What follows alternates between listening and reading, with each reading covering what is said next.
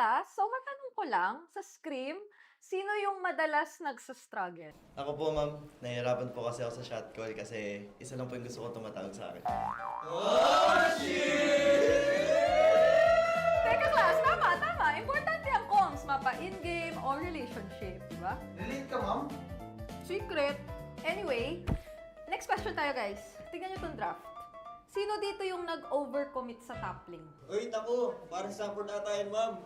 Ay nako, bagsak ka sa counterplay. Huwag ka kasi clash ng clash kapag hindi ka pa crush. Ay, este para iwas crush!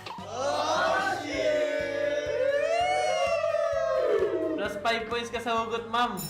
Okay. That's all, class. See you tomorrow!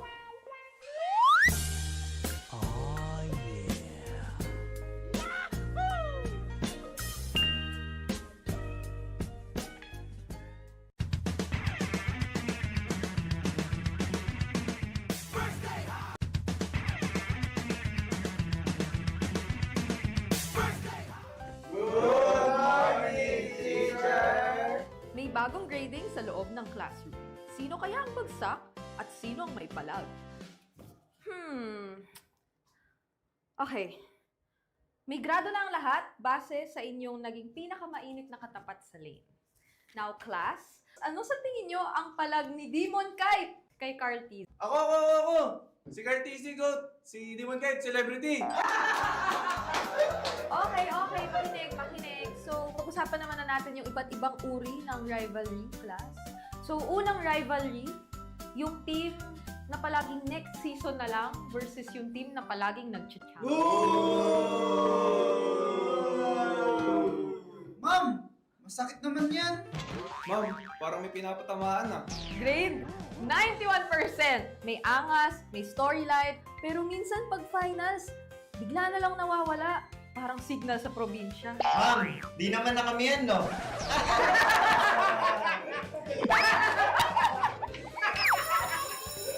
that's all, class. Don't forget to study your rivals kasi next week I graded recitation math sa stage.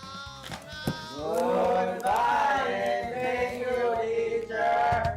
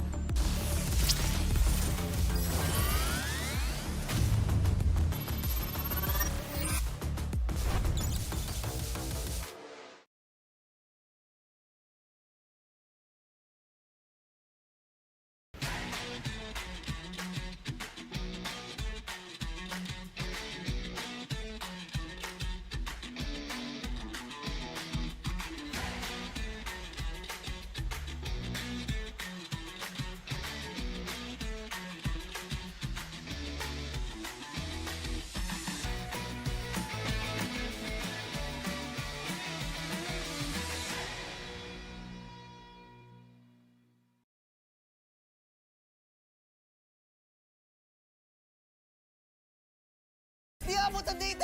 Defeat. GG, bro! Don't worry. The Only with Smart Power All 99. Hindi bitin with 10 gig data to power your games plus only Facebook or only TikTok. Load now! Foul! you know your scalp can get up to 5 times more dandruff? Get triple anti-dandruff power. Supercharged with Clear. Hey, you, did you know men have 1.4 times weaker scalp? Get a shampoo that's 100% made for men. Supercharged with Clear. Enemy alert. Your scalp gets 1.5 times greasier, causing dandruff. Get triple anti-dandruff power. Supercharged with Clear. Stop and pull over. Your scalp gets 1.5 times sweatier. For cooling power, supercharged with Clear.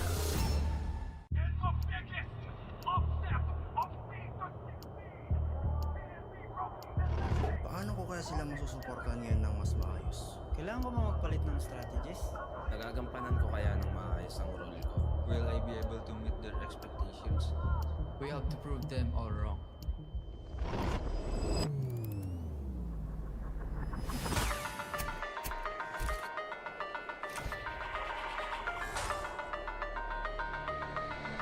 It's time to win.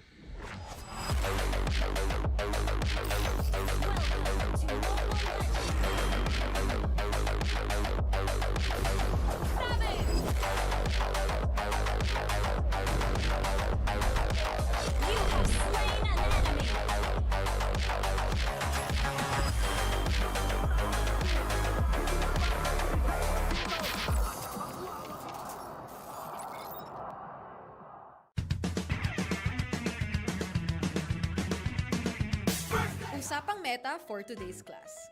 Excited na ako! Meta? May itatagos kaya? Good morning, teacher! Hello class! So matanong ko lang, sa Scream, sino yung madalas nagsastruggle? Ako po, ma'am. Nahihirapan po kasi ako sa shot call kasi isa lang po yung gusto ko tumatawag sa akin. Teka class, tama! Importante ang comms, mapa in-game o relationship, di ba? Relate ka, ma'am? Secret. Anyway, next question tayo guys. Tingnan nyo tong draft. Sino dito yung nag-overcommit sa top lane? Uy, naku! Parang support ata yan, ma'am. Ay nako, bagsak ka sa counterplay. Huwag ka kasi clash ng clash kapag hindi ka pa crush. Ay, este para iwas crush! Plus 5 points ka sa hugot, ma'am. Okay. That's all, class. See you tomorrow! Oh, yeah.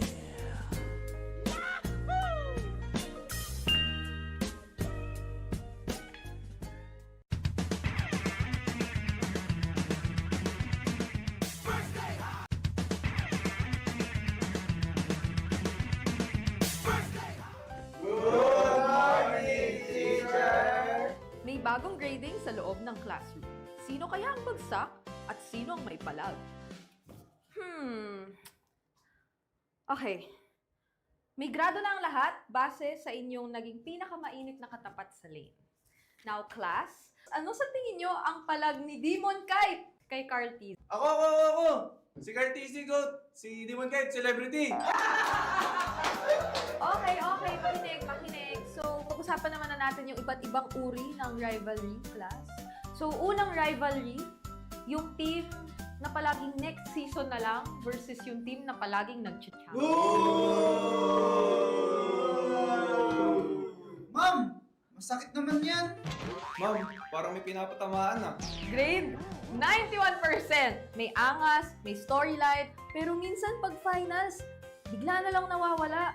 Parang signal sa probinsya. Ma'am, di naman na kami yan, no? Okay,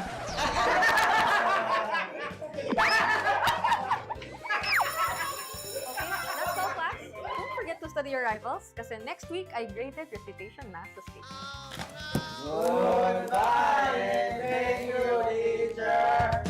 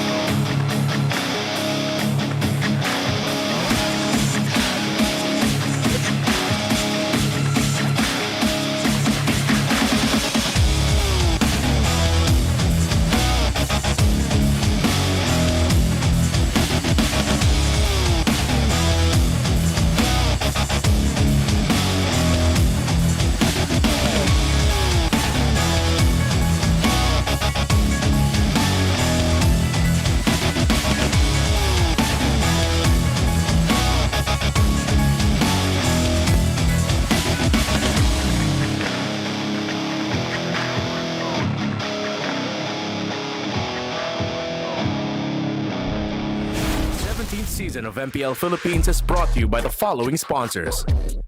Infinix, the official gaming phone partner, the power behind every Madlang gamer.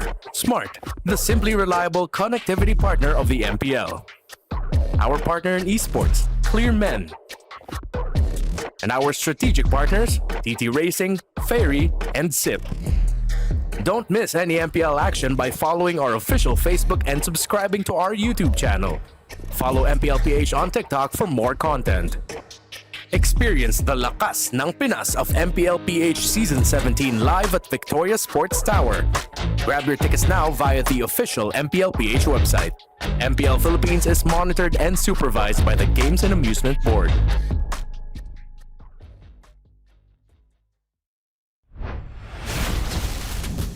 What is up, MPL Superfans? Isa na namang umaatikabong linggo ang ating masasaksihan. Welcome sa pagbubukas ng Week 2. This is your very own Odin, and right here with me is a very powerful woman, na si Denise. Well, but you know, Odin, hindi pa rin ako get over from our matches last opening week. Feeling ko, mas titindi pa yung bakbakan ng bawat team dahil bawat team nga, sulong pataas ang target. Alam mo, tama ka dyan, Denise. Nowhere to go but up at ramdam na natin na preparado ang bawat kupunan ngayong linggo. Kaya naman para sa TNC Pro Team, titingnan natin kung kaya nilang ilabas ang kanilang tunay na laro at pigilan ang unang import sa MPL Philippines na si Savero. Sino kaya ang mangingibabaw? Two massive matchups na siguradong magtatakda ng tono ngayong araw. Kaya MPL Superfans, walang kukurap. Abangan na natin lahat ng aksyon dito lamang sa tahanan ng pinakamalalakas. Ito ang MPL Philippines Season 17. Palag na to!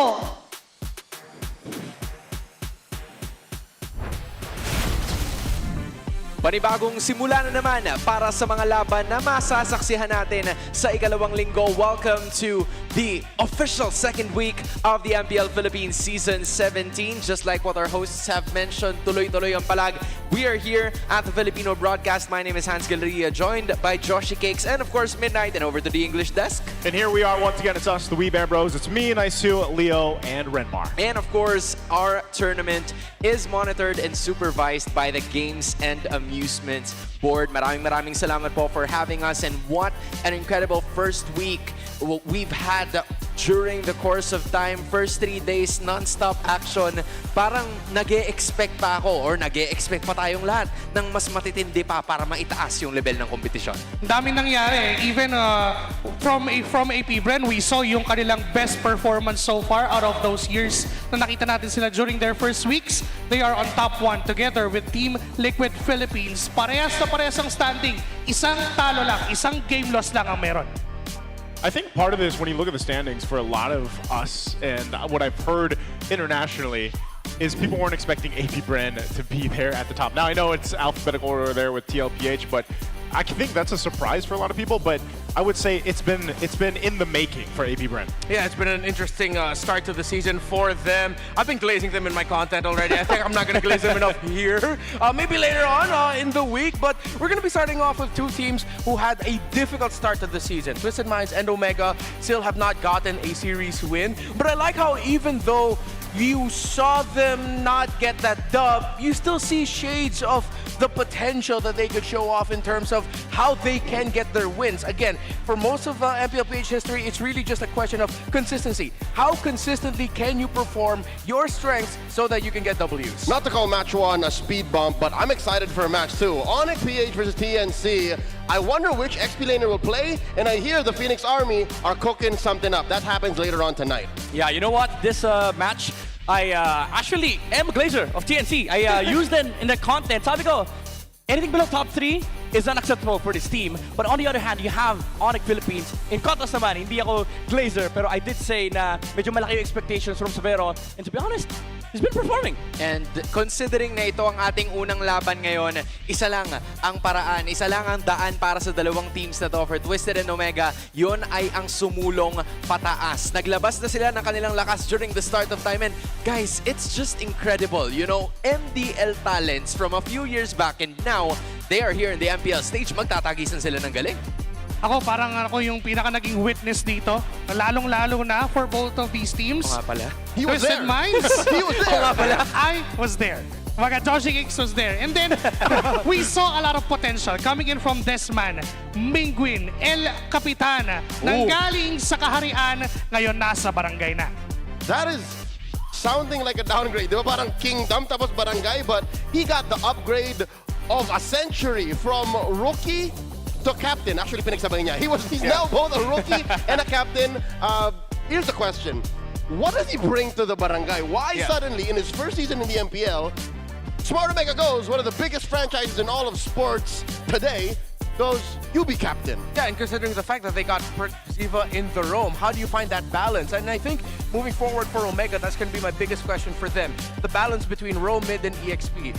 Last season for Omega, it seems like our mantra in the English broadcast for James was go with James. So now how are you going to go with Mingwin leading the board? And now with Perk Ziva there as well, paired up with here on the Rome, where is the balance for Omega? Yeah, that's a question for the barangay. But on the other hand, you have a contrast, no? You bring up the question, now Sean has proven he has a big statement here in our league. Pinakita niya na yung kanyang lakas last season. He was an outstanding player, even being a rookie of the season. So it does tell us na itong mga rookie na to, may bitaw talaga eh. There is a reason why these teams pick up these players, and we've seen it from Sean. Like, rookie experience, it does matter, but if you play amazing, lahat ng question ay madaling sagutin. Right, this guy is certified, especially nung season 16. And Naiso, you've been sharing the same role with Sean and also Mingwin. So these two guys are gonna be going head to head. Pero ano bang nakita mo kay Sean during that time na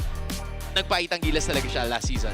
I'm gonna have to answer that in just a second because I'm sorry that was coming. Andito si Wolf? Wala si Wolf. Wala si Wolf. Asan si Wolf? Pero meron tayong keys to victory. Ngayon, ito ang kailangan gawin ng ating mga teams upang maipanalo ang kanilang mga series. We have Twisted Minds, leverage Kaloy's set of roamers, and also explore how deep the dark continent can be. We have an amazing coach, such as Bonchan, that was able to bring a lot of interesting picks in the league's history. And then you have players that are able to execute. We've seen how amazing Kaloy is in the roaming position with the likes of the Khalids, yung mga high-lows, even the Kalea. Now, the question is how big and how wide is the pool is for Twisted Minds. Now, the question for Barangay Renmar. Yeah, well, the thing with Omega, it goes on with what I was saying earlier again. Perks, Mingwin really need to talk about and find their balance of shot calling around the center of the map, around the river. So it's good that that's the focus here. And here's a little secret for you. If you want a little bit more river control, you also need your EXP laner to come in with help. So I think analytically, I'm going to be looking at Omega, going back again to the three that I mentioned already, the roam mid plus the EXP, talk to each other. How do you find control in the river? And of course, how will you help your EXP laner get out of lane so that it doesn't become a dead lane? I think for Omega, one of their focuses has to be making sure that James can get out of lane frequently to help the map. So there's a ton of layers towards it, and I'm gonna get back to you on that because Naiso, you got some pretty nice looking expats over there. We do. We all have them over here. But you guys, if you want to level up your game and your grades, the best students don't just study hard, they study smart. That's right. Meet the Infinix XPad 30E, the first true education tablet in the Philippines. It features an 11-inch FHD plus big screen, an AI tutor on tap, and, of course, over 120,000 free courses. 11 inches! It's time to make learning easier and a whole lot more fun. Get your Infinix XPad 30E, your easy learning smart buddy. Maraming salamat sa Infinix and of course the XPad for providing it for all of us. It's pretty cool that we have it now on the desk. Pero Naiso, finally makakausap ka na namin. We've been cutting you off for quite some time. Okay lang yan. Pag-usapan natin yung rate is Tagalog, guys. Rate is Tagalog now. Magaling. 5 out of 7. Yeah. 5 out of 7. I like I'll it. take that. Magaling. 6 out of 7. Going back, Naisu, let's talk Dark Continent. Week 1 in, bro. Week 1 in, are you pro Dark Continent or you feel like meron ka pang gustong makita or dapat ba we should just like sack him and like toss back the garbage? I'll tell you this, man. My favorite hero is Gord. I think he belongs in the Dark Galaxy. Literally, because he's never going to get picked this season, but I will say this, I've always been a proponent of these kind of, let's just say, non-meta heroes that aren't typically picked up. And I think there's room for them. It's just, you do in the early part of the season, and I think over time we see the meta kind of fit into place here. So I'm not against it. And what other team to do that? We saw this even last season where Twisted Minds really bent the meta early on, and they continue to do so. So I think there's a room for it. It's just, I don't know. I don't know how long we're going to be in the Dark Continent for. Joseph, are you challenging the league? It's just week 2 and you're saying Gord is never going to get picked? Hey, man, if he gets picked, Parang naman naubusan ka na ng pag-asa. Nice. Nice, huwag ka mag-alala. Na-pick ni Leslie. Oh yeah, Just I mean, saying. we already got a would Leslie destroy pick. Gord? I mean, there's still a lot more than we're looking for. Valier gets picked up. Valier. Bauman got picked up. Bro, the Hanabi got picked The up. Hanabi got picked up last week also. So, I mean, I'm not going to turn off the idea of the Dark Continent, like, just completely disappearing. I hope it stays a little bit longer. It's early in the season. I want to see more unique picks. I want to see the meta get stretched out. I want to see innovation from the teams. You know, we're hoping that we see more of that later on. That is the English desk over here. They're going to be joining us here at the Filipino broadcast. Pero sa ngayon, let's toss it over to both of our teams.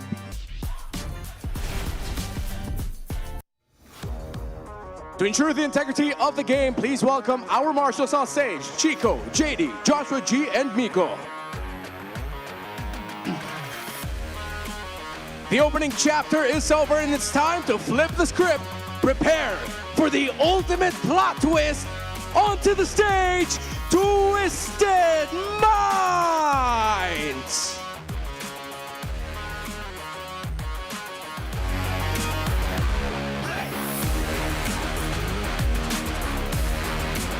The barangay is in the building and they are marching as one. Give it up for Smart Omega!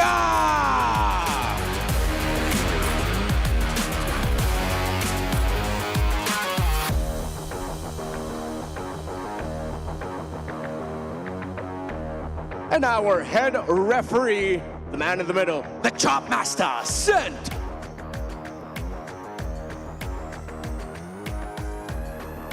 The head coaches are Coach Bonchan and Coach Wura. MPL Arena, welcome to the second week of Season 17! Magingay!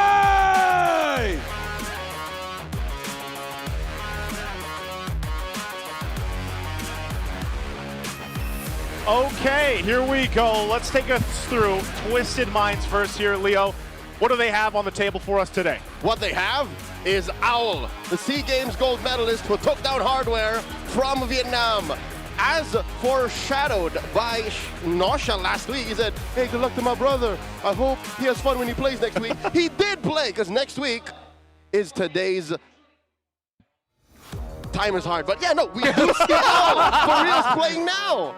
Yeah, I mean, the thing that Twisted Minds has over Omega is at least they have one game win, even though they didn't win the series, while Omega got swept in their only match against AP Bren. What I like about the Omega that I saw there is that despite Mingwen coming in as a rookie captain, is you see the flow of battle that they have. Remember, in game number 1 against AP Bren, they were in the lead for majority of it.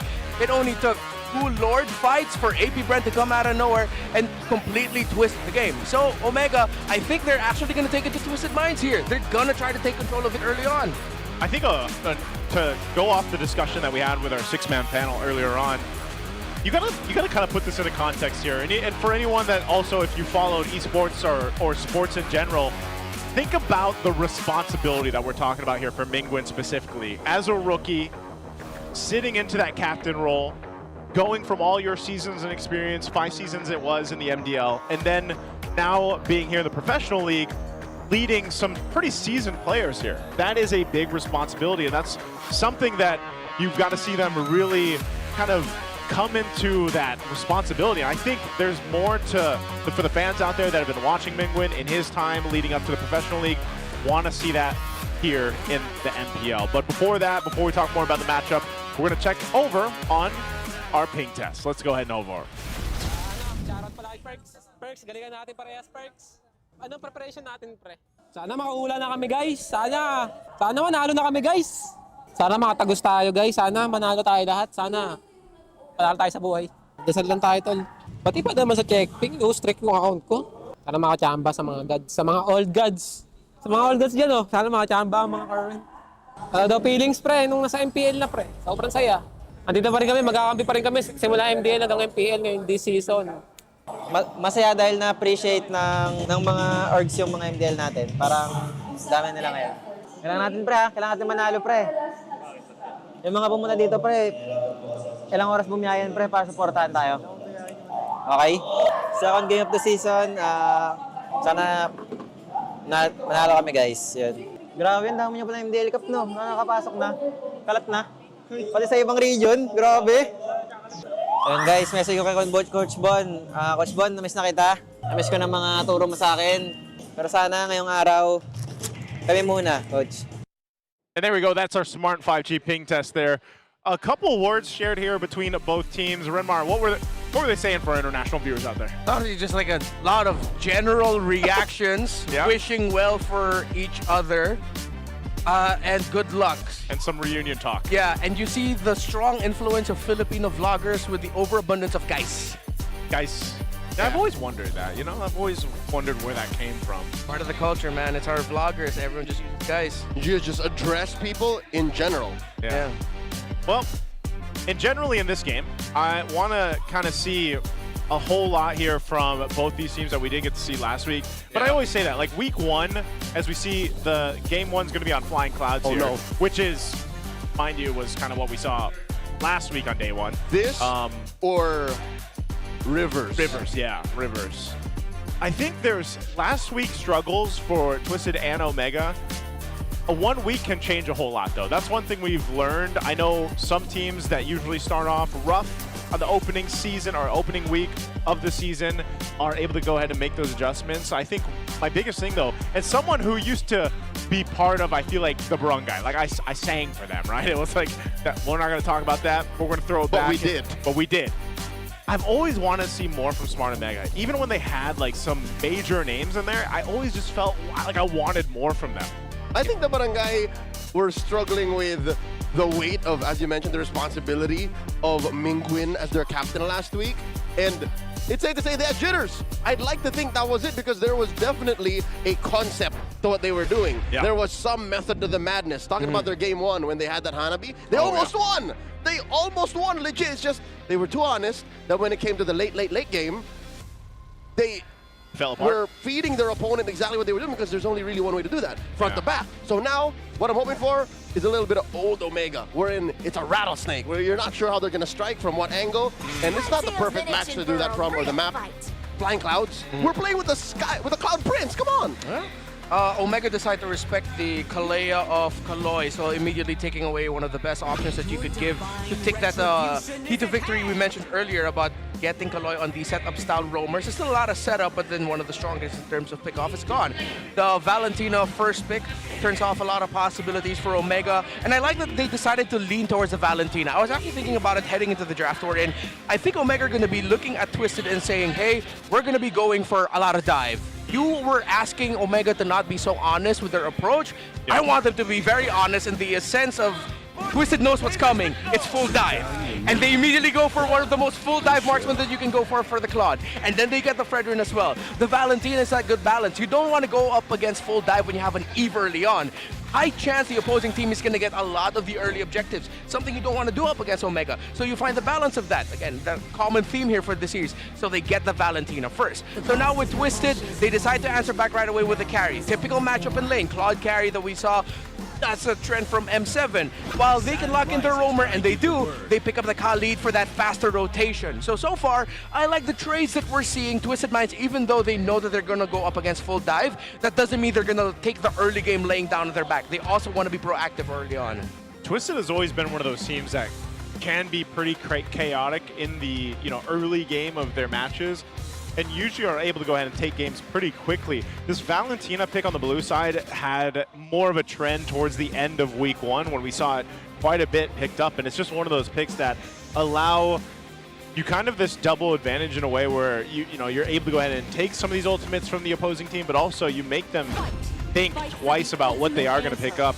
Another pick that got banned out quite a bit last week was this Hilda, so it does finally get locked in. This is quite sturdy in their first 3 picks already for Omega between the Fredrin, the Hilda, to go ahead and help deal with, most likely, some of that chaos, some of that early aggression that we're used to seeing when a Khalid, especially, and a Valentina. Remember how much threat there is in the mid lane early on with a Khalid and Valentina. Yeah. And remember, when it comes to the mid lane, you're also looking at a lot of big ticket ultimates that Valentina can steal. Whether or not Omega will end up picking up a Jhin, a Pharsa, an Eve, all of them is instantly just great utility for Twisted Minds to have. So for the second phase of the draft, sadly, Omega's actually going to be just picking their poison. Which one are they more willing to go up against? Well, Twisted Minds still don't want to give that Eve to Omega. Of course, with the Fredrin there, the Claude, the dive will actually be helped out a lot by the real-world manipulation, so it's a good ban by Twisted. This is a really weird Game 1 draft. It feels like a first date. It's like you're both holding out on details, and then when you hear a certain context, it feels like, oh, I have really weird traveling. So we're not traveling. Oh, I guess I'm not picking an assassin since there's a Hilda on the other side. Oh, I guess I'm not picking a big ticket ult in mid. Because really, what is left? The Pharsa? The Zetian, weirdly enough, is still available. Yeah. I'm actually leaning towards Omega picking up the Zetian there, because if you're going to go up with a lot of dive and you want to get up close, you want to get the vision first. You want to have an idea of where your opponents are before you go ahead and full commit the dive. Because if not, then Netsuki's going to be playing a game of chicken of like, should I? Or should I not? I should, and then he'll just get blasted. Which you don't want your Claude to experience. Get that Zetian R4, because, come on, truth be told, even with the Valentina, you have to set that up. You have to two-step, find the Zetian, steal it, and then hold on to it when it matters. Which finding the Zetian might not be easy because Hilda's always going to be up front getting vision. And granted, we also still don't see the EXP lane for James just yet. Oh man, I missed the statement last season. Follow James. Was it follow James? Go with James. Go with James. Go with James. Okay, here's a Kimmy pick that gets locked in. They're not giving any ults, bro. They're not. No ults. This is the Go with James hero. This is. And it also just, I mean, it works really well here too. To take that away because why did they go a Harley? Because they needed burst. Yeah. And you can't play like a traditional assassin anymore. Yeah, I'm leaning towards Twisted Minds with this one. I think James just has to... It's rough because even if he ends up with something like an Alice, there's so much mobility inside of Twisted Minds. It's a question of are you actually even going to catch anyone? Plus, you do have the damage profile to mess that up. Glue would be slow, but pretty okay. Usually we see the Glue Phoveus separated, and then it's just a game of who can last longer in the team fight so that their opposing team can go. Omega picking up the Kimmy, I understand. They didn't want to give ults. It pairs up very well with the Fredrin, but it's now, they're too honest. With what Leo was saying earlier, it's very clear that what the game plan is, and that might actually come back to bite them. It's front to back. All right, it's a CC. Okay. CC comes through. It has not done well. It's been picked up once. Yeah. And yeah, this is going to be kind of tough, but yeah, very apparent what the game plan is here. Before we jump in, I got to ask you guys, super fans, want to win 1,000 MLBB diamonds? You guys can predict the match winner correctly. Scan the QR below to know more. For everybody that's been asking me for diamonds, this is the way you can get them. Go ahead and scan that QR. So what's good about Twisted Minds is that, for Omega, despite it being really honest, it's good old honesty that we know has succeeded for the longest time. It's Fredrin, it's Hilda. It's after the first turtle, if you didn't handle your turtle fight really well or your buff is open, then you're gonna get invaded, especially since it's a Harley in the jungle.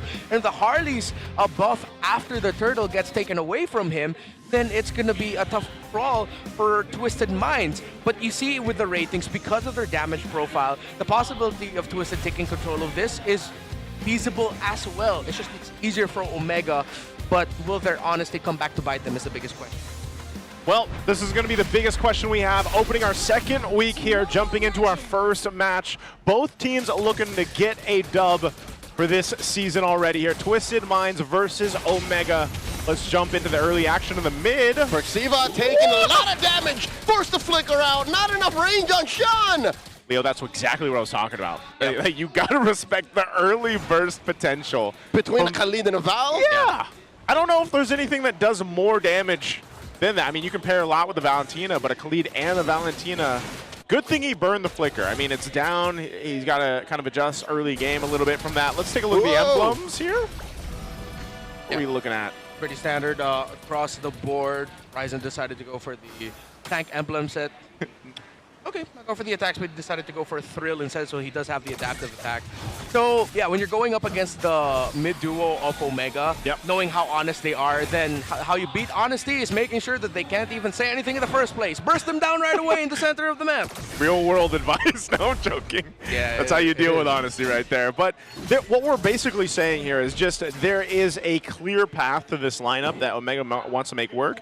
If they do go off the rails, they're going to find themselves in a very tough position to actually get themselves back into this game if they fall behind. So the best thing they can do is get an advantage early on. And so if you really look at it, objectively, they should have that possibility to happen here. But there's, again, Twisted can just, they have a lot of tools to kind of deal with that. And again, a carry late game, shredding through some of these tankier members of Omega could cause some caution here for them.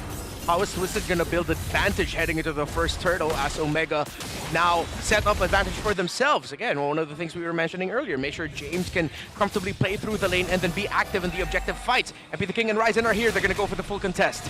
That is a full four-man coalition from either side. Turtle have held. There's a lot of damage out to Kaloy. Gets on out of there. Ryzen with a secure. Perxiva comes in. Fertile pursuit from Lansu. Jumps onto James. Ryzen takes a whole lot of damage. Traction pulse. Able to save Ryzen for only a second longer. First blood goes to Omega, but they trade for their jungler. MP finds another. Cap Minguin falls. Twisted Minds handled that really well. So you saw the possibility that we were mentioning, right? If Twisted Minds weren't able to avoid the Appraiser's Wrath of that Fredrin, Ryzen would have gotten kills, and then it would have been an easy invade by Omega afterwards. But because Twisted Minds got the sidestep, Ryzen went in a little bit too deep trying to get the kills. Omega couldn't back up their jungler well enough, and MP the King actually conserved his ultimate so that he could take Ryzen down. That was the perfect way to handle that first turtle by Twisted, and Omega cannot find the ganks that they want. Oh, Kaloy jumps on the Perks! Perks got a deadly magic on him, and he's gonna pop just like that! That feels bad. I mean, when you're dealing with a Harley, and you get deadly magic and you know you're guaranteed to die, you just kind of accept your fate. Yep. I'll take care of it. Oh, blazing the wet by Netsky to push back three members of Twisted. Oh, Netsky is getting pressured hard. Yeah, Omega have effectively lost the first 5 minutes of the game. They should still be able to contest for the next turtle, but it's going to be one where they need to win it. Because if more kills go to the side of Twisted Minds, Omega's going to lose this game quick.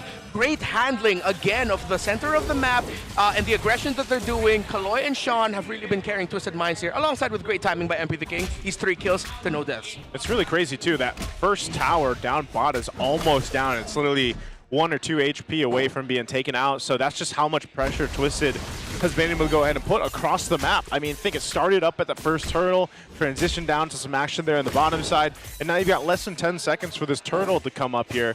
And a Genius one already for MP the King with that build that he started up early on. You can see the advantage. He's 1,000 gold against the Fredrin here for Ryzen. And that's what we were talking about. If you fall behind here, you're going to find yourself in a very tough position. That's where the gold lead is at right now between MP and Owl over to Ryzen and Netsky. It's tough. Okay, next turtle up. They're in position for this. Both gold laners waiting to maybe join. Oh. In comes Lansu, and they put a lot of damage onto James. James can fight. Blazing the wet from Netsky, and he can't last in there. That Brazer's Rat hit no one, and that just leads to free kills for Twisted once more, and a turtle on the way out. That should also mean Turtle 3 and Lord 1 for Twisted Mind later on unless Omega can find a turnaround. But the difficult thing is, them finding a turnaround is gonna be a detriment to Netsky, because now you need to get farm on your Claude, who's 1,200 and counting behind the carry. So Omega need to find a way to get farm for their Claude while also getting kills, while also keeping or maybe gaining map control. They have to choose which route they have to go for. If I'm going to pick for them, just make sure Netsky gets his farm, man. This is why we were saying, once again, through the draft, once those picks got slotted in here for Omega, it was like, man, this is almost too easy to kind of see what's going to happen, and then you just keep pressing on the wound from the early game. Look at this, 4.2K ahead already at this point. Yeah, the economy is so tight on Netsky. That first rotation was his first double lane, not because he chose to, not because they called it, but because they were with him. And that bottom lane was just too dangerous because that lane turret got pushed in deep. This is not up to him anymore. Yeah, and it's going to be tough to get map control when you're up against Khalid. When you're in the objective fights, as we saw, they have multiple points of entry and initiation. Lanzo with his flicker, flicker in his setup, and then you can also get Kaloy to be the setup. They have good alternates. They can actually sustain a lot of damage, heal through it too. It's a really tough climb for Omega. Ziva goes for the Radiant Armor first item, and that's desperate because he just needs to survive the initial onslaught of damage coming out from MP the King and Sean.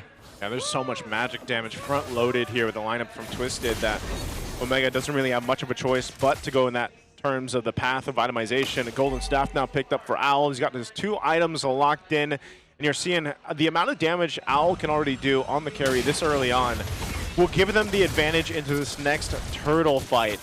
I almost don't know if Omega really wants to put themselves in this position again where they potentially lose another team fight and sets themselves even further back. I mean, even with this Perkzilla, your damage isn't going to be enough. Kaloy can just heal back up. Don't do it. Perks, a lot of damage on him. Yeah, just deadly magic straight to the face. Yep. Twisted Minds take all their time to secure that last turtle. Omega can't even contest. It's so bad right now. It's so sad. It's so dire for Omega. It's like 2 tow trucks pulling at each other. The Kimmy and the Claw just helping farm, helping farm. Yeah, as expected. No second item even just yet for Netsky. Still on the component, not even to his DHS, while there's already a golden staff for Owl's carry. Ryzen jumps on the MP here. MP, they bite down, and there's a traction pulse, keeping him down. Mingwin finds the kill. Now Kaloy pops that quick sand guard. The jump on the Perkzilla finds that bush, but there's way too much damage coming in from Twisted Minds. 1-for-1 trade. We'll say that was worth. It was at least a shutdown. It was a small baby step in the right direction. They have so much more they need to be able to accomplish here as they try to hold on to this mid-turret. Twisted Minds pushing it forward, blazing the wet by Netsky. Twisted Minds back off. Mingwin still firing away. And they might find Kaloy. In comes Sean! Hits that! Right in the face. Omega backs off single-handedly off that move. Did I see that right? That was Energy Eruption. From Sean. From Sean. Stolen by the Valentina. A la Super Friends. He's at it, yeah. Oh, now you have to also watch out for that. I forgot that that was also another avenue where they can engage and re-engage through the Valentina, stealing the Energy Eruption of the Fredrin. Now, after that last sequence where Omega got to get the kill onto MP the King, it's something. Another something that they got is actually Mingwin now has a Sky Piercer. Yeah. So if he can get some stacks on that, should be really good because I don't think Nesky's going to be getting kills anytime soon. He's going to be able to deal damage, yes. Already up to a golden staff. Now you're just waiting for the DHS. It's now your Kimmy is your main tool to bridge it over to the late game for the Claude. Kimmy's your carry right now. Play through Mingwin, play through your captain. Yeah, that setup is still good, as we saw there with the Kimmy-Fredrin combination, but again, at some point, Twisted won't continue to put themselves in that position where they got caught. They're going to go ahead and start up this Lord, though. Ryzen gets the information over to the team. You've got Netsky swinging forward, but they're going to force it. Oh my God, they burst down Ryzen! Didn't even get to hit the ult, and that's 2 down. Perkzilla falls. You're trying to find James. James backs off. Twisted Minds, 2-man advantage. Omega won't contest. Bro, that Fredrin has a Dreadnought armor and a Radiant armor and still got popped like that. They do not have the defense. Twisted Minds just went full damage. And again, with great play, shutting down the potential early game snowball of Omega, playing the objectives really well, handling the river so good. It's like they saw the keys to victory of Omega and said, hey, we should do that too. Oh man, they're going to try to defend with these flying clouds. Oh, here comes Ryzen off of the flying cloud. Misses FP. They clap back at Ryzen and Perks. They fall down again, stumbling from up on high. That's demoralizing. That little joker just gets away, man, with the slipper. Oh! They find Mingwin, Lancer with the flicker, Infernal Pursuit, and they penetrate through top. Man, even more so is it demoralizing right now because this is insane to see that even with some Radiant Armors, a little bit of magic resist, look at the interaction between a Harley and a Valentina. Having the Genius Wand, Divine Glaives there, now a Holy Crystal for MP the King. Even the little magic resist you have is basically gone and you can't deal with being overloaded. And then you have Aloe able to kind of sweep in and do what he needs to do on this carry now. So they are going to handle this Lord The Holy Defense is going to pop here. A charge from the Lord on that bottom turret. But if Twisted wants to force this with a 10K lead, they can go. Oh! In comes the Flicker and the Raging Sandstorm. Wow. Point blank, blazing to win. Not going to do much. Down goes Perks. Down goes Mingwin. And the rest of them go. Netsky, the only survivor. Twisted Minds take down 2 inhibitors. Oh, what's the Sky Prince going to do? Get away! Turn the base. It's over. Smart Omega. Kaloy have some words for game 1 as Twist takes it. I mean, it's pretty clear. Omega lost that after Turtle 2. Twisted Minds, they knew their conditions. The advantage that they have with having the Khalid and Valentina together, you couldn't have handled it any other way, any better. You gotta give credit to Twisted. That was perfect. Yeah, that was just about as good as it can get with that kind of composition, and you know, it makes me wonder exactly the outcome of this date, man. As we talked about from the draft there, this is just about as quick as it gets. Twister's like, yeah, I know everything I need to know, I'm out of here. And look at what happened here, man. This game, I don't even know. I would say almost by Turtle 1, it looked a little dire already, you know, in this sense. And you don't really have a way to kind of deal with everything that Twisted was throwing at you because it was from all angles here, and Omega had one plan. If I were to point out where exactly it went wrong, I'd say it was Red 4. Yeah. I think Omega spent too much time trying to deny the first pick Valentina any ults that they in turn lost the box. I think I'll diagnose this whole situation with Omega can't hold the box, and in turn they can't hold parts of the map. Oh, there we go, man. Kaloy going to be the MVP here, and I think that's exactly, you know, something you have to go ahead and look at. He set things up for this to go the way that it did. 1-0-13 on the Khalid. And like I said, anytime you get the Khalid with the Valentina, you know your early game strengths are there. And that's what we saw. It started from getting that flicker out early on to waste that and then continue to put pressure early on around the jungle, around the map. I mean, looking at his build too, he had the Thunderbelt, he had the Fury Hammer. He was poking enough too. And it was part of the reason why, look how fast even the front liners of Omega here died. That's not where you want to be. Yeah, it was this one. I think there were a lot of desperate moves also by Omega. Mingwin getting too greedy, trying to chase that kill. And then at this point, after the initial deaths that he suffered, it's a tough game for Prexiva. Even the Radiant Armor was not going to be enough to help sustain him. There's just way too much damage. I agree with the Red 4. Actually, looking back at it, with the ban, the second phase ban of Twisted Mind actually being the Lapu Lapu. Looking at the composition of Twisted Minds with the presence of the Valentina and the, well, you didn't see the Hardy yet. Yeah. But even with just the Valentina, you could actually slot in the Phoebus already. So we've seen before, Phoebus usually is one of the heroes picked up when you're up against a Valentina. The dash helps activate his enhanced basic attack to track. And if ever that maybe could have met a different hero, something for Twisted Minds, wherein now Omega has the power of the setup, that it isn't just the pressure on the Fredrin. Because if you look at Hilda and CC together, it's very offensive minded. I know the curtain call is there to help for the setup, and that's also an offensive tool, but you don't really think of CC as someone who can hold the front line. No. You don't have a front line holder here. Their only real front line is the Fred. The Fred, Exactly. who's getting blown up, by the way. So He got blowed up. blowed up out of here. If there's one adjustment to I don't make, see the value in you, sorry. yeah, sadly. I'm happy that you really wanted to get that out there. You know, no, that was clean, man. I saw in his eyes. He's proud. He's blushing right now. He's so proud of that fun liner.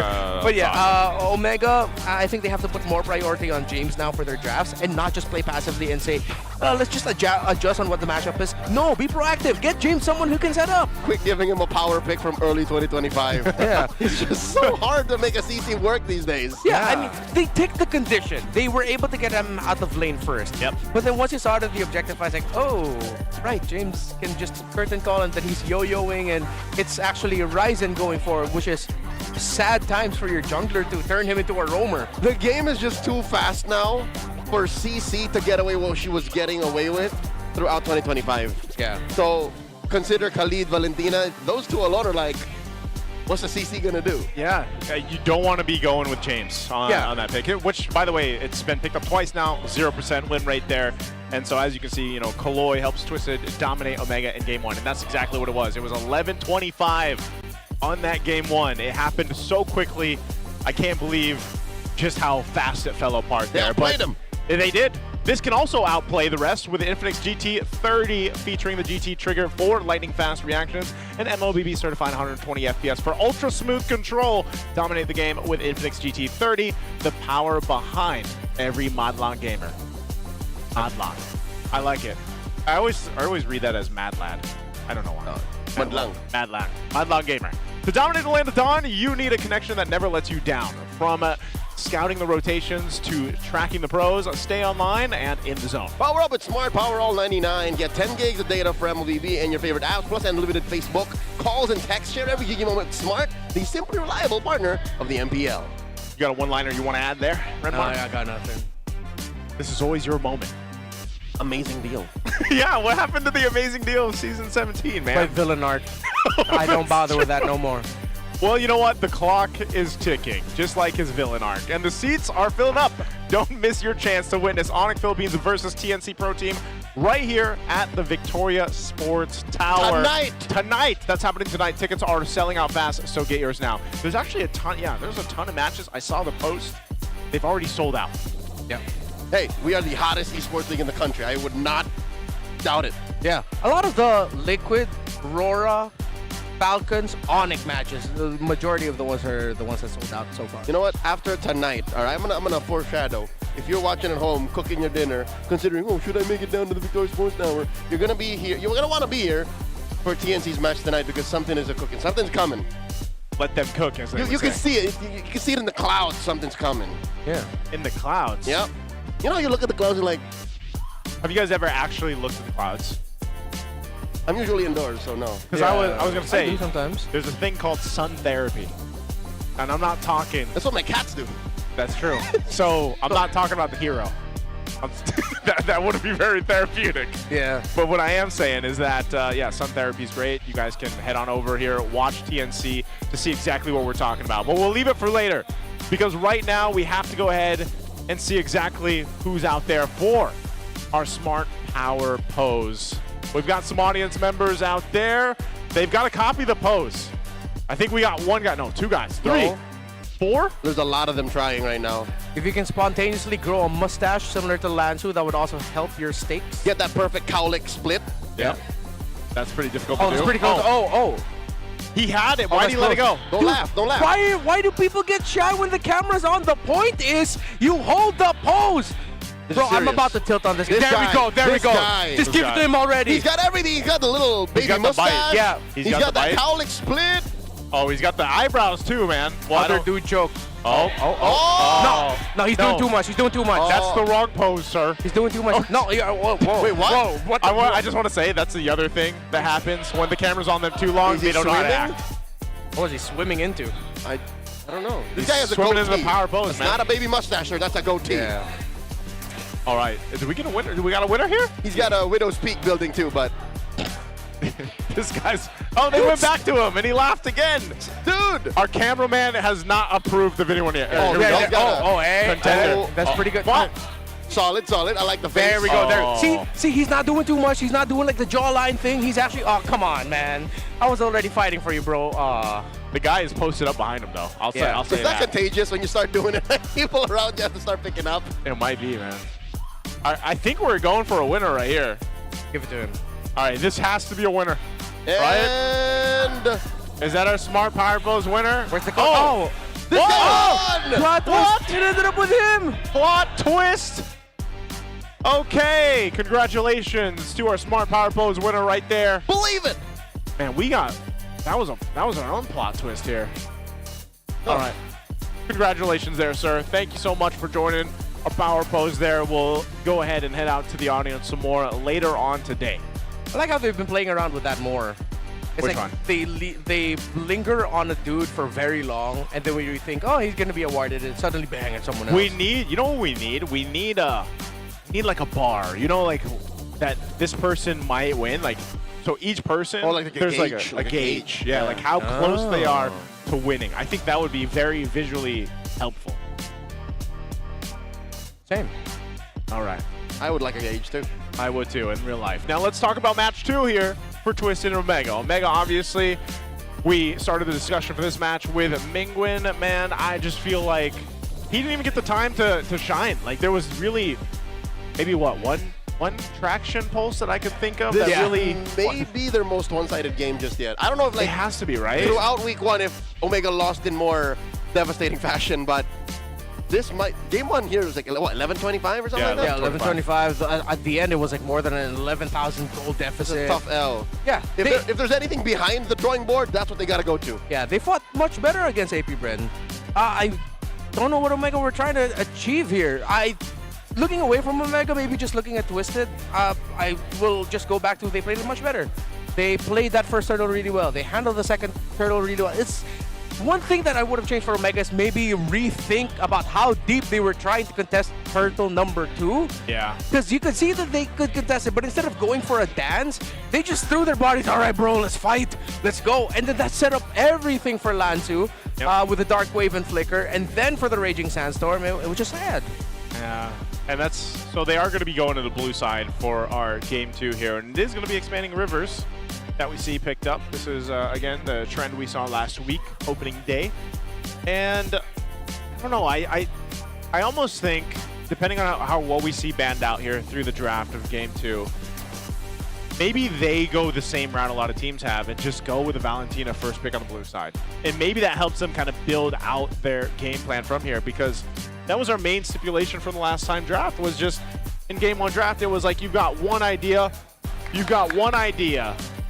and if it doesn't work, you're done and dusted. And that's exactly what happened and why it was 11.5 minutes, basically, for that game 1. So I think not only that, but you need to be able to let... I know we've seen Ryzen, for example, play these kind of utility heroes before, but you saw how targeted the bans were towards Ryzen. I'm just wondering if he's going to be able to go ahead and secure him a hero that allows Ryzen to do what a lot of people are used to seeing him do.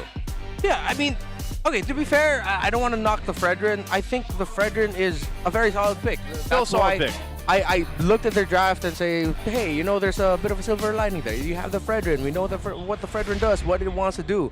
I think Omega just faltered under their own, I don't know, was it their decisions, their expectations early on in the game? Yeah. Did Perks Ziva didn't expect to get taken down with so much damage by the Valentina Khalid when we've seen it so many times since last season? A lot of questions up in the air for them. That combo is such a whiplash, I feel like. Yeah. Every single time, like, you see it, or just a Valentino, especially with the Khalid, that people are like, whoa, never mind.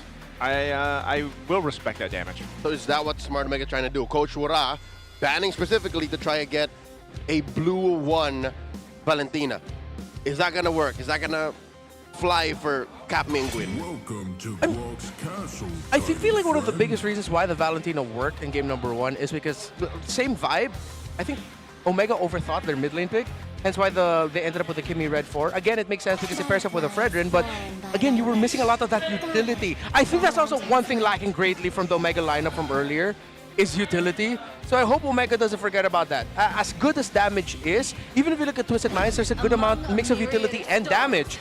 Speaking of damage, holy crap, they just locked in the Freya right away. Flexible, it can go XP or gold. They're not listening, Renmar, because they can't hear us. And I guess their conversations in the dugout go a different way. Maybe they're saying, we can go faster. That game 1 draft was waiting on Neski too long. Neski, you're online now. Oh, they get it again! They get it again. The combo again. Was the Freya worth this, Renmar? The trade that they took, the Freya first pick. Well, it really depends on how Perks and Mingwin will handle the center of the map again, because the tendency for Freya Gold, if this is a Freya Gold lane, is that will run from the gold lane all the way to the first turtle. And then they build their advantage to there. But if you can't run to the turtle, you're kind of useless. Yeah. And the way to get the turtle runs through mid, which is owned by Lansu and Sean. No, by Kaloy and Sean. Lansu's going to be there, but, you know, I'm just saying, Mingwin gets the gimme again. These are greedy first picks for Omega. It's like they're covering their bases in terms of damage and then just adjusting in the end, like, okay, maybe we need a little bit more of this, but it ended up lacking utility. This is a greedy start by Omega. I'm not the biggest fan of it. I think it's more of the line of, we want more options than what we had in the first draft, so let's just go more damage. Yeah, but then you lose focus. It's like if you have all the options in the world, how then do you decide in game of like what to play for, what to play towards? Yeah, that's why my biggest question mark here for the lineup for Omega is what are they going to pair up with a Roam here? You can see there's two focused Roam bands on the last second phase there for Twisted, which with the Hylos and the Marcel. There's still some, I feel like there's still some good picks they can go for Omega. Claude's going to be taken out, so gold lane is to question here for Twisted. Maybe they pick that up here, or still, and leave up to the question of what is the jungle going to be. But back on the Roam side, for Omega, what would make this lineup better, these first 3 picks? I mean, when it comes to the best roamers, you're stuck with a Pylos or a Gatot. I don't want to see them pick up. Oh, what I about did not the see Chip? that coming. Okay. First time Chip's gonna get picked up this season. What Gonna be his if debut. Netsky doesn't have to cross the river? What if he just gets there? Up through a portal. That's true. Okay, now I'm starting to see some ideas here. Omega. What if Perks calls in the Bifrost? Yeah. I mean, the tough thing is it's still going to be a difficult trade in the mid. But then if you can just, temper that, don't get your flicker forced out or anything. You just don't fight. Yeah, just no fight. Just, play like Chip, man. Just relax. Take it slow. Munch down. Yeah, munch down on some chips. And the Lapu Lapu? Yeah, and it's a gold lane Freya. Okay, this is going to be weird because you don't want to be chill and relax with your comp. You want to play this fast. They do have basic attack and Kimmy in the end, but now you're up against a Leomord. So now it goes back to the idea of Omega. It feels like they're getting dragged between multiple schools of thought of like, how do you want to play this? Do you want to be more calculated, play it slow, play through the chip? But you have a Lapu Lapu in your EXP lane and a gold lane Freya. Do you want to play through your side lanes? It's like, they're overloaded again. I think it's completely in contrast to what they could do in game 1, though. So maybe that's going to work in their favor if they can make it work for them, having all those options, all those possibilities that could happen with this kind of draft. Because yes, this will be the first time that we see Chip come through in Season 17, who is still one of those roamers where you don't see too many teams pick it up. That's one of the things. It's more of a niche kind of preferred hero for certain players, certain teams in the league right now. But also having that Freya, having the Suyo and stuff there, that damage profile that they bring to the table could help them. And then Lapu Lapu, though, his main responsibility is like tanking up a ton of that damage to be able to get the crowd control off if he can.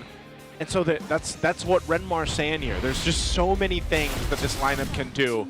And we'll see if they're able to pull it off here. We jump into game 2 of this best of 3 series on our opening day. Let's see if we can go to a game 3. In before the action unfolds, Omega doing well to not engage the very high damage output duo. Yeah. But also, we're down to 1 hero just basically being peeled. That's the Lapu Lapu. Chip can't do that. Chip is like a Hilda who has to weave in and out. Yeah.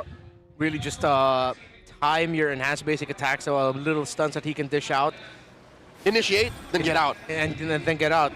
I feel bad for James in this one, man. He has so much on his plate. His timing, Omega picked a really difficult road. It's not impossible, but again, it's... Oh, they do jump down on the Kaloy! Good start. First blood drawn by Rice and the Barangay come alive. Yeah, good start. So they learned from the initial trade from game number 1, handled it much better. Now they deliver the first death on Kaloy. Owl has the flicker, using the damage reduction from that shield. In comes Perziva, trying to cancel it. Jumps out on the carry, and they draw another kill. Down goes Owl. Woot, woot. And that is a great start to what Omega needs to do with this kind of lineup that allows them to go ahead and make plays like that. So way better than game 1. You have now some momentum. It's not anything crazy this early on, but it should definitely put you in a better position for the first hurdle. This is why my analytical theme for this series is balance. Omega showed balance in the start of this game number 2. First, they played defensive. We're not going to fall for the same tricks against the Khalid Valentin again. And then when they found a really good opening, as greedy as it looked, despite being under tower, it was the perfect tower dive to take down Owl early. Now can they convert that into turtle wins through James? Twisted Mind, first of the scene. Chopping that turtle down to about half health for Siva. Looking for an engage. There's the Spanish Steed, MP the King. A little too dangerous, a little too hot underneath. Flicker jump in, Sean very low. Sean too deep, down goes Mingwin. Last 2 finds him. And MP focusing on that turtle. Down goes Sean, 1-for-1 trade.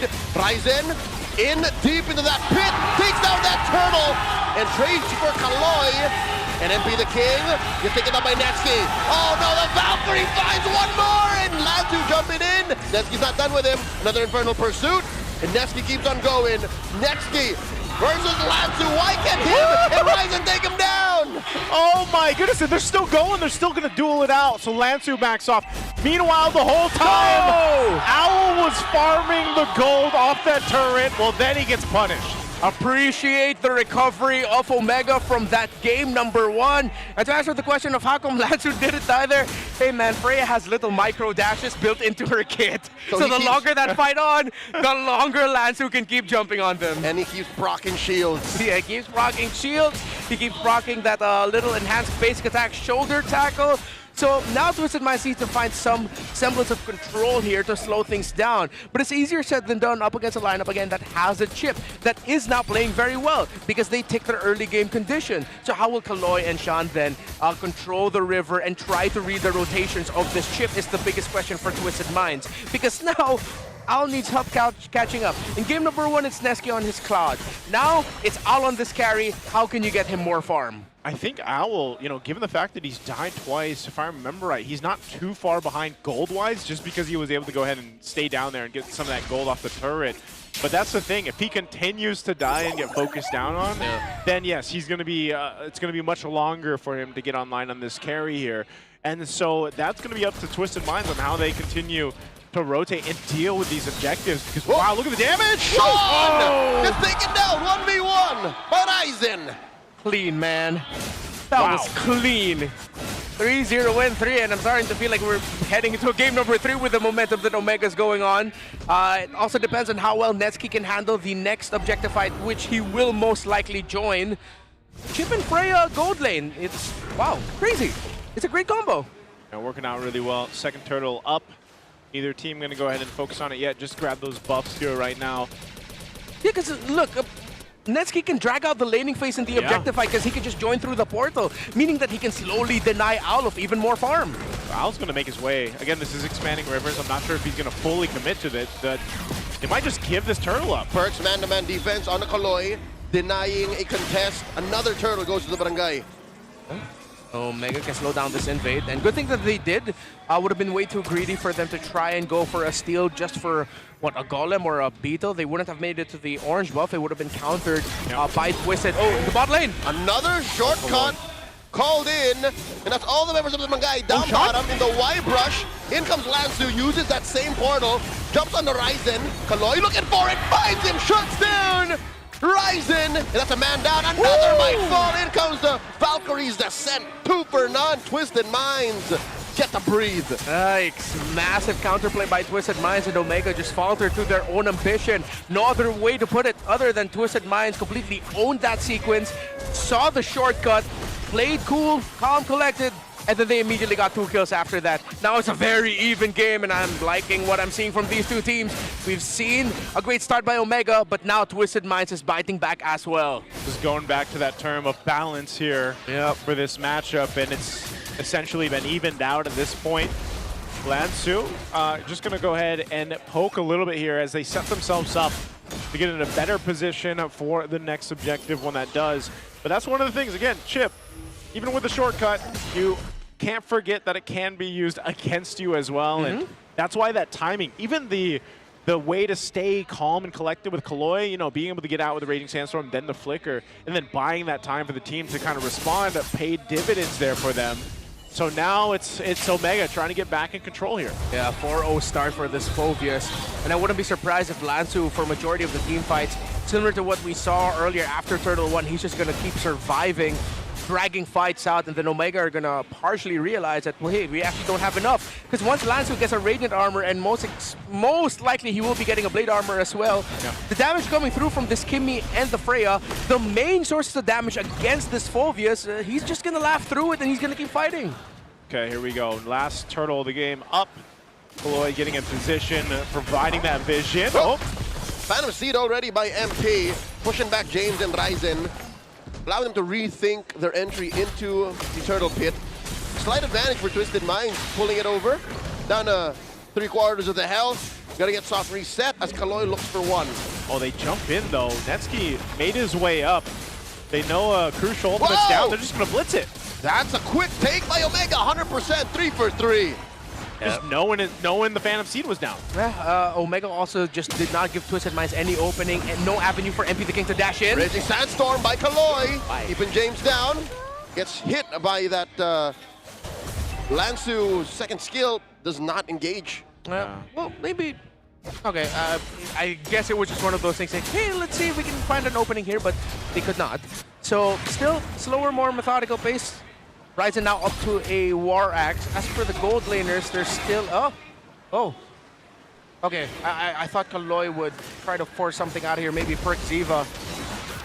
I think that's he is. That's a flicker, and the shortcut, in comes the rest of the barangay. You can almost see the shot call, and Ryzen here drives through that shortcut. Close call could have been came down by MP and Sean. Yeah, sometimes when there's a chip in play, you've got to look in multiple places when things are happening here. So they want to go ahead and get this turret down. They want to take this tier 1 up top. Twisted is just trying to put so much work into this, but Omega's doing a great job at defending up here. Okay, EXP not that far apart, Gold not that far apart as well. One level ahead is Ryzen. For MP the King's item, still on the way to his second. Already has the War Axe. So it's a slight gold lead here for Ryzen Suyo. Okay. Well, meanwhile, Owl's been farming up, catching back up into this game here. Divine Glaive now locked in for Sean. This is usually what we see as a second item for the Valentina. So in just a bit, the positioning, the fight for that Lord space is going to be happening here. Twisted Minds have given up on this tier 1 up top. Yeah. It just seems like they don't have much of a plan to really do anything just yet. A lot of this has been kind of respecting what Chip can do at the same time, and you don't want to overcommit on that side of the map, especially before this Lord comes up. Now that it's spawned in, so Omega's going to go ahead and just start this up. Are we actually going to see Twisted try to do something? Another blitz coming through. Lord at a fourth of its health. Kaloy looking for an engage. Ryzen secures. Double to the other side. Netsky with the Valkyrie's descent already. Mingwin very low. The shortcut. He jumps right through it. He gets it. He's saved, but Perk Diva falls.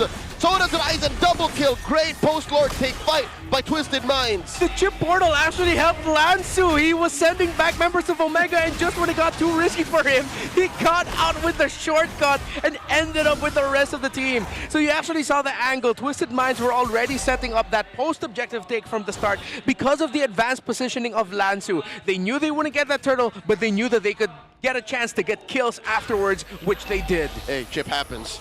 Chip happens. Sometimes you're like, oh, what? Could have got Mingwin got away with it, but the rest of them, not really. So this will lead to what? A nothing Lord. Yeah, basically at that point, you don't really get much off of this Lord. A couple chastised pauldrons picked up now too for Kaloy and Lansu. So this is what we were talking about. Once some of these more physical defense items do get picked up on Twisted, that's going to give them a bit of a way to work with this Freya especially, or even down to the Suyo to an extent here, and even the Kimi. And so part of this is Omega getting what they can.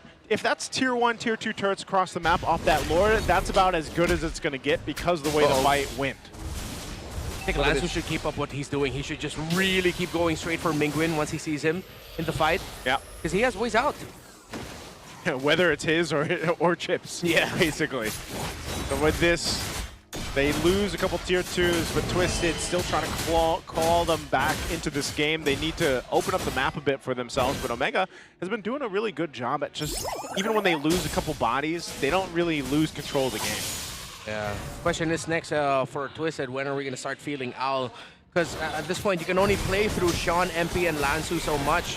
You're going to need to get Owl and the carry involved to deal damage and clean things up.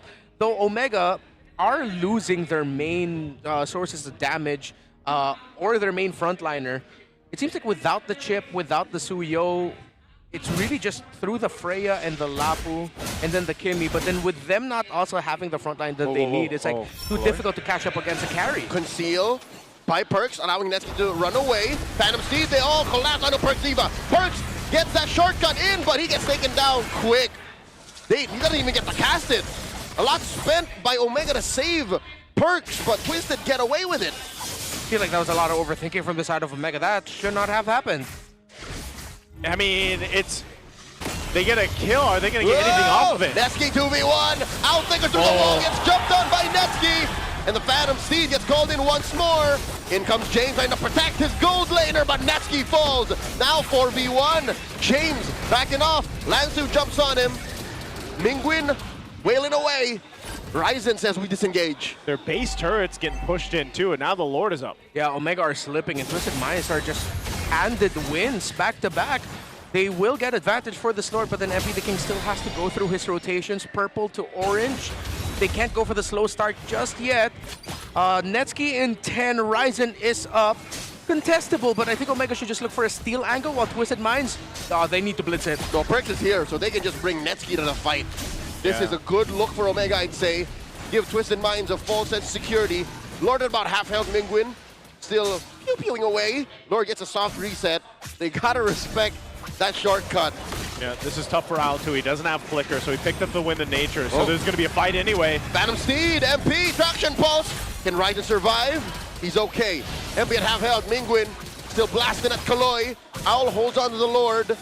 Kaloy takes the time, quick sand guard. Netsky escorting a huge wave down bottom. The map belongs to Omega, but the Lord pit still a 50-50. Omega playing the macro here right now. There's no response other than send Owl there to kind of deal with this wave push. So they held the Lord, and right now Omega has control. Uh-oh. Lord down to a tenth of its health. There's a Lord secured again by Ryzen. And they collapse on a Sean. Sean falls. Netsky finds him. Pulling with a flicker on out. Lansu tries to push in. Omega finds one. Lansu is out. 3 defenders backing out of here. Omega find a late game turnaround. Handled that Lord dance really well, considering before that final take, Ryzen was spotted by the members of Twisted Minds, brought to half health, and he had to spell vamp back to full.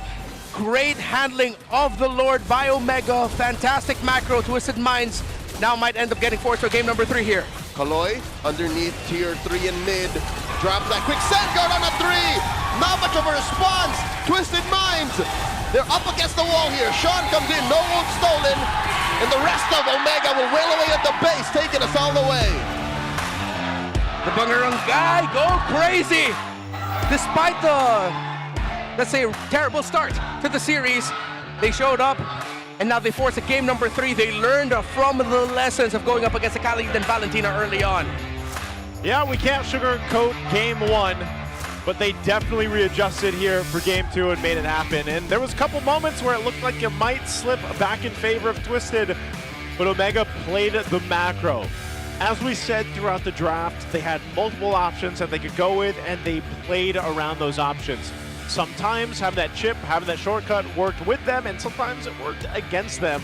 But overall, they were able to go ahead and just choose the right way to play the map against Twisted, forcing them to respond in a way that then gave Omega the advantage when it came to these team fights. And this Lord dance and the way they held this also was just so crucial in the game too. They solved the Freya paradox. This is one of the reasons why I think Freya has dipped post M7. Teams have learned how to deal with it, crossing the map early on. How about it's able to cross the map over and over again throughout the whole damn game? Yeah, just have a portal, right? And it makes it so easy. Netsky was present for majority of the kills. 3 kills, 5 assists, and oh yeah, of course he's gonna get the MVP here.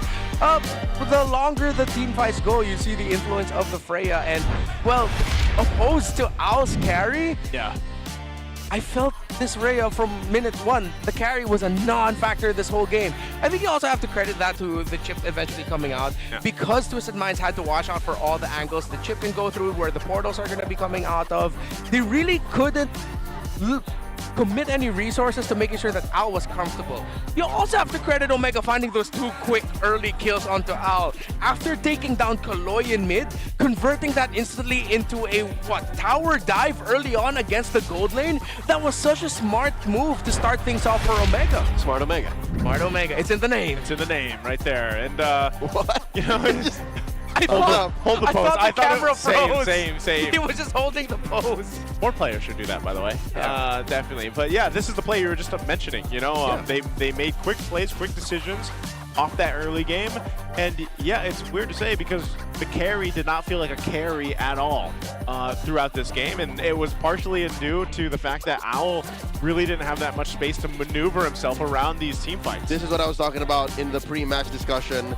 Rattlesnake Omega, this is the best form that they have always been throughout their history in the MPL. If they're able to draft and play like even they don't know what the hell they're doing, makes you, again, gives you a sense of false sense of security. It's like, all right, I'm going to try. Oh, never mind.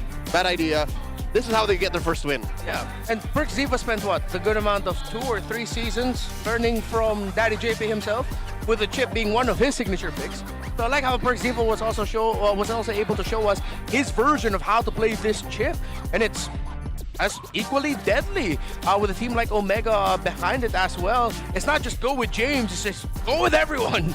Just go on everyone as well. Just dive, fight, and that's what I was looking for from Omega. In game number 1, we saw that the lineup could have been that, but they just didn't handle the early game well enough. In game number 2, playing through the chip, it's, again, a good balance of you can play macro, you can play micro. It's the best of both worlds with this chip, and Omega were able to make the most out of it.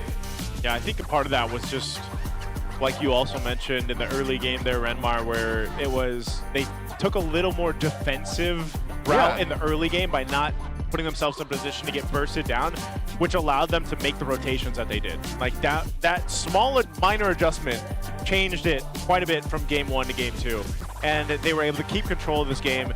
And when you look at it, and even for Twisted, when you look across the board here, even down to like MP the King, the way he was using the Leomord, at a lot of the times where there's that window when the Phantom Steed is down, Omega did the smart thing, and they really played against that. Like knowing, all right, he's got no Barbiel to help him out, he's got no Phantom Steed, we can go ahead and punish where we can. And also part of that was just their biggest threat, honestly, was mostly Lansu.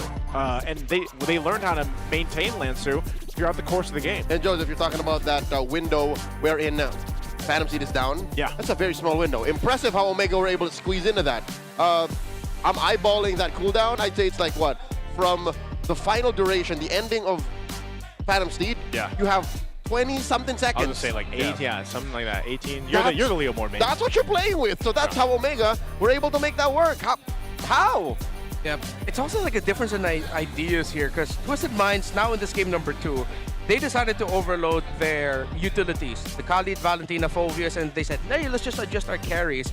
But I think the chip really messed up a lot of the plans that Twisted Minds had. Once that carry showed up, it was an easy chip Lapu pick, although the Lapu came out a little bit slower, or the other way around. And then when the Leomord came out, you're also realizing, wait, gosh darn minute, it's like Leomord also has to watch out for a lot of things. Yeah. So there's not much that Twisted Minds could have done to adjust this. Omega outdrafted them. Chip happens. Chip happens. But we're gonna throw it over to Odin for an interview before we head to game 3. MPL Arena, mag-ingay because the Minds at ang buong barangay are taking us to Game 3. But right here with me is a Filipino player na maraming appearances sa ating international tournaments. Welcome to MPL Philippines, Tracy, ang former roamer ng Keep Best Gaming. Batiin mo naman ang ating mga super fans. Hello po, magandang hapon po sa inyong lahat. Hello Tracy, welcome. Kumusta ang experience mo dito sa MPL Philippines? I believe first time mo ata dito. Opo, first time ko po. Parang yung mga matches po nakaka-excite po. Iba yung energy kapag nanonood talaga ng live, no? Pero anong masasabi mo? Kasi Game 3 ang inabot ng ating dalawang koponan. Ano sa tingin mo ang dapat gawin ng mga teams natin? Ano po, mag-focus lang po tapos... mag-focus lang po. Oh, mag-focus lang kayo. Pero Tracy, alam mo, excited kami na first time mo dito. At syempre, gusto ka rin namin mas makilala dahil nga hindi ka naman talaga dumaan sa MPL Philippines. Dumiretso ka ng international. But before that, ano ba yung mga pinagdaanan mo? Nag-amateur lang po. Tapos nag-Cambodia, tapos nag-China. Tapos ngayon, nandito ka at sumusuporta sa MPL Philippines. Alam ko, bawal bias dito, pero may sinusuportahan ka bang team? Twisted Mind po. Game 3, Twisted Mind. Twisted Minds! Kaya naman nag-iingay ang The Minds ngayon. At alam mo, Tracy, gusto ka namin mas makilala pa At meron ka ding ipapakilala sa amin. Yung kapatid mo, meron ka daw doon sa MPL. Yung Nicolette po sa may MMTM. Marshall Mayhem. So ang alam natin na ang Marshall Mayhem ay taga Iloilo. Opo. Taga din ba kayo, magkapatid? Opo, taga Iloilo po. Okay, batiin mo naman lahat ng mga nanonood sa Iloilo, kahit yung dialect nyo. Shoutout sa mga taga Iloilo po dyan, lalo na po sa MMTM, mga tropa ko. Good luck po sa inyo, galingan nyo po. Okay, ano naman ang mensahe mo sa buong MPL PH community? At pagtuloy lang po na suporta sa MPL page. Thank you so much, Tracy. It's an honor to have you here. Palakpakan naman natin si Tracy.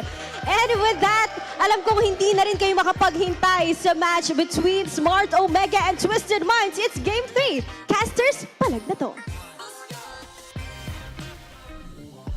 Thank you so much, Odin. And there it is, Tracy, a former member of KBG. Shit. He would know. He was a former Chinese import. I remember in his time with KBG, he was teammates with Saksha. Saksha, yeah. For a good amount of time, so we saw KBG in internationals. It was Tracy and Saksha together. And actually, just today, I learned that he actually went through Cambodia. So you see here, there's different avenues now. It's not just like, okay, I'm an amateur player in the Philippines. I'll go through MDL, I'll go MPL. You can really just get scouted out. Being part of the MDL means there's already eyes on you. There's ways for people from other countries to see your game and say, hey, we want to get you for our team. We want him.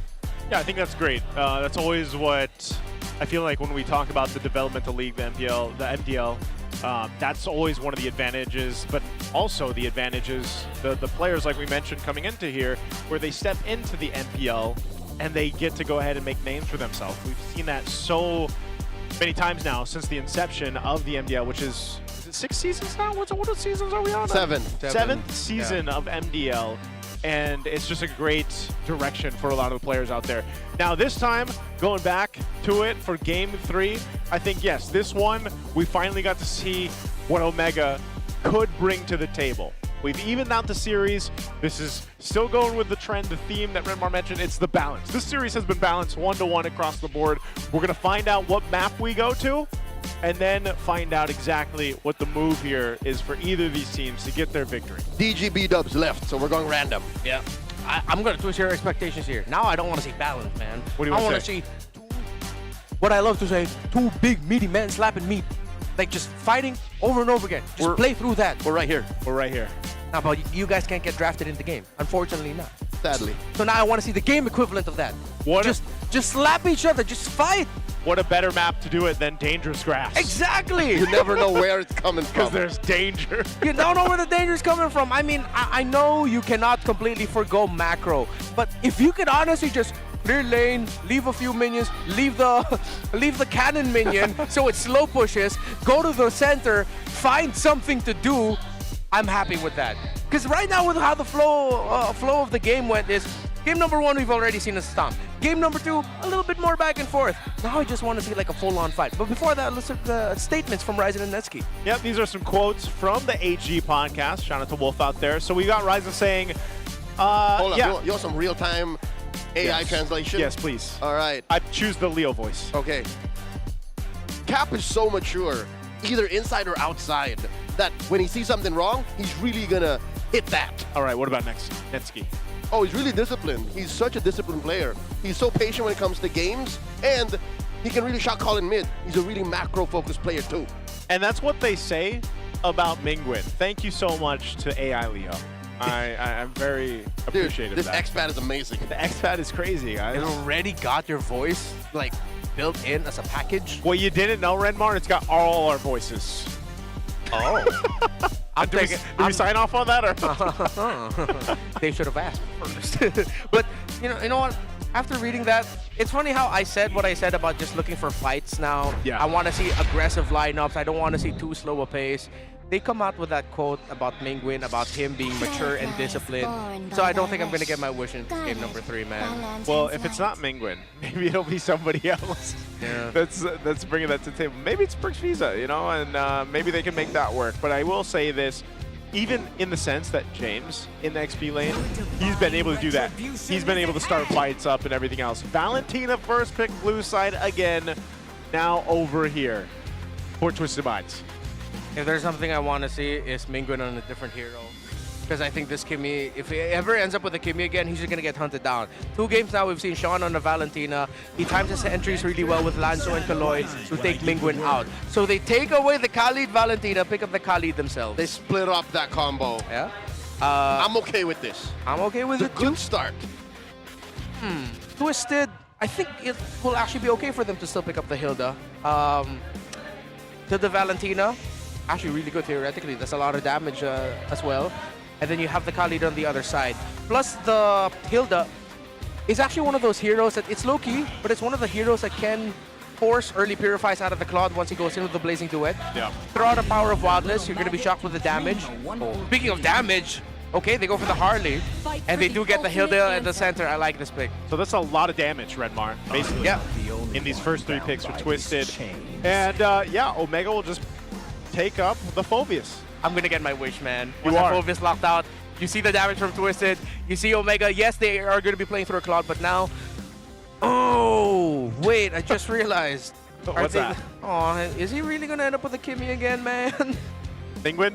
Yeah, it might, because you need a secondary carry for the early to mid, because the Claude is going to be a little bit later in the game. Unless they go Ooga Booga map control. Zetian. Exactly! Zetian Khalid in the center, man. Because if you're looking for like big meaty men fighting, yeah, Chinese Phoenix woman is the one to stop it all. I was gonna say, might as well, right? Unless it's banned. I don't know if Twisted will actually even ban out the Kimmy, for example, or the Zetian, one of those mid lane options. I think they're confident just running through the Kimmy. Yeah. They beat it already. All right, there's a Guinevere. Oh, that would have been really good in the jungle for Ryzen. Yeah. And they'll let through the Fredrin again. Yeah. Huh. Okay, with the Harley and Valentina, you cannot go Suyo. They call me a hero. Okay. Testing gets taken out. Thinking maybe they can still slot in a Leomord if they're not going to go tanky. But if you're going to go Zetian mid, it's actually encouraged. No, you also want a good balance of damage. But it can't be Suyo. Okay. Eve was the other thing that I was Zetian. This has to be a Zetian, right? Yeah, just lock in the Zetian now, pick your jungler later so you can just adjust the best possible pick in the jungle for Ryzen. Let's say it is a Kimmy. Kimmy gets picked up. I think it could still end up working out for them, but I am worried about Mingwen too. I echo your sentiments here, Redmar, with this. Zetian would just be better too because of obviously the passive, but then even the Fury, the Phoenix would actually go ahead and help provide some of that space for this first 3 picks. Plus the knockback of Zetian helps the Phobius also. And you can trigger a big multiple man knockback if they dive onto the Zetian, meaning that James has more bar to work with and he can just keep jumping on fools. So we can really go with James if that's the case. Jungler later, Omega. All right, they go Leo more now. I don't know, how are we feeling about the Ryzen There was no rush here. There was no rush. No one was going to steal the Leomord. Yeah. But again, no one was going to steal Zetian either. So what makes a Zetian such a volatile pick that they wanted to make sure the coast was clear? I feel like they're also just thinking about the Valentina, that they don't want to give the Fury of the So Phoenix. they were iffy on the Zetian anyways. Yeah. Understandable, because if ever the Fury of the Phoenix help rounds out whatever Twisted Minds locks in, then or it could come back to bite them. Or they were also seeing, hey, the coast clear for the Kimmy. Yeah. Ah. Can we Kimmy again? I honestly think, I mean, it could almost come down to even just a comfort thing, and perhaps, I know Mingwen can play more heroes, you know, but it might just be one of those cases. Wow, with Granger being picked up in a glue. Hey, wait a minute. No way. Granger's 100%. I mean, he's been picked very sparingly, but yeah. Wow. They can go for a Necro Keep combo. They can go for the Vixana. That quick stun messes up the Harley, messes up the Hilda, and Vixana messes up Glue. Glue, yeah. Blowed him up. You blowed him up, you bounce out a lot of damage. If it's not going to be Zetian, go for Vixana. You're only weak against the Harley, really. Yeah. And if the Valentina catches you, but whatever. Oh, that's true. With the Khalid and Phobius, you might actually not have enough peel if you're more backline centric. Just don't pick up the Kimmy. Oh. That was called it, baby! Called it! Dark Continent. That's why they were saving it. Oh my God, Omega! Wow. I'm clapping for you, Redmar. I'm clapping for you. He saw it coming. Yep, that was a great call. Vexana gets locked in the last pick. I wonder who else in the chat knew the Vexana was coming, but it makes sense. You pointed out why it works great, especially against that last glue pick. But it's dangerous. It is. It's risky. Yeah, he might actually need to build a Winter Crown second item to survive the Harley. Or a Blood Wings. Or Blood Wings early on if you want to be a bit more conservative and just still also be able to build defense. Have something that counts. Yeah. So the reason why I thought of the Vexana, other than all making sense, this happened to me yesterday in my own rank games. Oh, did it? I picked Glue as one of the last picks blue side, and then the last pick was Vexana, and it blowed us up. No, you got blowed up. You got blown up. Well, let's see if it works here. We're jumping into it. Our first match of week 2. We get 3 games. We're jumping into game 3 here. Will it be Twisted Minds or Smart Omega that gets the victory here? Both incredible lineups for this last game. We'll see how it all plays apart. Hey, silver lining for the Barangay. If this works out, then that means they have figured something out in the metagame. They figured out that these weird heroes that we've forgotten can still matter. Yeah. Because there's no other option, I think, especially since they banned the Eve, where you could hold a box. And that was their main problem in game 1. Yeah. Plus, it's going to be harder now once they're all level 4s and Mingwin can burst down the little glulets. Yeah. Chinese translation, mini longs. Once those are gone, it's going to be difficult for him to actually get a jump onto someone. He has to be very honest, just keep bouncing on someone and putting those marks up so that he can just latch on to a member of Omega. Because again, we've stated the reasons why this Vexana makes sense. That little stunt that you can dish out with I believe it was Deathly Grasp that it was called, can mess up an entry of the Hilda and the Harley. It's him with a Terrify and Sean too. So they both have that kind of ranged crowd control. Yeah, that little bit of time that it buys for both the compositions here.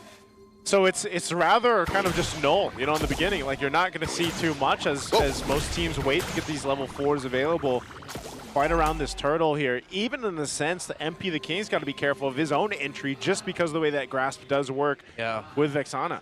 Both mid laners not level 4 yet, but with the wave coming in mid, Sean will be able to hit level 4 before Mingwin, who will have to get EXP through the EXP lane. James not quite there yet. MP the King and Sean putting a lot of pressure. Lanzu already has his grab. Kaloy very low. That's Pertiva jumping in. Kaloy running away with it. MP the King flickers back. Secures you with the retribution. James jumps in. Does not secure just yet. Huge that flicker, draws first blood on Kaloy. Could have been really bad for Omega. Again, Mingwin hasn't hit level 4. Lanzu jumped up on the right time, but in the end, they were able to split up the fight so that the focus of the glue is split up as well. Handled really well by Omega. Twisted Minds, you can't fault them for pouncing on that. It looked like it was going to be really good for them. It was just answered very well. A little bit of a threat here around the purple buff of MP, but the team is there for him. So he can go ahead and secure it. So he will grab his buff, but yeah, good kind of decision there to deal with that. They go ahead and trade things out, but it's just a kill. It's only a kill over for James as he grabs that. Oh, Phantom Steed by Ryzen. A stolen Phantom Steed by Sean. We saw this last weekend. Forcing out the Raging Sandstorm, Kaloy was just swinging away at Perks, who took a lot of damage. So again, Hilda Valentina still hurt. I believe Ryzen was able to get the last hit on that golem though. Skypiercer is the rush for Owl.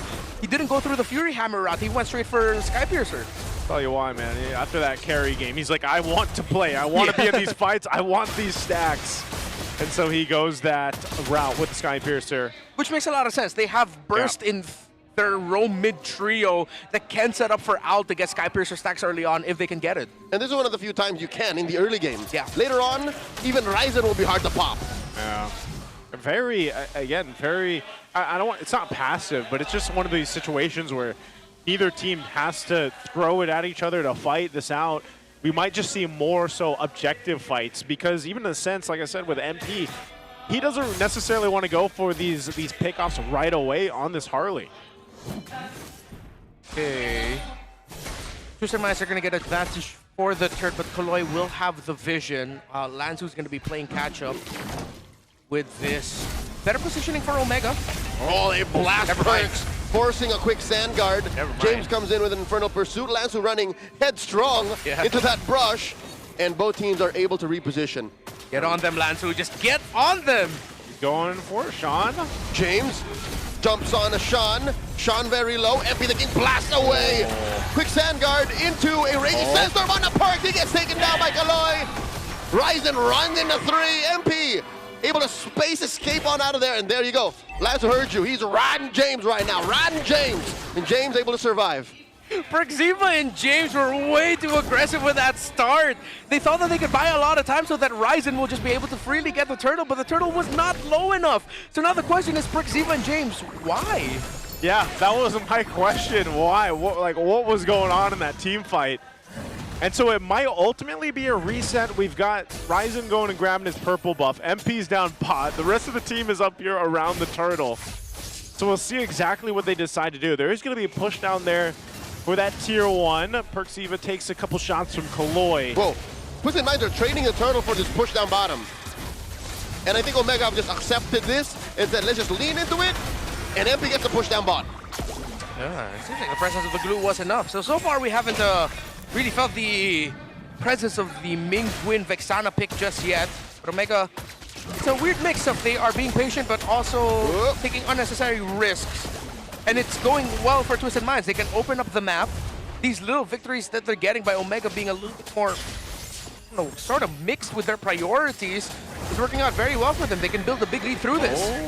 Bensteed thrown out, but again, it's just Kaloy there. Let's take a look at the items where they're falling into place here this early on in the game.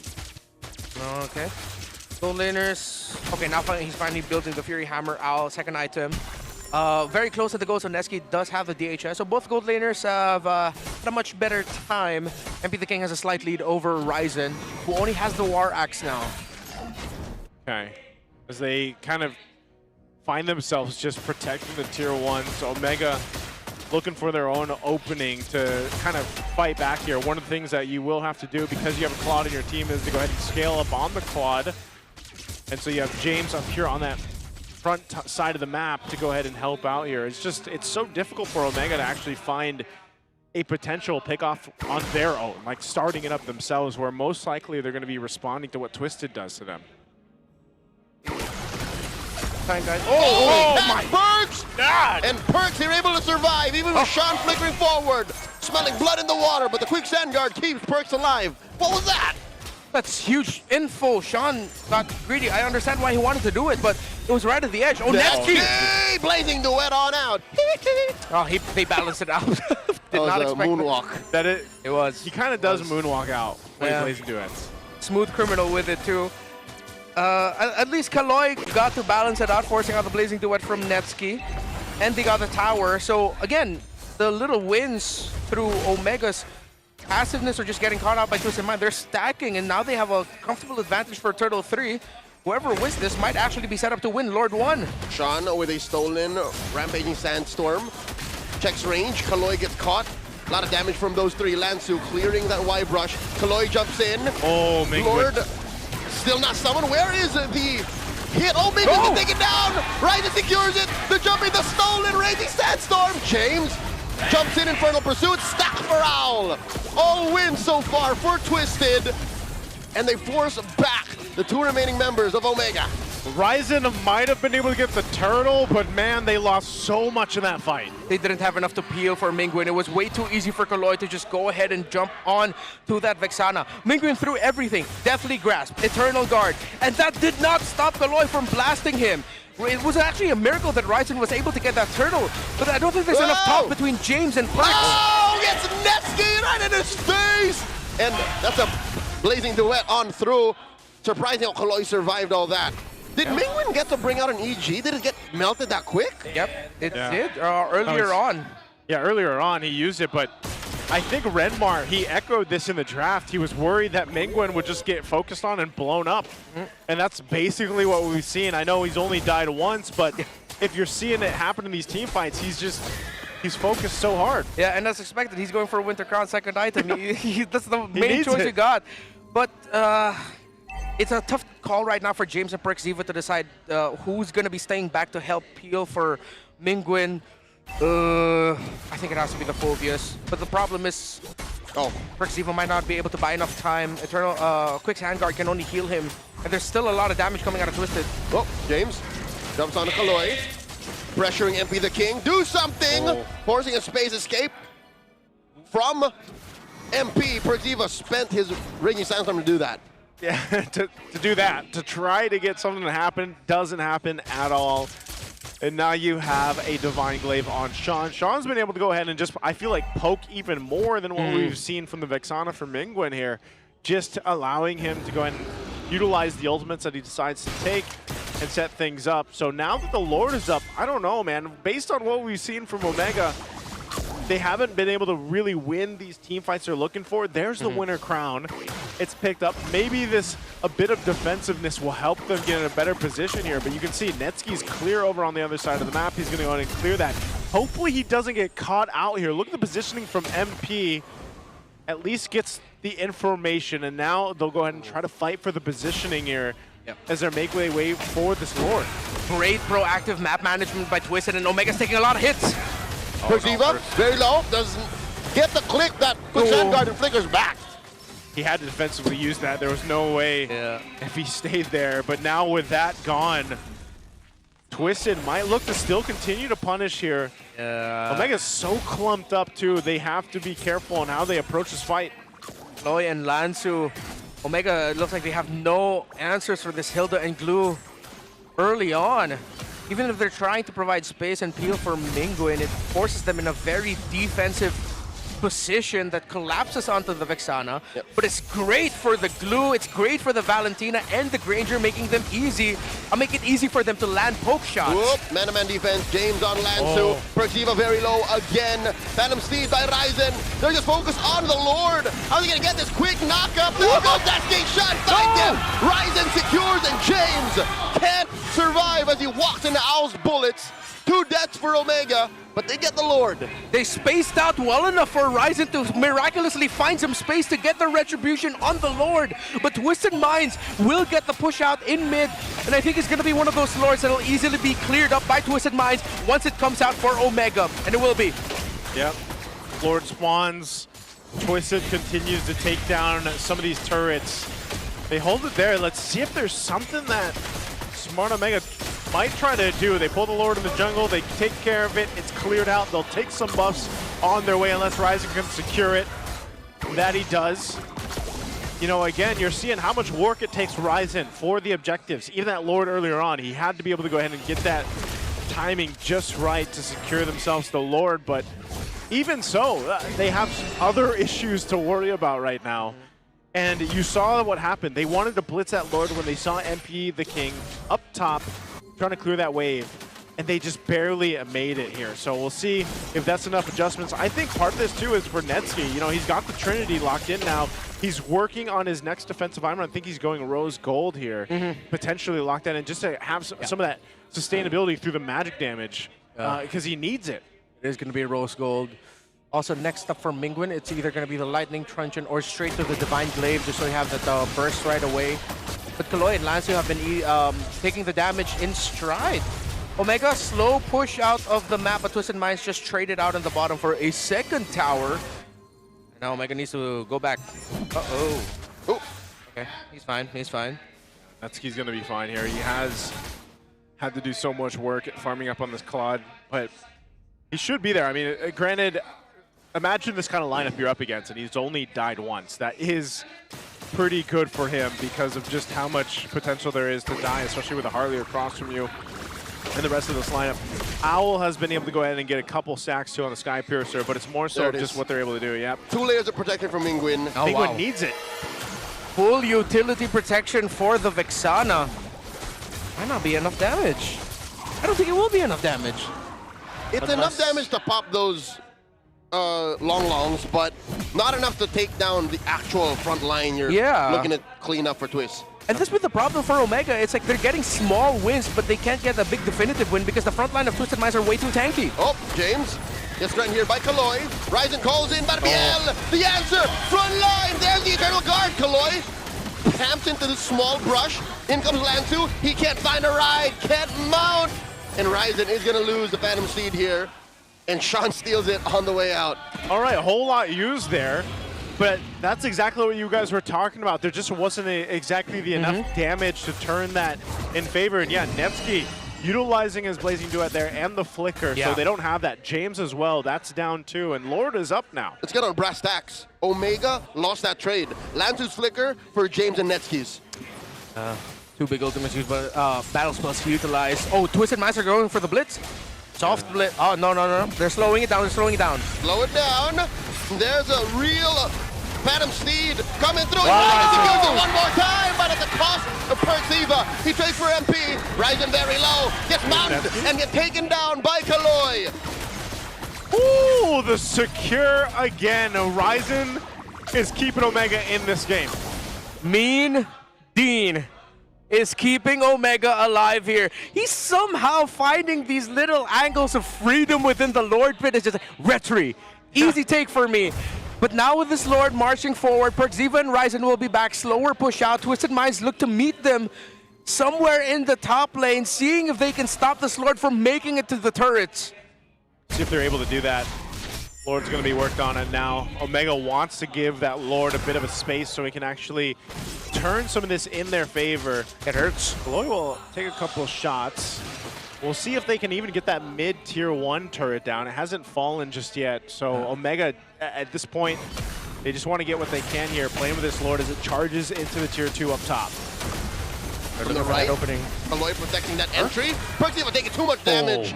Survives with about 1 HP as the Lord takes down that tier 2. I think that was a breath of relief from Perciva. I don't think he expected that he'd get out of there with just an inch of health left on his Khalid. So looking at the items, actually built the Malefic Gun Netsky, knowing that because of a lot of close range bursts that can be dished out by Twisted Minds, he wants to be able to create a little bit of space for himself, considering that Omega need to commit a lot of utilities to creating space for their Vexana. So great itemization by Netsky. It's a little thing that might actually have a big impact later on.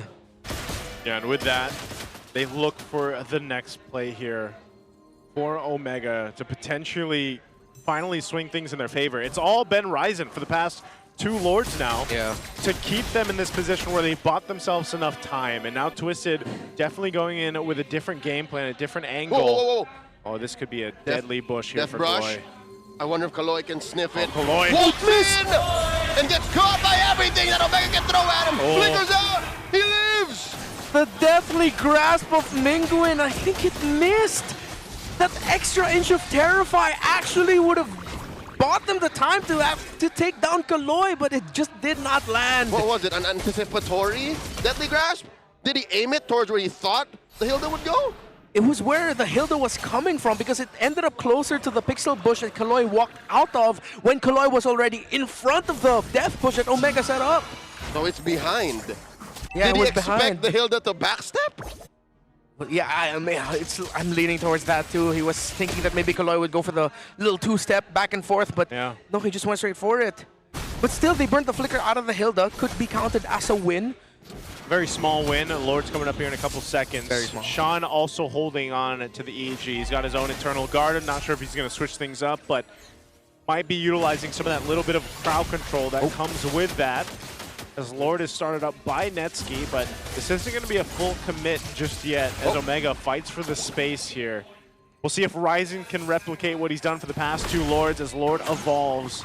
Now that we're past the 18-minute mark, Twisted trying to get in position. Okay, Perciva spent his quick sand guard. So Twisted Minds have this window. James jumps in, forces a spot from MP. MP gets taken down, and underneath that pit, I'll get the stack. Down goes Netsky, down goes James. Lansu with the mount. Gonna get that reset. And Lansu, he's Perciva, get out of there. What a trade! Out of nowhere, Twisted are up. Everyone jumped, but everyone clumped for Sean and Al to just deal burst damage AoE. And Omega were not ready for that. James and Netsky get taken out immediately. Oh, Lansu looking for the mount on the horizon. Can Barbia save him? And he finds out. He leads into the fight. Gets taken down by Sean. 1 for 1. Kaloy looking for that jump onto Perciva. Perciva flickers out. And he gets mounted by Lansu. Lansu's on him, riding him. Underneath tier 3, he gets a quick sand guard. Last season it was Sean on the Kimmy. This season so far is Sean on the Valentina. Yeah. Too good with it. Great timing. The Terrifies from those little shadow strikes that he can dish out, they've been able to make the most out of it. Not even full item build just yet, but he is up to a Divine Glaive and the Lightning Truncheon. Divine Glaive for the counterpart in the Vexana. Full items already for the jungles. It is just boiling all down to who can pop immortalities first and who can build that advantage first. Now that's another thing Omega need to watch out for. When they go in for the dive, Neski and James, they have to watch out again for the burst that we've been mentioning all throughout, through Sean and MP the King, but also now count Owl's burst damage that is there for him. Radiant Armor just picked up by Lansu. Oh no, is he going to be in trouble? James trying to get away. Down to a tenth of his health, gets mounted by Lansu. A lot of damage coming in. Can he survive? Brings him the long way around. And one more hit! James gets taken down by Lansu. A disaster for Omega, but they look to punish Kaloy. Lansu gets on out of here. And they both pop. Down goes Nevsky. Immortality out on Perth, and he gets taken down. Owl gets a double. Ryzen and Mingwin left inside their base. They have a wave pushing down at mid, and Mingwin and Ryzen are left alone on the defense here. Can they stay in the game? Mid tier 3 gets taken down. Phantom Steed by Ryzen just to clear these waves. MP the King space escape in.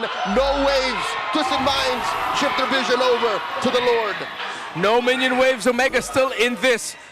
One of the biggest problems now is how are they going to find a good timing for Neski to entry with the Blazing Duet. Kaloy's Power of Wildness, the ultimate of the Hilda. He's been single-handedly messing up Netski's entries. And then Sean just caps it off. Free Lord for Twisted. Netski's not even part of the equation. He's still 5 seconds off of spawning as Twisted score. Get this, their first Lord in this 21-minute game. And that's why Ryzen just called on the Phantom Steed and gave him a thumbs up there. Like, yep, all right, you guys got this one. And now they have to defend against this. There is a potential here for Omega to go ahead and clear this out, keep things under control. The only tower right now down is that mid turret in the base. We'll see if they make it work. A Winter Crown available for Netski. He knows he's probably going to need it for this base push from Twisted. They've got to deal with the Lord first. Here's a conceal play from Twisted. Are they going to push it? Looking for targets. James popped very low. Space escape. He will survive as he gets into the fountain. Lord getting taken care of by Omega. They will clear it, but they will lose their tier 3 down bot. Top lane up next for Twisted. Up 6,000 gold. Quick up on Netski as he gets hit by these turtle guards, stolen away by Mingwin. Kaloy traded out for. Bottom lane waves coming through. 3 defenders for Omega. Make that 2 as Mingwin can't stand the heat. And now Ryder is just pushing in, trying his turn disc. Just taken down, but traded out for a shot, and that's it. Twisted Minds take the series. They will not start off the season 0-3. Kaloy with the hype, with the words, and Twisted Minds with the victory. Netski got blown up. I don't think he was even expecting that in that last fight there. And once they lost him, Twisted Minds knew exactly what they had to do there as they get the victory in the series are 2-1. It looks like we're looking at a new winning formula for Twisted, gentlemen. Valentina and Harley together. Harley, man. Popping up and so many compositions. And what's so amazing about it is they're both good in isolation. Yeah. Twisted Minds can make either work. Twisted Minds gets the dub, but I don't know if you'll agree with me. Smart Omega have found something even in this L. They learned something. Something here clicked. No. It feels like it's one of those teams right now early on in the season where it's just like, okay, we see the vision. You're not fully there just yet, but maybe slight tweaks here and there. Unfortunately, the Claude for Netski really wasn't felt here as much, but you can't blame it because look what he's up against. This is the threat that we discussed in the draft. Every time he would want to enter, there are 4 heroes that mess you up, whether it's through control or very simple one-tap button damage. That it's no surprise that Netski's Claude here struggled. Yeah, that's what I was saying. It was, in a portion of the game, it was great that Netski didn't die multiple times because you just saw how overloaded it could be for him on the Claude. And that's why I think even in the last base push there, you saw how fast he died, and he had a Winter Crown. He couldn't even use the flicker there. So we got to throw it over on the stage to hear for our winning interview with Twisted. Let's go over to the stage. And it's Twisted Minds denying a reverse sweep. Their first match win. Palakpakan naman natin ang Twisted Minds. Odin, Twisted Mind really did twist that Game 3 to get their first win of the season. They're finally in the winning slate. Congratulations beside me, MP the King. MP, 3 games in, you finally got your win. Tanungin ko lang, ano yung pinaka naging challenge nyo ngayong season so far? Siguro yung pinaka naging challenge namin this season, yung mga sarili lang din namin. Kasi ramdam namin bago magsimula yung season, parang hindi kami sobrang committed sa ginagawa namin. But now, can you talk about that commitment? Gaanong ka-committed na ngayon ang Twisted Minds? Siguro sobrang committed na, parang natawan kami after week 1. Ayaw namin na matapit si Kirk. Okay. Nakita natin na si MPA talagang pinibigay na ang power ng kanilang team ngayon. But beside me is Kaloy. Kaloy, yung game 1 nyo, sobrang landslide din na nangyari kasi sobrang laki ng gap when it comes to kills. I think that is 16-2. Sobrang ganda ng simula nyo. What was going through your mind during game 1? Feel nyo ba kayo yung mananalo talaga sa serye na to? Ano po, parang inisip lang po namin manalo, parang pa-momentum lang po bukas kasi may laban po kami sa Aurora. Okay, so parang yun yung pinanghawakan nyo kahit natalo kayo nitong game 2 and taking into game 3, ang ganda na ginagawa ng Hilda mo Sino nag-shot call sa inyo doon? Sila Anso po basta sabi niya sa akin, nawakan ko lang yung post for nila Okay, good game plan ang nangyari sa kanila ngayon, Denise. Pero gusto ko rin tanungin ngayon si Owl. Owl, hello, welcome back sa MPL Philippines. Ano ba yung pakiramdam na nagbabalik ka na sa stage na to? Siyempre masaya, pero sobrang daming challenges. Kailangan ano ba yun? I-overcome. Ba't natatawa ka na?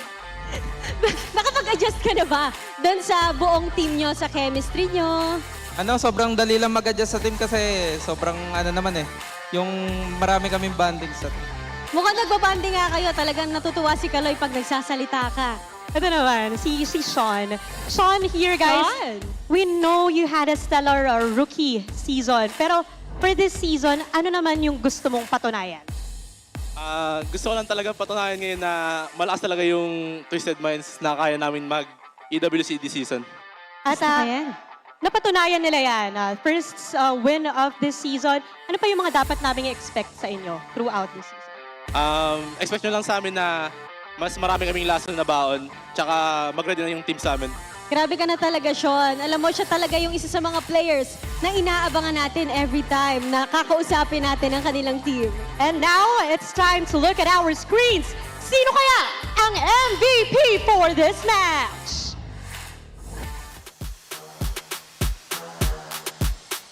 And that's you, Lansu! Mukhang gana yung mga shot call mo this match. Lansu, what can you say sa lahat ng mga sumusuporta sa Twisted Minds? Salamat po sa mga pumunta. Gagalingan pa po namin lalo. And with that, let's give a round of applause once again to Twisted Minds. I cannot stress this enough, Odin. As they take their walk of victory, grabe, yung naging last game natin. At kanina, they promised right in front of their fans, mas gagalingan pa namin this season. And we've seen that right before our very eyes. Gusto talaga nilang makip yung momentum dahil nga aabangan daw natin ang laban nila bukas. But bago tayo tumungo sa mga kaganapan na yan, balikan muna natin what happened in the Land of Dawn kasama ang ating mga casters. Thank you so much, Odin and Denise. And again, congratulations to Twisted Minds there, and also to Lansu, the match MVP. We'll find out who Game 3's MVP is in just a second here. But yeah, I think Lansu was an integral part of that success for them winning the series here. There's the MVP for Game 3, none other than Sean, 4-1 and 12. For this Valentina pick, Redmar, we talked about it through the draft. We talked about how this is becoming more of a trend here and talk about the impact this had for Game 3. I think this is something we have to watch out for now, not just for Twisted Minds, but for the drafting pattern of a lot of teams, prioritizing Valentina. It's been a long time since we've seen Valentina getting rushes the blue 1 pick. I think we haven't seen this since like Season 10, Season 11, where we consistently saw it. So let's see if the other teams will pick up on it. And does that now mean that Sean has been the MVP for all of Twisted Minds winning games? He also got MVP in Game 1, didn't he? On the same hero. On the same hero was also the Valentina. And it was during the interview, it was Kaloy who mentioned that it was shot caller Lansu who told him one simple thing: stick on the Vexana. That's why we also saw that Mingwin's impact here was diminished greatly, because the Hilda just kept going after the Vexana. And Twisted Minds knew that they could afford that because they had the glue anyway to be the substitute roamer frontliner for the rest of the squad. I think when you look at these highlights here specifically, you can just see how, because we talked a little bit about Sean in the pre-panel too, and it's just like, again, he's an amazing player. We saw this especially in his rise and then getting the season rookie MVP from season 16. And he's improved. I could say that. Like, his improvement is still apparent here already in 2 weeks into the season. And one thing that's definitely true is this team likes to play around every role, every lane. That's what I was talking about. Nesky getting blown up there. He didn't even get a chance to use his flicker or the winter crown, but that's the thing. I think Twisted, you heard how hungry they still are, and that's something that continues to be in this squad as they continue to go through the season. I can't wait to see what more developments they get. Which is impressive because the story was, as they debuted in the MPL, they built their play around MP. If you guys didn't know, there was no other jungler they were going to have with them going into the big leagues. But now, as Joseph mentioned, it's good to see them kind of learn how to play around each other. Yeah. They've grown into a newer identity.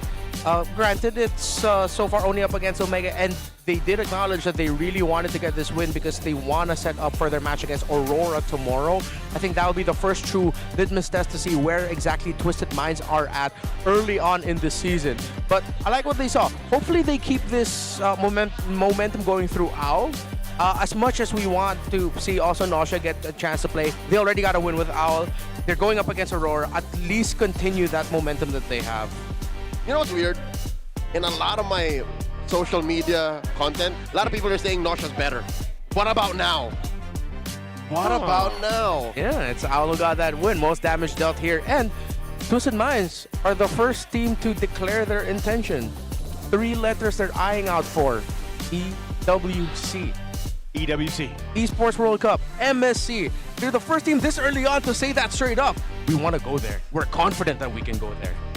At this point, I think any of the teams here in the MPL Philippines are contenders to get there. We know how it's been, though. We've even seen this before with Twisted. Yeah. They started half a season off very, very strong, and then they kind of faltered a bit. And we've seen teams do the opposite, where they're in a position where Omega is right now. Yeah. And they've been able to go ahead and make the adjustments they needed to then have a great playoff run in the season. So I think there's something that I kind of expect for all the teams here in the league is to have that goal of EWC, but really just focusing on each match first, starting there, getting what they need to.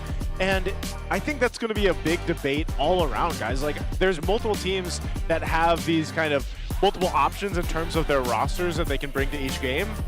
And that is always going to cause a discussion. I love the discussion, by the way, that we have like in our official MPL groups and from our fans out there and the super fans for the specific teams. I just, we got to keep it healthy. We got to keep the discussions healthy for the different players, of course, out there. I think it's still healthy. No one's like lambasting the other option for these positions. Yeah. I'd like to just say, I hope it lights a fire underneath these players. Because I'm used to seeing Nausea. I want to see Nausea succeed too. But hey, for now, Tally, Owl's got the dub. I think, again, there's a lot left that the teams want to go ahead and show us, especially Twisted and Omega. But before that, we also need to go ahead and listen on how this winning moment sounded for Twisted Minds.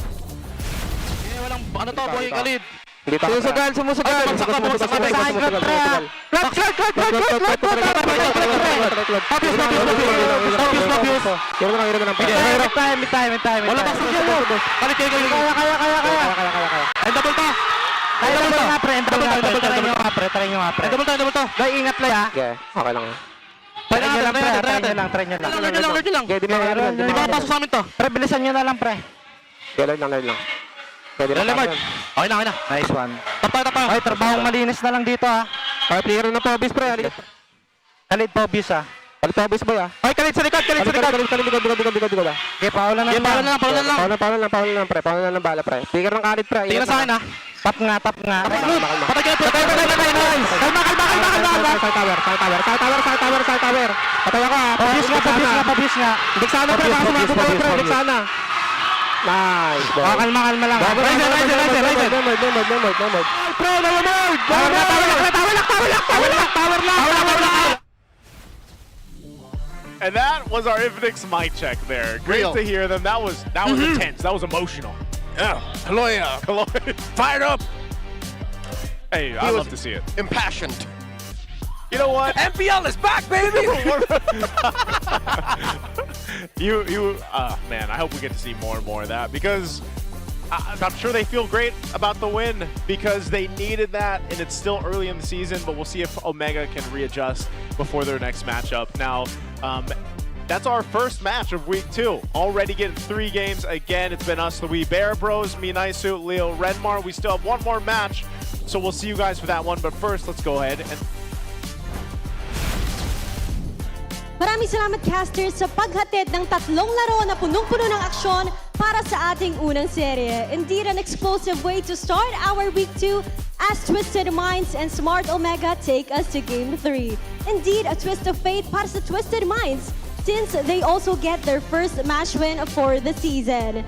This is your very own Odin reporting on the side to tell you what is also happening outside our region. Ngayon naman ay pag-uusapan natin ang MPL Indonesia na ngayon ay sinisimula ng kanilang liga para sa Season 17.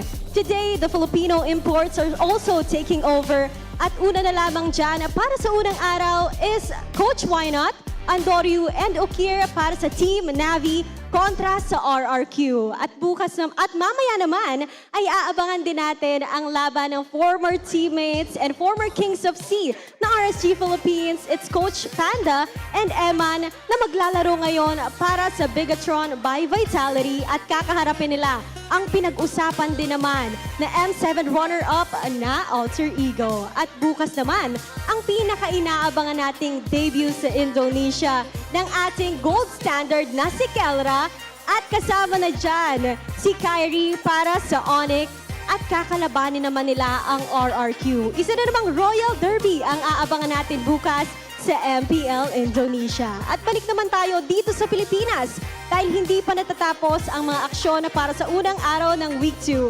Mamaya lamang ay aabangan naman natin ang ONIC Philippines kontra sa TNT Pro Team. Kaya huwag kayong aalis dahil magbabalik ang MPL Philippines Season 17.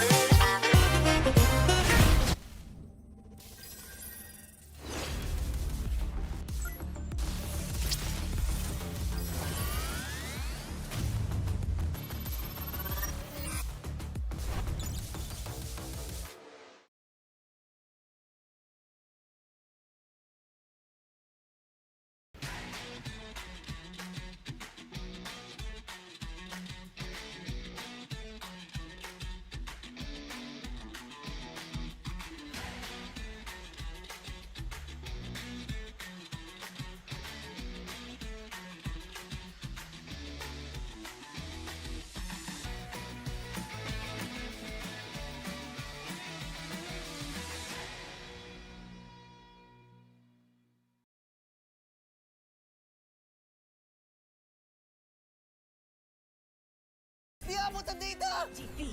GG bro! Don't worry! Be only with Smart Power All 99. Hindi bitin with 10 gig data to power your games plus only Facebook or only TikTok. Load now! Foul!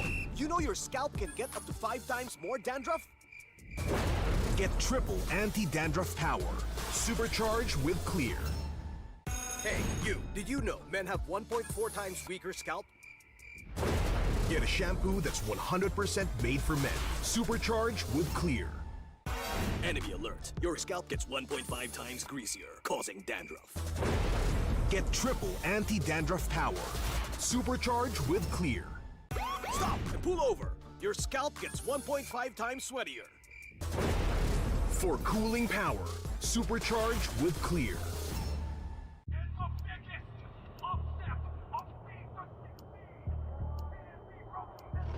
Paano ko kaya sila masusuportahan ngayon ng mas maayos? Kailangan ko ba magpalit ng strategies? Nagagampanan ko kaya ng maayos ang role ko. able to meet their expectations. We have to prove them all wrong.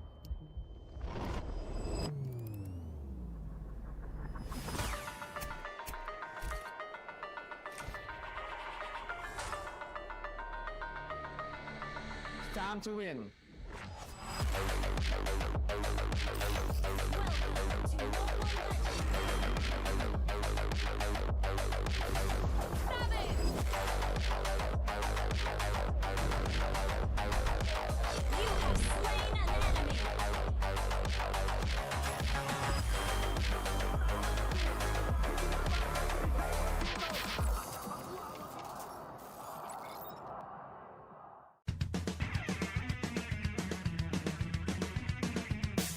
Usapang meta for today's class.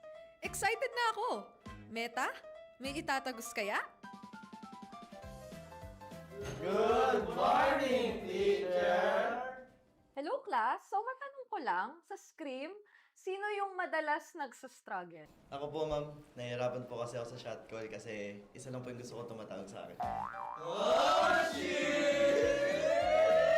Teka class, tama! Importante ang comms, mapa in-game o relationship, di ba? Relate ka, ma'am? Secret. Anyway, next question tayo guys. Tingnan nyo itong draft. Sino dito yung nag-overcommit sa top lane? Uy, naku! Parang support na tayo, ma'am. Ay nako, bagsak ka sa counterplay. Huwag ka kasi clash ng clash kapag hindi ka pa crush. Ayos na para iwas crash! Plus 5 points ka sa hugot, ma'am. Okay. That's all, class. See you tomorrow!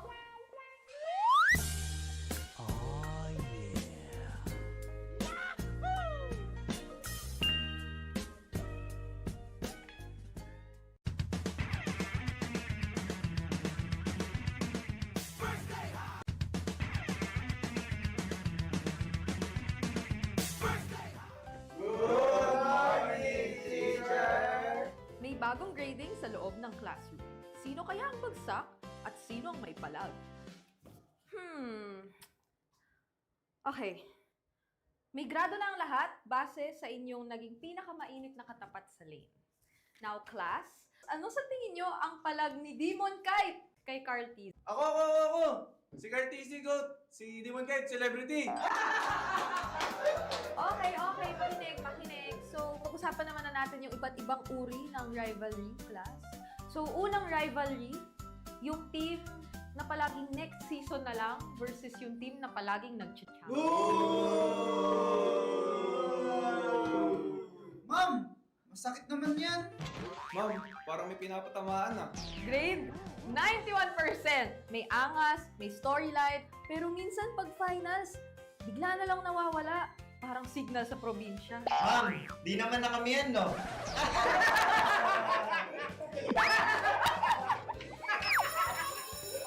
that's all, class. Don't forget to study your rivals kasi next week ay graded recitation na sa stage. Goodbye and thank you, teacher!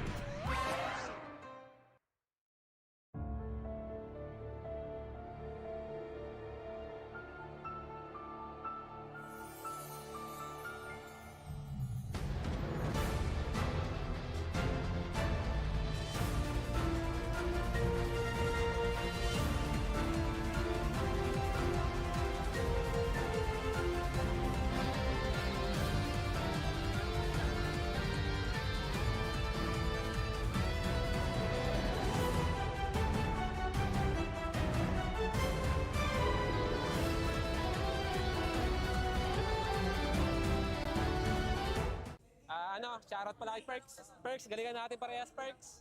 Anong preparation natin, pre? Sana makahula na kami, guys. Sana manalo na kami, guys. Sana makatagos tayo guys. Sana manalo tayo lahat. Sana panalo tayo sa buhay. Dasal lang tayo tol. Pati pa naman sa checkping, strict yung account ko. Sana makachamba sa mga gods, sa mga old gods. Sa mga old gods dyan oh. Sana makachamba ang mga current. Ano daw feelings pre, nung nasa MPL na pre. Sobrang saya. Andito pa rin kami, magkakampi pa rin kami simula MDL hanggang MPL ngayon this season. Masaya dahil na-appreciate ng mga orgs yung mga MDL natin. Parang dami nila ngayon. Kailangan natin pre ha, kailangan natin manalo pre. Yung mga pumunta dito pre, ilang oras bumiyayan pre para supportahan tayo. Okay? Second game of the season, sana manalo kami guys. Yun. Grabe, ang dami niyo pala MDL Cup no, nakakapasok na, kalat na. Pati sa ibang region, grabe. Ayun guys, message ko kay Coach Bon. Coach Bon, namiss na kita. Namiss ko ng mga turo mo sa akin. Pero sana ngayong araw, kami muna, Coach.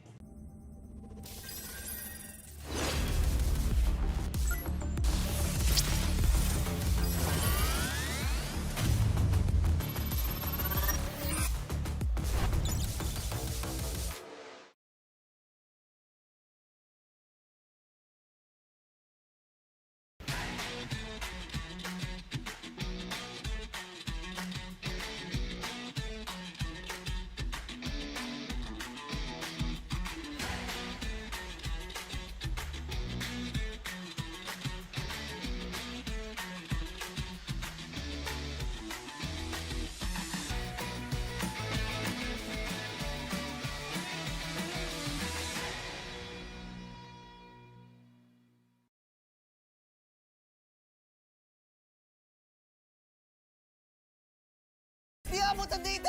Defeat! GG bro! Don't worry! The Only with Smart Power All 99. Hindi bitin with 10 gig data to power your games plus only Facebook or only TikTok. Load now! Foul! You know your scalp can get up to 5 times more dandruff?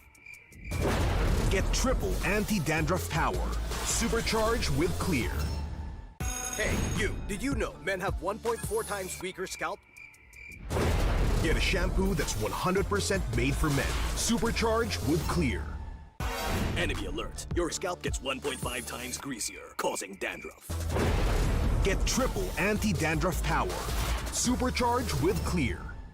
Stop and pull over. Your scalp gets 1.5 times sweatier. For cooling power. Supercharged with Clear.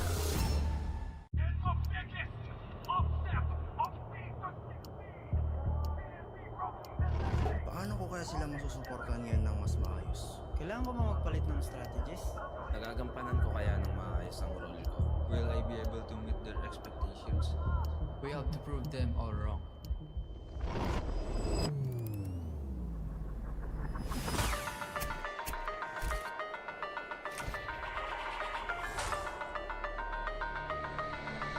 Time to win.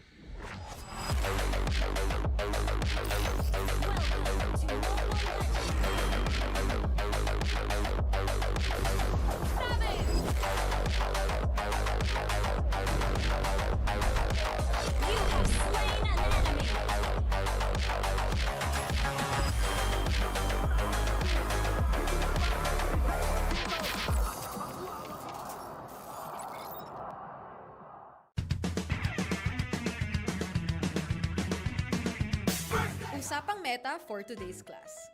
Excited na ako! Meta? May itatagos kaya? Good morning, teacher! Hello class! So matanong ko lang, sa Scream, sino yung madalas nagsastruggle? Ako po, ma'am. Nahihirapan po kasi ako sa shot call kasi isa lang po yung gusto ko tumatawag sa akin. Oh, shit! Teka class, tama! Importante ang comms, mapa in-game or relationship, di ba? Relate ka, ma'am? Secret.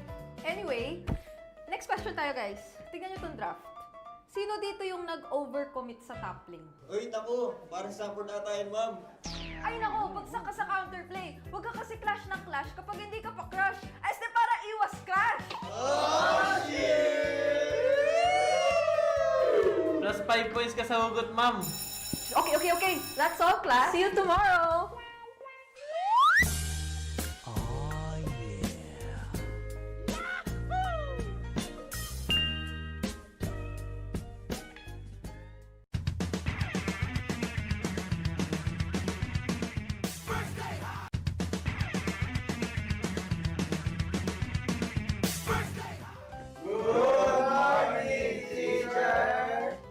bagong grading sa loob ng classroom. Sino kaya ang bagsak at sino ang may palag? Okay. May grado na ang lahat base sa inyong naging pinakamainit na katapat sa lane. Now, class, ano sa tingin nyo ang palag ni Demon Kite kay Carl T? Ako! Si Carl TC Goat, si Demon Kite, celebrity! Okay, makinig. So, pag-usapan naman na natin yung iba't ibang uri ng rivalry, class. So, unang rivalry, yung team na palaging next season na lang versus yung team na palaging nag-champion. Ma'am! Masakit naman yan! Ma'am, parang may pinapatamaan na. Grade 91%. May angas, may storyline, pero minsan pag finals, bigla na lang nawawala. Parang signal sa probinsya. Ma'am, di naman na kami yan, no?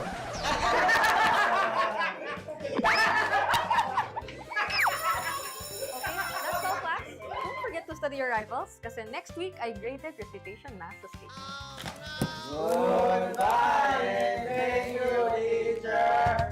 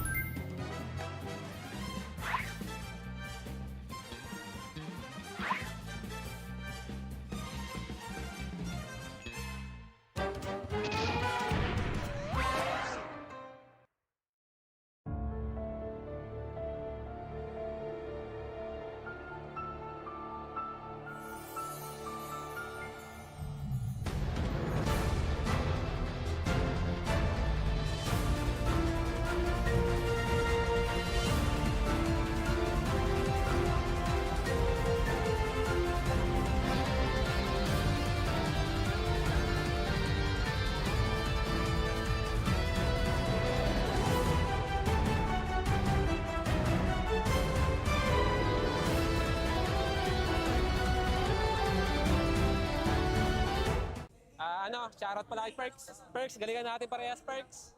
Anong preparation natin, pre? Sana makahula na kami, guys. Sana manalo na kami, guys.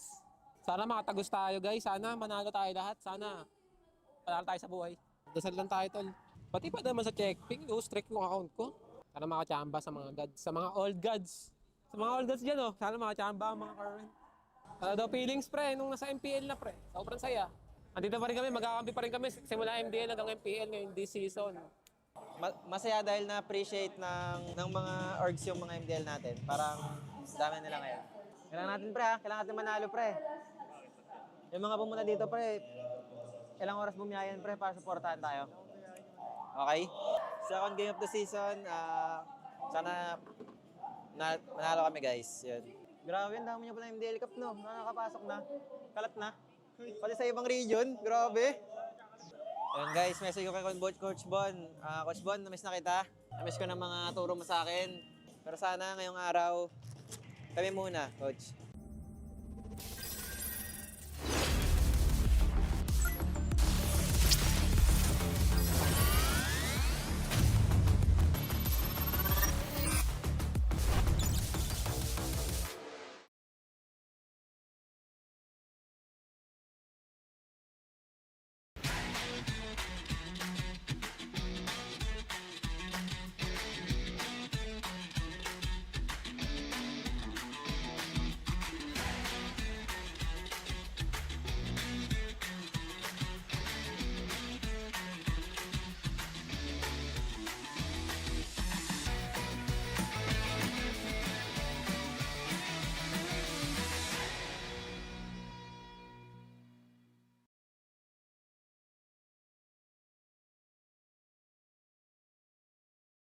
Di abutan dito!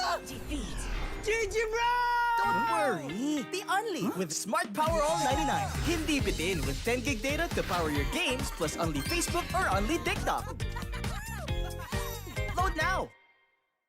Foul! You know your scalp can get up to 5 times more dandruff? Get triple anti-dandruff power. Supercharge with Clear. Hey, you, did you know men have 1.4 times weaker scalp? Get a shampoo that's 100% made for men. Supercharge with Clear. Enemy alert. Your scalp gets 1.5 times greasier, causing dandruff. Get triple anti-dandruff power. Supercharge with Clear. Stop and pull over. Your scalp gets 1.5 times sweatier. For cooling power, supercharge with Clear.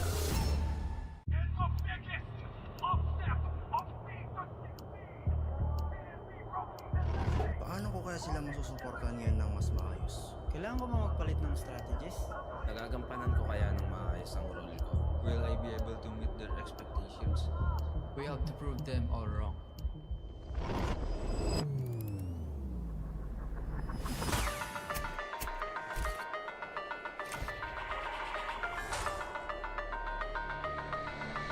Time to win.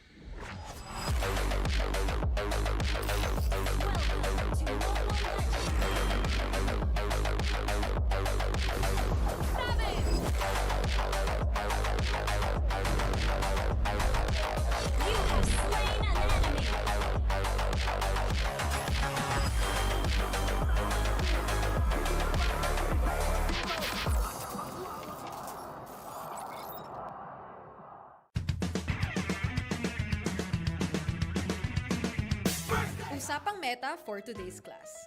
Excited na ako! Meta, may itatagos kaya? Good morning, teacher!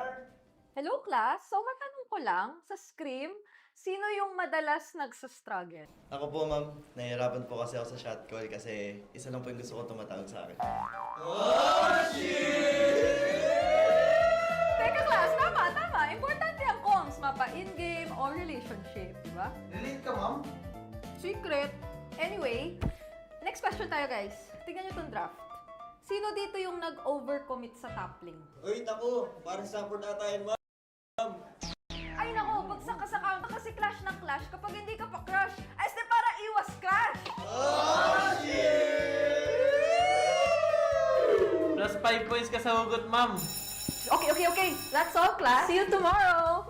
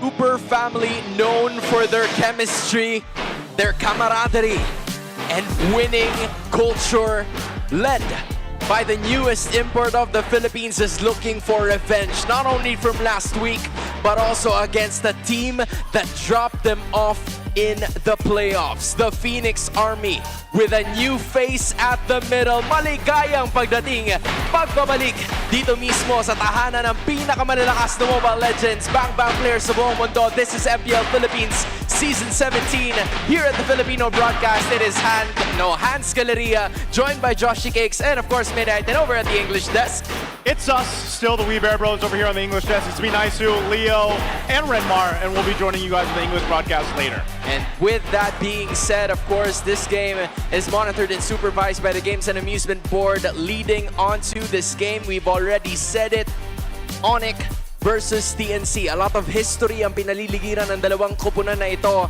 but one direction goes for both of them, and that is to officially get back into the winning column. Sorry. We have yet to see. Going back, we have yet to see na manalo ang TNC Pro Team sa kanilang, sabihin natin, bagong luma lineup with the addition of Stome. And for ONIC naman, nakita na natin yung performance ni Savero. Welcome na welcome. Winelcome niya mismo ang sarili niya dito sa MPL PH. Oo, nagpakilala eh. Kumbaga, sabi niya sa lahat ng doubters dyan, ako, Savero, good laner of ONIC Philippines. Oo nga, may marunong ba magbasa sa inyo? Anyone? I understand more than I speak. I understand more than I speak. This guy right over here. Your thoughts on this game, go ahead. Well, I'm excited to see ONIC in action again, because every time we've seen ONIC so far this season, it's a 3-game series. They can take very commanding wins. The game 1 that they played against Falcons Philippines last week, they dominated.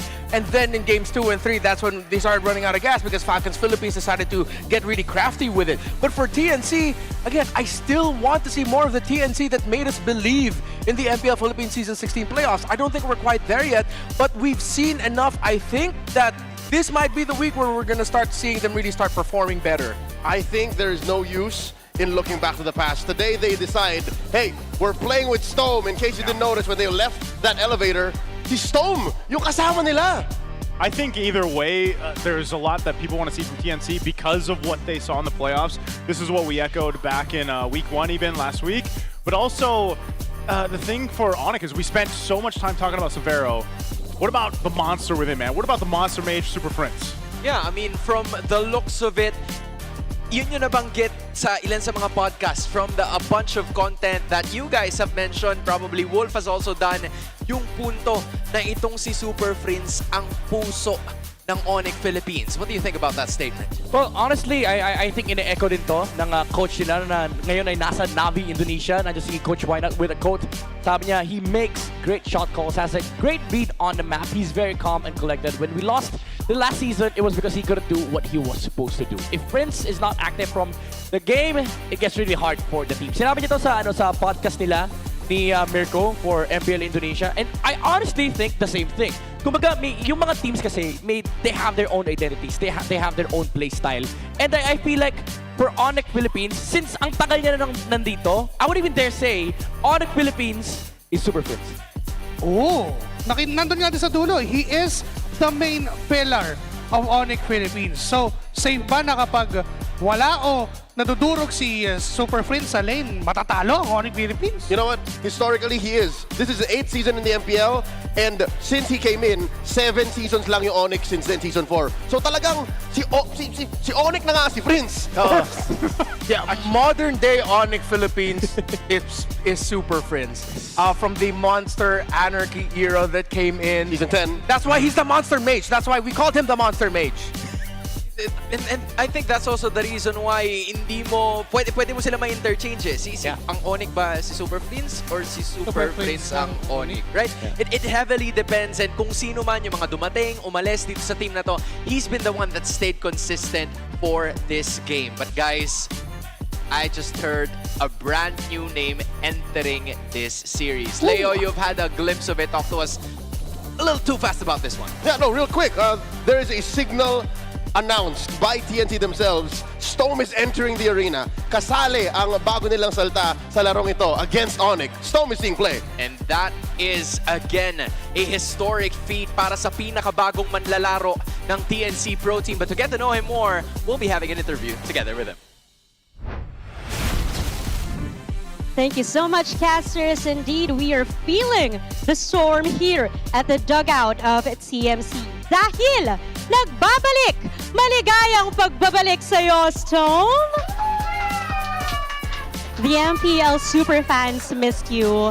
You're back finally after how many seasons in the Philippines? Kamusta dahil bumabalik ka na dito sa roots mo kung saan ka nanggaling? Sobrang saya, parang sobrang stable kasi syempre nasa Philippines ako eh. Dito ako so, parang umalis. Feeling mo hindi ka umalis. It's like your home. Yes. Ayan. At na-homesick ka ba? Ang dami mong na-miss na season. Hindi naman. Mas mahaba yung career Asia. And speaking of your career in Malaysia, again, you're back. Ano yung napansin mong pinakamalaking pagbabago? Naging pinakamalaking pagbabago dito sa liga ngayong nagbalik ka na?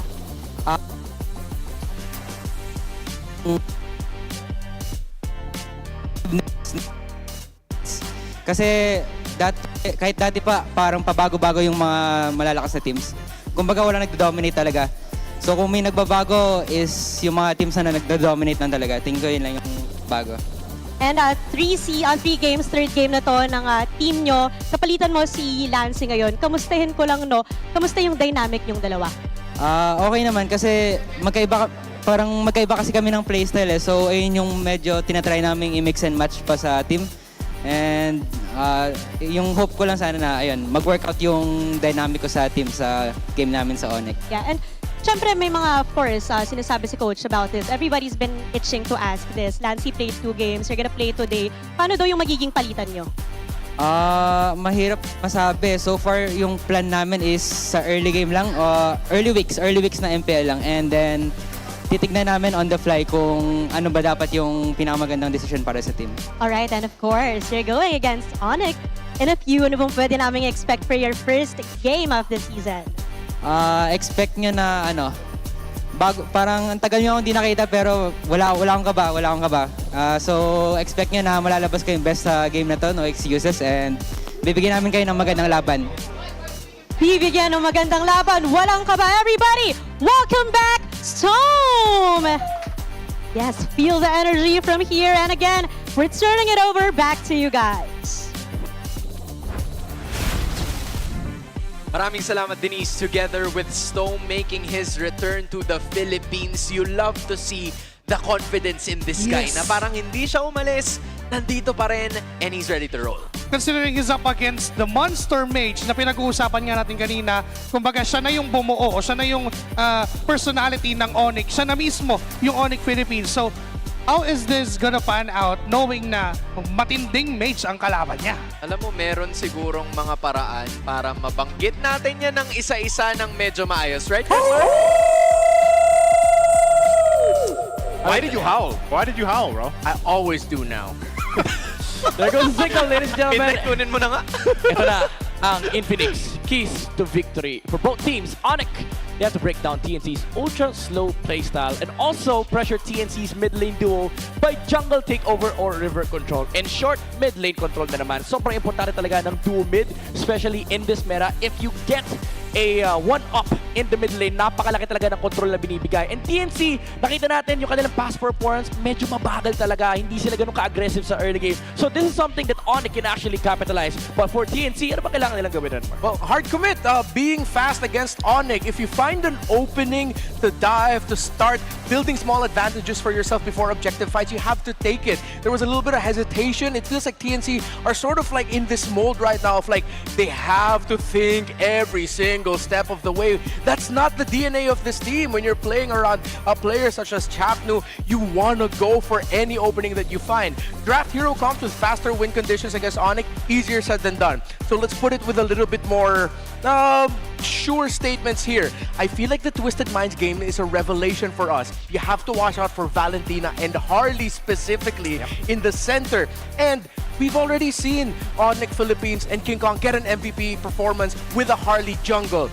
TNC need to watch out for that. Yeah, I mean, ang dami na nating nakita kahit nasabihin natin na 4 na araw pa lang yung Season 17. There's already a lot of things that we've noticed. And in fact, Naisu, we did take a look at again yung mga Dark Continent picks from before. But let's change a little bit more about that. Kasi sa ngayon, this is TNC with a brand new player. What do you think can he contribute to this squad given that it's his first game? I think he can bring what he learned in Malaysia for all those seasons. You know, there's one thing that you can take is any of the players that get a chance to go to a different region, play there.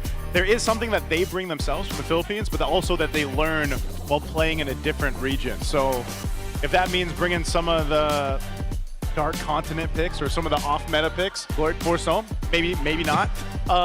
It could work. I don't know. Stone has a pocket Paramis. That's so true. They might draft around that if possible. But for now, I agree with Hans. Just stay within the meta, go fast, like you mentioned, Renmar. I'd say put Benny on a quick marksman like a Granger or something. Yeah, I think a faster scaling gold laner for Benny Cutie would do really well for TNC Pro Team, just so also that they don't have to get pressured into, hey, we lost our early game, let's play it slow just so Benny can catch up, because that doesn't work out for them. Parang abandon carry kaya yung magiging plano kasi for the longest time yun yung nangyayari, and those were games na si Benny Cutie being the carry, even late game tinatanggalan siya ng use ng mga kalaban such as Marcel. Yeah. Well, to be fair, si Benny did sinabi niya last week ayaw niya magsora. Kung ayaw niya magsora, does that mean he also doesn't want to play the Freya in the gold lane? Well, it heavily depends. Kasi, di ba, napapansin natin kanina, there's like a triangular form na. Yeah. It's either mapipick yung dalawang heroes, but there's always gonna be one left behind in the banning phase. So it just depends on what you want to do for now. Honestly, from my perspective, they just stick to what they're used to, you know. Flex that gold lane into the fighter, play the marksman if need be. But again, they have to hone into sa keys to victory natin. Duo mid is so important, especially in this patch. Yeah. No matter what your draft is, if you lose duo mid, if you lose the river, pretty much depende na sa kalaban kung mananalo sila o hindi. Which we saw in the last series. Like that one game that was a 10-25 minute game or such. That was a Khalid Valentina. Khalid Valentina. If you lose that early, I feel like sometimes teams just take the win off that. Yeah. That's so difficult to do kasi the idea, especially for game number 3, nang nangyari kanina was them breaking that Valentina and Khalid into 2 separate drafts for both of the teams. Will we see that today? That we are about to find out. But of course, para sa lahat ng ating mga manonood, the moment you're waiting for is here. Super family of ONIC Philippines, Phoenix Army of TNC Pro Team. Here are the 2 teams.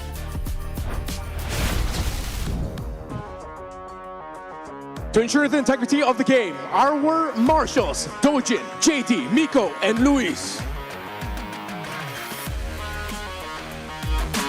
Tuning out the noise and tuning up the frequency for a week 2 takeover.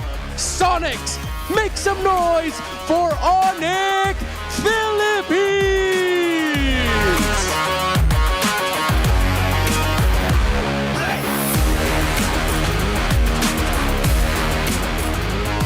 Racing for the bounce back and ready to burn through the doubt. Phoenix Army, this is TNC Pro Team!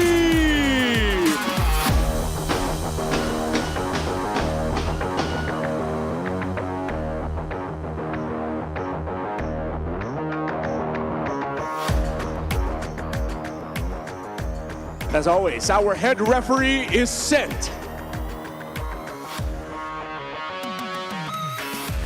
And our head coaches, for ONIC Philippines, Coach Hayes. For TNC Pro Team, Coach E2 Max. MPL Arena, simple lang mag-ingay!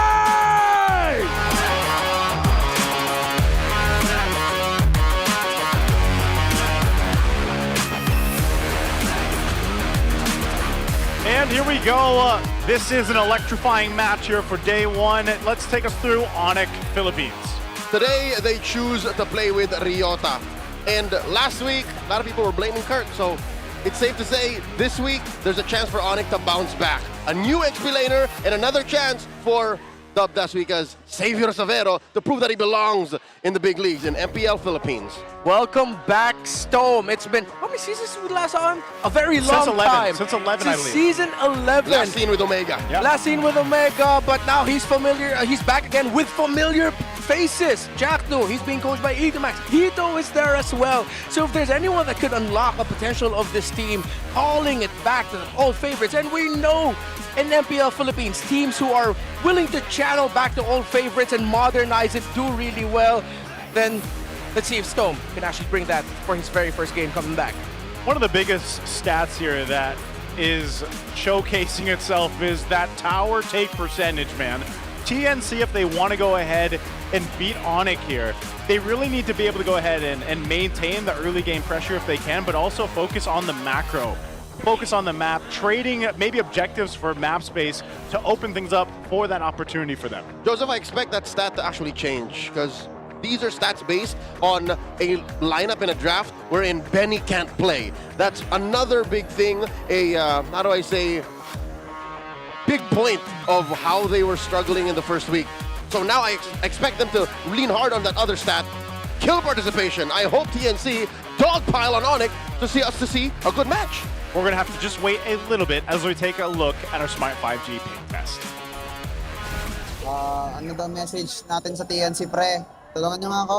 Sabi ni Bruce ko, galingin nyo kasi gagalingan namin. And guys, thank you sa lahat ng pumunta, especially sa mga galing pang malaking lugar. Ayun. Ibigyan namin kayo ng masayang laban. Ayan na ang mga arts.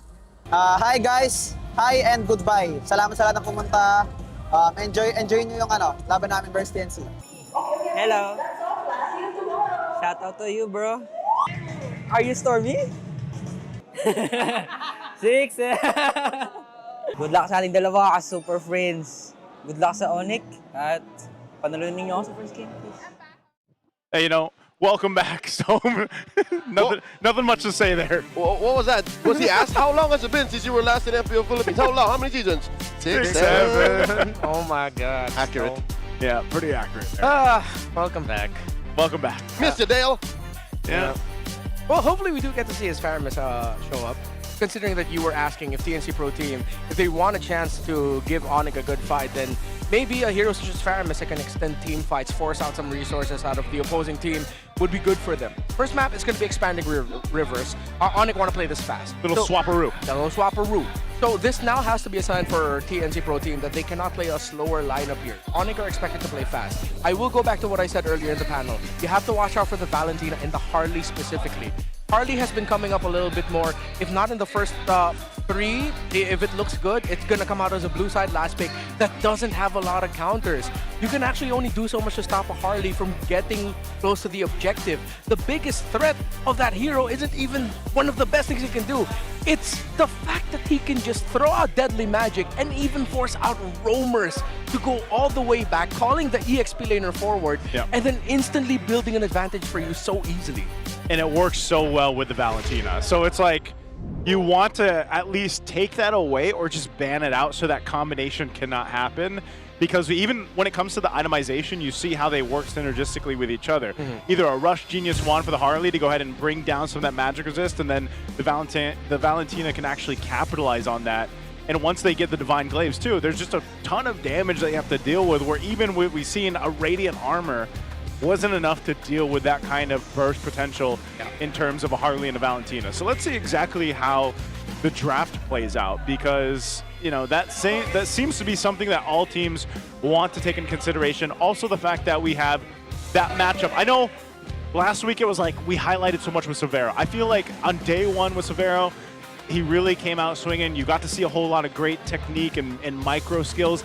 Day 3 wasn't as good for him. So even here in this matchup, I think he's still going to be going toe-to-toe in that gold lane. He's going to have to be able to go ahead and pop off against Benny Cutie. But in order to do that, it starts in the early game with that mid trio really focusing down on that. So let's take a look at the bans here. You see the Valentina is taken out by ONIC. It looks like we're posed for either an Eve or Leomord priority pick here. TNC snuff out any possibilities of a surprise Fanny pickup with the Valentina and Kaleogon. Yeah, I think it's really just Eve or Leomord that you could prioritize, unless they want to swerve and then pick up a Farsa for them. Not Farsa, Freya for themselves. But that hasn't really been an ONIC thing to do. Knowing Storm is playing, I think they'll have to double down extra on that mid lane. They'll have to, how do I say, put a priority on it.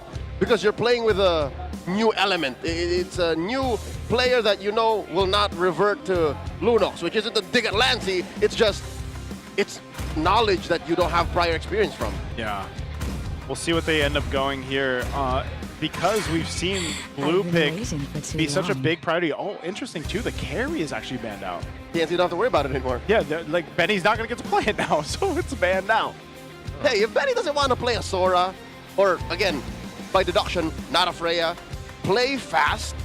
Marksman, play the Ranger, play the Harith if he can get his hands on it. Yeah, even the Harith would be an okay option. ONIC are going to be looking out for that already. Yep. So, hypothetically, if this is going to be an E for ONIC, might mean that TNC are going to end up with a Leomord for Zyda. I'd want to see them pick up either a Leomord Khalid or a Leomord Hilda. Roamers for this matchup, since we put a lot of importance for roam mid, Freya block. So yeah, Eve here, then could be Leomord Khalid or Leomord Hilda later on for TNC. Or Suyo Khalid. Suyo could also come in also for especially with the TNC. Eve. Yeah. Eve would just be the best way to go though for ONIC. Yeah. Because of, super frenzy. They don't go that. They actually go the Sora. Of course. It's open. Benny doesn't want to play it, pick it up for themselves.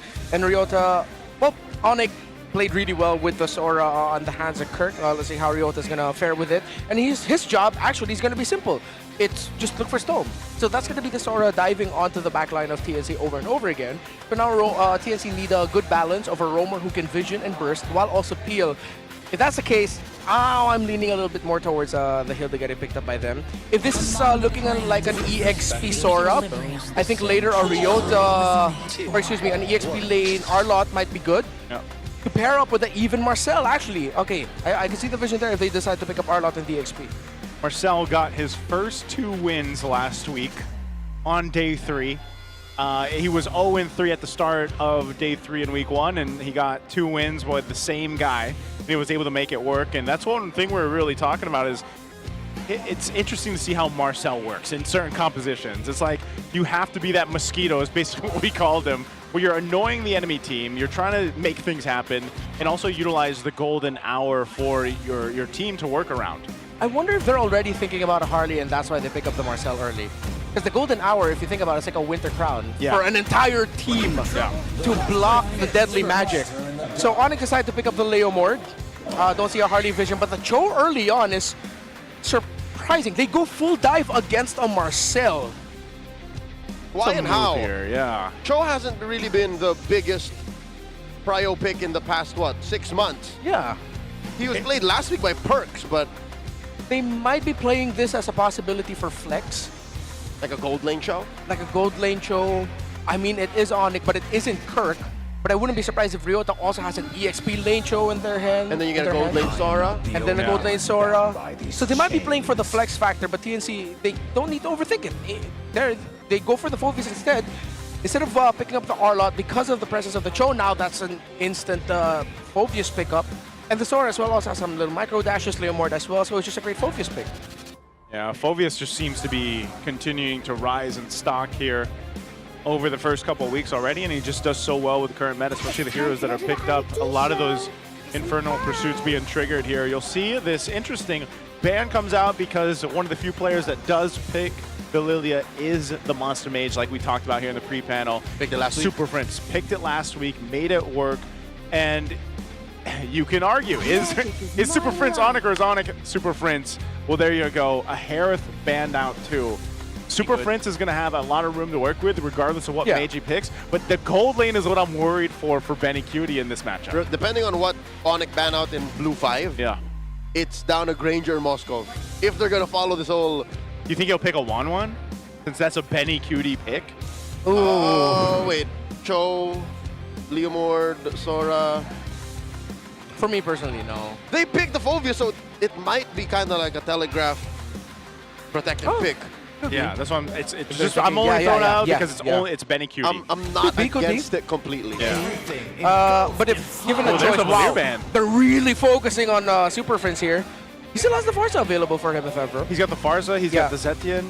Zetian as well would be great. Oh, considering that you're a full dive comp, you have a strong crowd control ability that if ever -1 instantly with the Way of the Dragon, Fury of the Phoenix is a good combo. So between the options of Farsa and Zetian, I'm leaning more towards Zetian. And between 1-1 and Moskov, I'm leaning more towards Moskov. Because at least with the Moskov, if Vovius ever makes it to you, you have one knockback to make the most out of and then reposition. Yeah. Yes, after the blink, the Vovius can cash up to you, but that's a blink ability, not a dash ability. So it is a different proc. All right, let's see what they ban out here for the last ban here from ONIC. They're going to go for the Baksha pick. No. Because Zaida has no jungler yet. Yeah. Just unless he goes Steady Freddy. Or Suyo. Or Suyo. Yeah, you're not gonna be worried of you're not gonna be worried of a lot of magic damage. Suyo would slot in well. Leomord, fast clear. Could be good, yeah.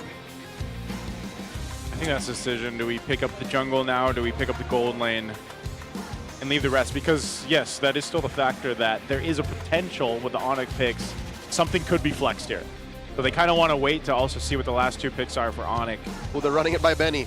You want to play this? Yeah. What do you think? Let's go for 1-1. Okay, Claude. This has got to be a Purify Claude. Yeah. Has to be. 100% has to be a Purify Claude. So, are ONIC going to end up with something that can blast this? Carry's gone in the matchup. Claude's there. They can still settle back to their YSS gold if they want to. Put the Cho in the roam, Sora EXP. Unless we've already seen the gold, and that is going to be Severo's pickup in the lane. Unfortunately, we actually didn't get to see enough of Severo during the gold lane meta. It was Skylar playing for ONIC ID then. So we don't know how comfortable the young man is with playing fighters in the gold lane. What if he just goes Moskov? Like, that's what he showed, I feel like, the most. Yeah, actually, yeah. Last week. In terms of priorities. No, it's going to be... Oh, okay. Oh, it is gold lane. Gold lane Sora? So gold lane Cho. Prince on the Kimmy. Kimmy Hylos is the bane of many an RG player since 2023 or something. Oh, we're not playing Brethren here is going to be tough with the high loss. No. Yeah, just go Suyo. There's going to be a lot of invades coming from ONIC though. Yeah, I wouldn't want a Nalan either. Ow. If you look at their gold side lane picks for ONIC, they're both priority. Ooh, so they are looking to collapse into the jungle. Huh? Now it's Harley's turn. Zaida's turn to play the Harley. Okay, this I like. Yeah. I can get behind this. It's better than a Nolan, and even the Suyo I would be skittish to play. Let us know what you guys think out there, super fans. If you want to win 1,000 diamonds, predict the match winner correctly. Scan the QR on the screen right now to know more. There's your chance to get some diamonds. Let us know in the chat as well who you guys think is going to win this game 1. That Harley pick there at the end, man. And what was the swap there? Did we see who got the...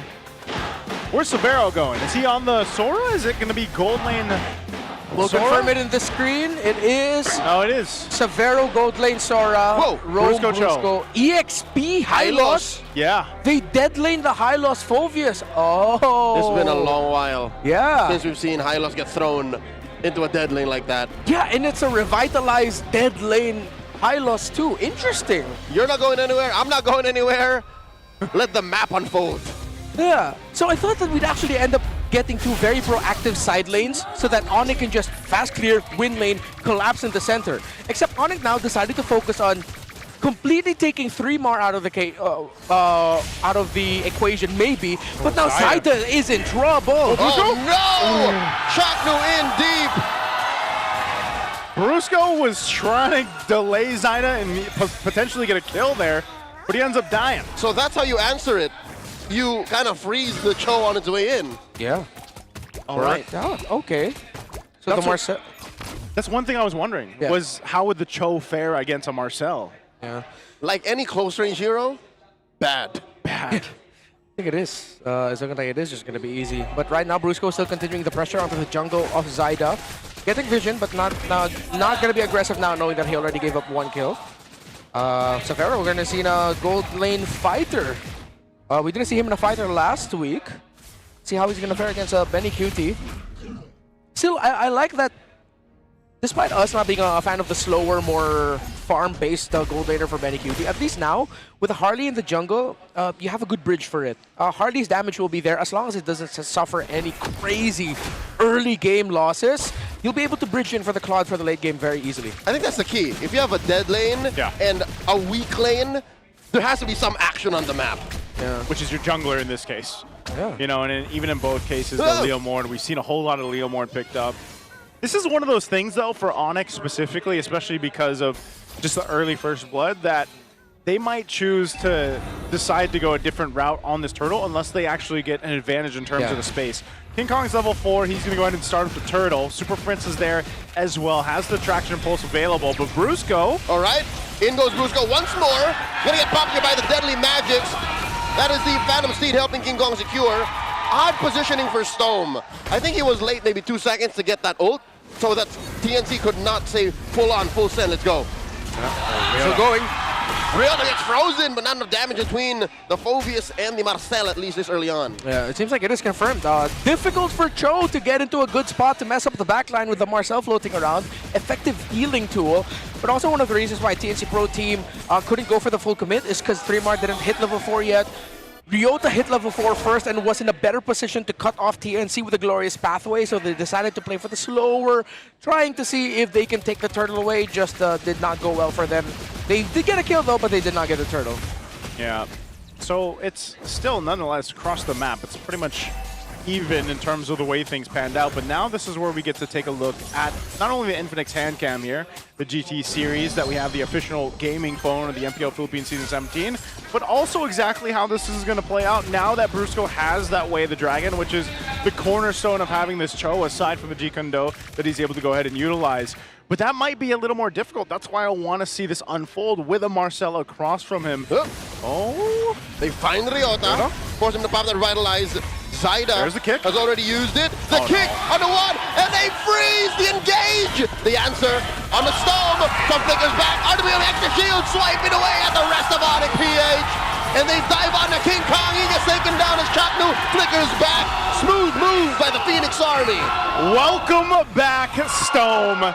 And also, just as I said, how difficult would it be to actually connect a kick into a kill with a Marcel across from you? So picking picking Cho with the Marcel around, not good. You were saying? There he it gets is. kicked! Benny has no Purify! And he does not have a blade to do it, but he walks out of there! He survives! He just runs! They're active, they're going around the map. TNC have handled the past 2 sequences well. One of the reasons why they had advantage in the mid also was because Riota was spotted out with a great rotation blocked by Zyda and 3mar in left bush mid. All right, Turtle's up. Second one of the game. ONIC trying to get control of it. No kick just yet for Brusco, so I'm not sure if they can actually really contest this. Then he has 5 seconds off his Purify. Okay, now he's got the kick. Benny's got the Purify. Nearly there. They're going to fight for this turtle. Brusco's very low. Gets taken out by 3mar. Turtle secured by Zyda. And a massive torrent here by Riota. Able to disrupt TNC's forward momentum. Chaknu Gold now walks on out of here. In comes Benny. Blazing duet. But he gets disrupted as he PMI's on out of there. Chaknu looking for some stuns. Zyda, right click, takes down Savero.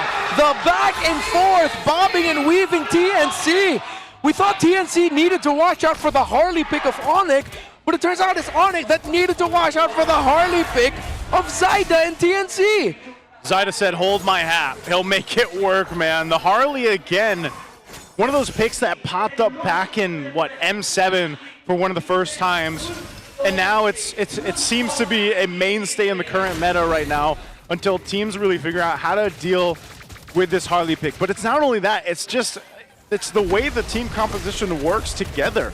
You're seeing it from down to the skirmishes, down to the major fights around the objectives. And Chaknu himself has actually been able to go ahead and find something that works really well on this Marcel. And that's something that ONIC is going to have to struggle with for a little bit longer, because this lineup just doesn't really give them that opportunity to fight face-to-face just yet. Force the torrent out of Riota there.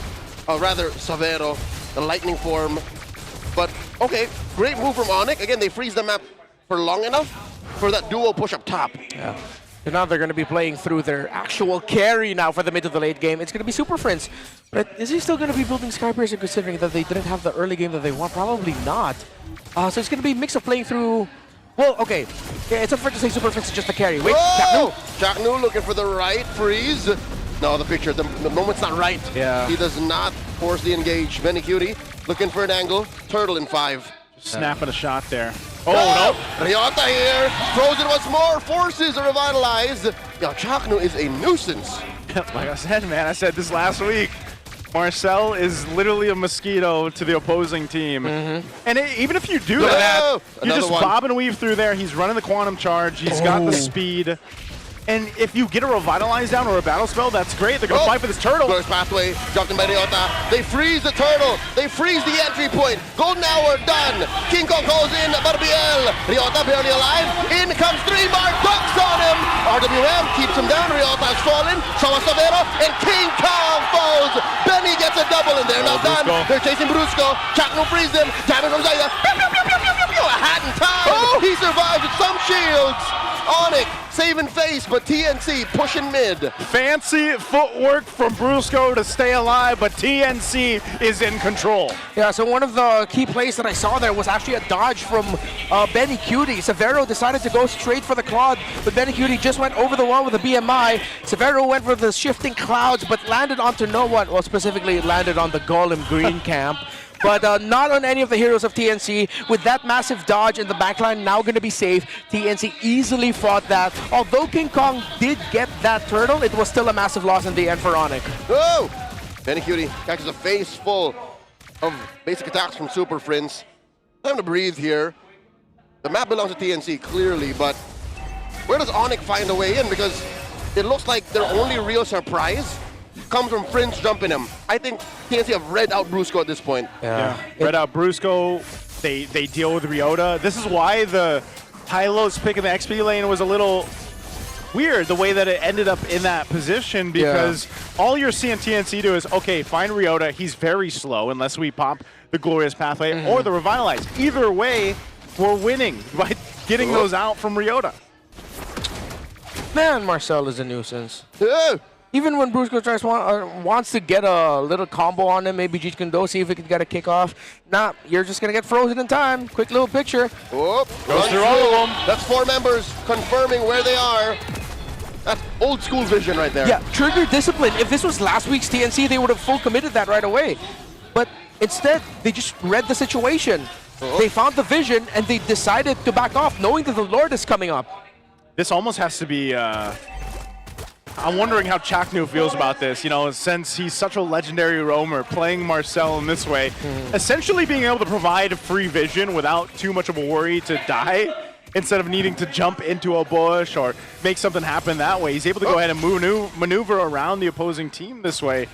It gives them such an advantage, and now that this Lord is up, despite it all, ONIC is actually in a position to want to contest and fight. Interesting moves like Chaknu. Up and just flushes out all the bushes, even those top bushes, just in case someone from ONIC got in. And ONIC can only watch. At half health, they freeze Savero, they take him down. Deadly Magic's committed. Golden Hour, stopping the entry through there. Ryota gets caught even in his Glorious Pathway. 2 free kills for TNC, and they're not done. RWM stopping Fritz from getting away. Zaida, space escape in through, dealing damage. In comes the dangerous 3-bar. King Kong looking to clean up, but not going to be enough. He goes in Barbiel, but he's about to fall as well. Stone finds one, and it might be a wipeout. Brusco, burn-in, flickers out all this while. Benny was taking care of Lord.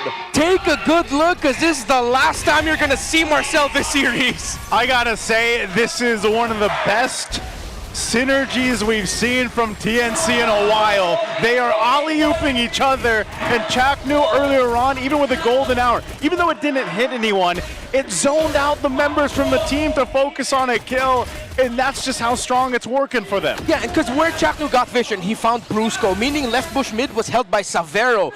He was in the right place, but because of them getting forced back, I believe it was Brusco and Super Friends forced back by the Marcel alone, that meant Savero would be an easy target for TNC to take down. So it's the effect of picking the Cho right after seeing the Marcel that's just working out very well for TNC and very badly for ONIC. Oh, this is so tough. Golden Hour used. They just want to get that tier 2. They get it down. He picks up a flask of the Oasis, so he's already even more annoying now with the shields. Chaknu. Look at the shields. Look at that perilous cross he made right through tier 3 in mid. Hey, man, you want the picture is bad enough. You're going to do that. Right now, Lord charging up bottom base turret. King He does Kong. it again! one! Runs right through even King Kong! I think he's getting MVP, guys. Oh, that's it. He's in the base. Lord has crashed on through. These tracking shots by Chad are making it so much easier. King Kong, can he live? No, even underneath the fountain, he gets popped by the deadly magics. TNC are looking to finish here. Lord is being taken down. They gotta The wave in Phoenix mid. Army have to slow it down. They're going to have to do it somehow. Wave in mid, taking down this last base turret. And without King Kong, can ONIC Philippines defend this? Oh, Chaknu, fine 3 to freeze him right before he drops the Glorious Pathway, but that's going to take care of the inhibitor anyways. TNC, they're looking at a bare base. Chaknu looking for more. Real world manipulation. Chaknu gets away. Chaknu very low. Golden Hour underneath it. He freezes all the damage. Savero comes in. Not enough. Gets taken down by Zaida. Chaknu goes and tries to freeze him more. And there's the base. There's the minions. TNC take game 1. Chaknu on the Marcel telling ONIC, before anyone wanted to take pictures with you, everybody wanted to take pictures with me. What a performance by the Mamba on the Marcel. Not the hero you'd expect in the hands of someone like Chaknu, but damn, did he make it look good there. And also, Stome, again, welcome back to the MPL Philippines. It might be too soon to say, but is it just me or does it look like Chaknu and Stome are really talking? Yes!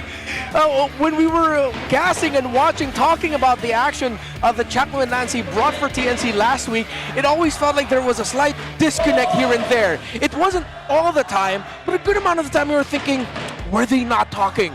Here, definitely you could feel it. Stome and Chaknu probably were talking nonstop, and hence why their timings together.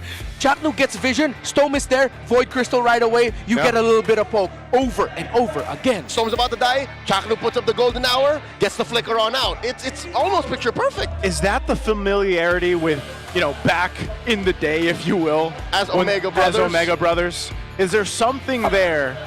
I'm pretty sure it is, man. Yeah, that It we has haven't to seen in a while. Yeah, it has to be. TNC did not make, I mean, of course, reigning, defending, roster reveal champions for how many seasons now, would not spend all of that effort to, okay, they didn't talk there.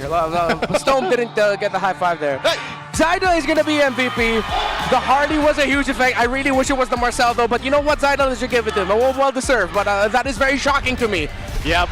According to the stats, I think he's still the best jungler in the season currently, even with them losing last week. Yeah, when Zaida gets a hero like this, of course, he's able to perform like this, but he wouldn't have been able to do this, I feel like, without the Mamba setting things up for them, Chaknu. And even so, again, there's so many moments, so many highlights. The trio. It's that trio, Joseph. It's what we talk about. We're going to look at the highlights here from Zaida and TNC. But that's what I was saying. Even at one point, Stone, was, if I remember right, was like 1-0-12. That's a KDA we saw from the Monster Mage last week. And this time, it's Stone. So, and I don't know, man. Maybe it was just because of that early start, that early momentum where they were able to shut down Brusco, because they didn't do it just then. They did it throughout the entirety of the game. And I feel like, again, Marcel, you're probably not going to see him in the next game. The Bruiser could not play. Yes. Yeah. I wouldn't say it's just because of the Marcel, but the Marcel definitely helped. Like, he was more than half the reason why. And it's more than just getting those little freeze frames or the golden hour. It's the vision. The vision provided with a Marcel's composition is insane. And can we talk about how it looked like Benny was actually playing now? Yeah. Benny was just so ready. The one time that he died, or the one time he was caught with his pants down, was when his Purify was off of cooldown. Yeah. That was clearly a proactive move by ONIC. That was less of TNC fumbling or him making the mistake. But that aside, this is the Benny Cutie we were looking for since week 1. Yeah, I mean, this is why we put a lot of focus on the roam mid duo for this specific matchup. When the roam mid is dominating and stopping the opposing roam mid, the side laners are the happiest. The rest of the map comes alive. The rest of the map comes alive. Hence why it's open for Benny QT to just get out of the lane real quick. BMI, Blazing Duet, free hit. I'm going back to lane. Meanwhile, Severo's like slowly trugging along with the Sora, already beat to the punch by the Claude, and then rinse and repeat. If this went the other way and Brusco and Super Friends were able to handle Chaknu, maybe deliver a few deaths onto him so that Chaknu wouldn't be as open to continuously get vision, we might have seen a different story for Benny QT in the gold lane. Hell, that might have even affected the jungling pattern and impact of Zaida, but that's not what we saw. We saw clearly Joe gets ridiculously messed up by the Marcel. Look at that. Again, 12-28 on this game. A massive victory. 16-3 for TNC. Gentlemen, might I present this possibility? Yes. ONIC may have overcooked their draft. Oh, definitely. Oh, yeah, with those first 3 picks especially. In the first, they're like, all right, here's the plan. And then second, wait, what were you going to do again? Okay, let's recover. I mean, clearly for ONIC, they decided to look at Super Friends as the main carry for this one. That's why you end up putting 2 fighters in the EXP lane, a tank in the EXP lane, so that your side lanes can just hold, manage, and the middle of the map is free. But then if you go into a losing matchup already with your roam and mid, then your entire plan collapses. Hence why it looks like ONIC's plan in the draft just fell apart as it went on. But I feel like it was more of because of the impact that, again, the Marcel has against the Cho, in the Cho's ability to get setups, to get vision. Yeah. It's a bad day for the roam mid of ONIC. The roam mid, and even to a sense, I want to see Ryota play a different hero here. There's definitely something that, you know, wasn't just working. And it could have been the Hylos, it could have been something else. But I think, again, TNC just played that really great. I have a theory about the whole Kirk and Ryota situation, but you know what? I'll tell you after I get a sip of water. Yes, because you know what? That sip right there, that water, that hydration, it's purified and filtered through volcanic rocks for a crisp, clean taste that quenches like no other. Quench that thirst, Leo. There you go. And Redmar, why don't you quench it too? I'm actually really thirsty, so take a sip of sip. You know I'm what? glad we have this so You we know can what? actually take the time to read it. You know what? I am too. Yeah, you know what? Take a sip will help cover for you. You know? All right, you got This is Max 5D on stage. That's clever engineering keeping these teams locked in. No distractions, just pure performance. Brought to you by TT Racing Philippines. We have your back. I just downed that, by the way. Everywhere around the world, wherever you are, hold on to your TT Racing. That's right. 5 Max. What is it? The 5 Max? The Max 5D. The Max 5D. You know what I'm a big fan of when it comes to TT Racing? Their Ergo line. Oh, true. Okay, so I love that one. I got to sit in those, and those are amazing. I kind of want one, actually. Maybe it's time. Maybe it's time to actually upgrade. It's time. It might be. Do you have my back, TT Racing? Everybody's got your back, man. No, like TT Racing. Oh, okay. Well, they're included. Super fans, by the way, did you guys know men are 5 times more prone to dandruff? Yes.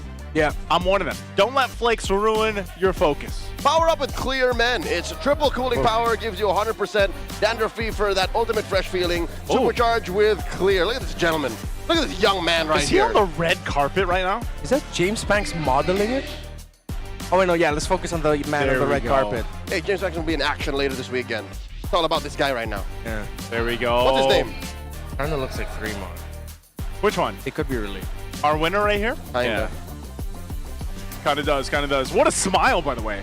Must Hey, be a congratulations. Congratulations. That's our clear man right there.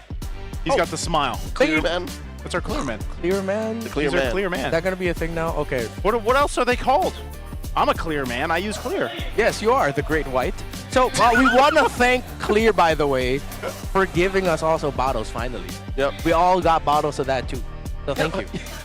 Clear gave us like 3 or 4 bottles throughout season 16, right? Yeah. I did not expect to run out of that as quick as I did. You know why? Because it's such a great travel partner. Yeah. Like That's every it. single time we've traveled, right? The 3 of us have traveled. I've always brought my clear. Brought it to Indo, brought it to Japan, brought it to Thailand. I brought it in my friend's house. We had a. Did you leave it? Yeah, I left it. A little gift, like a little polite guest. Yeah. There you go. Yeah. There you go. Well, right now, the man of that one, the man of the hour right now is Stone. His home, his welcoming home, My starts God. off with a victory, man. He's locked in the zone. Stone is home, locked in the zone. Who? Ready to. Go. Yes, you were saying. Ready to go. Yeah. Ready to go. Ready to Ready to go. go. Ready to go. Ready to go. Go. All right. Anyway, Stone is back, but you know it's nice to see because we wanted to see that matchup. And again, TNC is one of those teams. I mentioned this in the last series, guys, that there are teams out there that can kind of switch, swap, switch, something like that. Different iterations of their compositions for teams and make it work. Now, Stone is definitely a threat in this lineup for TNC. I did not expect for TNC's comeback to happen this quick. Yeah. Because they're so clean. I don't know if it was because of ONIC's weird draft, but this may have almost single-handedly ruined my predictions for the week. Because I was right for the first match, but here I think I said ONIC sweep. You said ONIC sweep? Yeah, with TNC winning, again. But you didn't know that. I did not know that Stome was home. No, I and knew, locked in the zone. I knew he was home. I knew he was locked in the zone, but I didn't think he would play in the dome. Yeah. I think even with the knowledge of Stone being in the dome, being back home. In the zone. I think what ruined maybe the prediction is really the overcooked draft that you mentioned. Yeah. But that doesn't happen too often, though. Yeah. But does this mean ONIC had personal intel that if there's a Marcel on the other side, then Cho is good? If that's the case, then I wonder who they were up against if they thought of that. Because clearly in that one, Cho not good against Marcel. I'll tell you now, it wasn't against Chakno. Yeah, it wasn't a mama. Just to pull back a little bit of the veil for people who wonder how scrims work. Teams within the same league do not scrim with each other. Yeah. They are usually scrimming with international partners or very trusted amateur teams. Yeah. So it wasn't Chakno, so clearly that was a surprise to them too. Yeah. Well, like I said, I don't think we're seeing Marcel anymore. I think even if, okay, for me, even if TNC decide to give the Marcel to ONIC, I'd be equally surprised. Like, what the heck? If you see him, if you see Marcel picked up? No, yeah, if TNC end up somehow giving the Marcel to ONIC. Oh, yeah. That would be a surprise too. Yeah, because like you want to run with him? Here. Yeah, it's like, for me, it's like, just don't. It's like, you already showed off how busted this hero could be against a specific matchup and the influence that it has in the row mid duo. Yeah. Then just don't pick it up. So after week one, okay, so this wasn't after the last game, but after week one specifically. That's what I'm saying. Your participation is Zydo on top, yeah. Even when they were stumbling in week one, when everyone was blasting them saying, oh no, look, they locked in top 8 again. Yep. Zydo was still number 1. Zydo was the guy that stood out to a lot of people, especially international viewers, in the playoffs. Right? There was, I mean, even through the regular season, but in the playoffs, especially when a lot of people tune in for the first time for playoffs, I saw a lot of chatter about Zyda. Smitty Werbenjager Man Jensen in the jungle. He is statistically the best jungler in Season 16. Not he was, he is number 1. Currently, after week 1, yeah, just like not completely adding more details here. So I think we're pretty much all in the same boat, that maybe a little bit less overcooking for the draft. Yeah. Keep it tight. Keep it tight. Instead of going like full sustain EXP lane, pick something a little bit more active for Ryota. But I think that's where my aforementioned theory comes in. If they want a high roll, if ONIC go into a game, a match, knowing they need to kind of be explosive, that's when they bring Kirk in. If they need someone reliable, they need someone to just hold it down, that's when they bring in Ryota. I get that because of how long Kirk has been doing the Kirk playstyle for ONIC and how consistently he's been doing that more. Yeah. But there were shades of that as well when Ryota picked up the Yu Zhong last week. Yeah. That went out really well for them. Yes, but even that Yu Zhong did like 1 or 2 things good. It was always a different Yu Zhong. Yeah, it was always a follow-through Yu Zhong. Always a, are we fighting? Let me just go like a wrecking ball and then I'm done. Okay, so you're talking about more like KDA impact-wise for an EXP laner. Yeah. Okay. Ryota almost reminds, and Ryota's individually great. It just, he reminds me more of a different XP laner than what we're seeing more so in the current meta. He serves a very specific purpose whenever he's playing, and I feel like, yeah, like what Leo mentioned, he's more like this bulwark. He's more like this lineup front tank guy instead of more of the KDA make plays, make setup things that we usually see from Kirk. Now that could still work for ONIC, but I think even when we go back to keep it tight for ONIC, I think myself included, I find myself asking, what exactly does that look like with Severo now though? Because that is a big change for a lot of people that, you know, are looking towards ONIC Philippines now. Which I was made Wow, for. a total roam mid trio ban for TNC. Roam jungle and mid. While ONIC are turning off the possibility of a Freya swerve, they take away Juicin. Could be a fight for Leomord, Sora, Valentina. But if the Valentina's open, then most likely TNC gets Valentina 1, and then ONIC will have to consider... Actually, no, if that's the trade, just take out the Sora. And I think ONIC are happy to revert back to Akimi. They can run it back. They can just make it work. They can fix it. Yeah. So I think with the presence of the Valentina Sora trade, that's really affecting this phase of the draft. Oh, they just decide, yeah, Marcel, they're going to open Sora, Valentina. TNT would rather pick up Valentina before the Sora, because as you all know, Val did show up as the EXP lane counter. Actually, even just a general counter against Sora, yeah.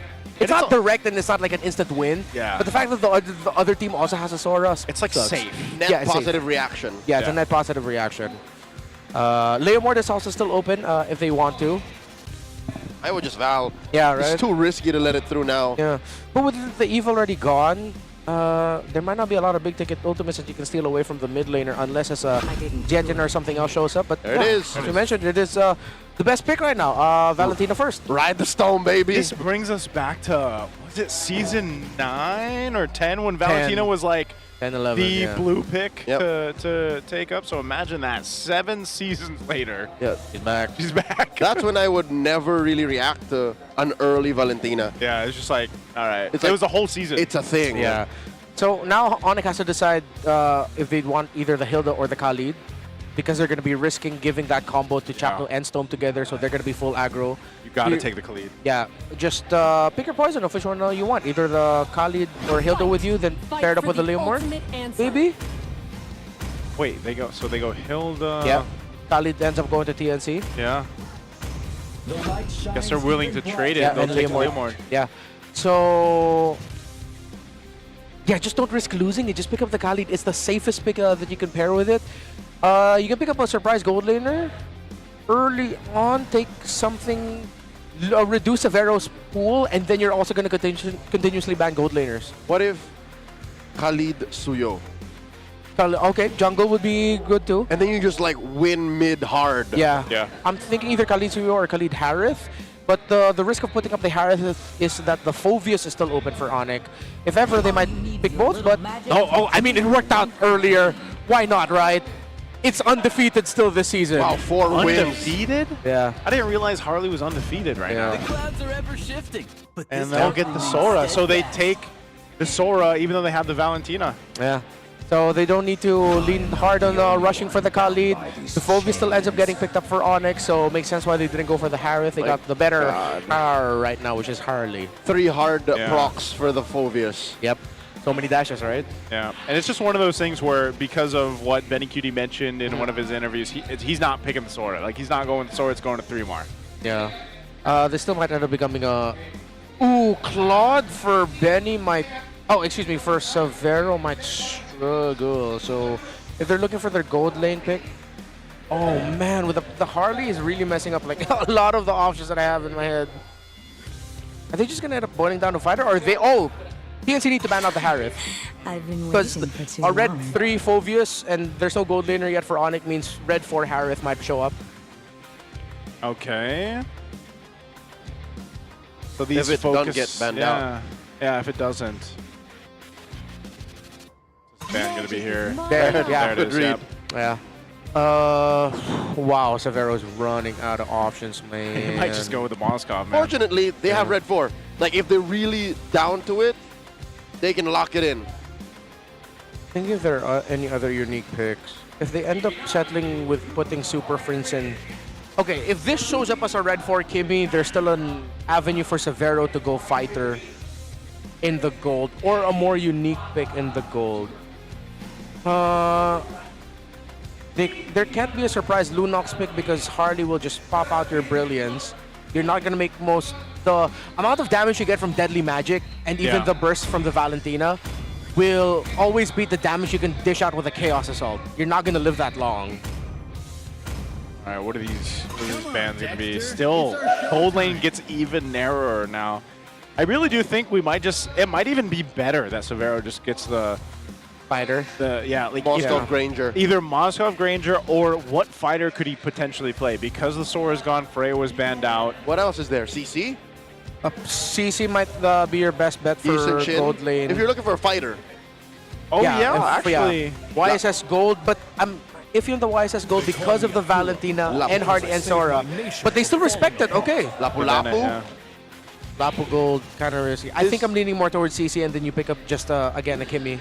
Is for today Super the Prince. day ONIC woke up and said, yeah, we're going fighter gold today? Probably. This is even tough to pick up a Ruby here because you have the Valentino on the other side who steals away your I'm offended. And the Ruby only works as a gold laner when you have like a marksman-ish jungle. Yeah. Even though Leomord is basic attack base, it's not range. Yeah, and the Kimi is not enough of a marksman to warrant picking up a Ruby gold.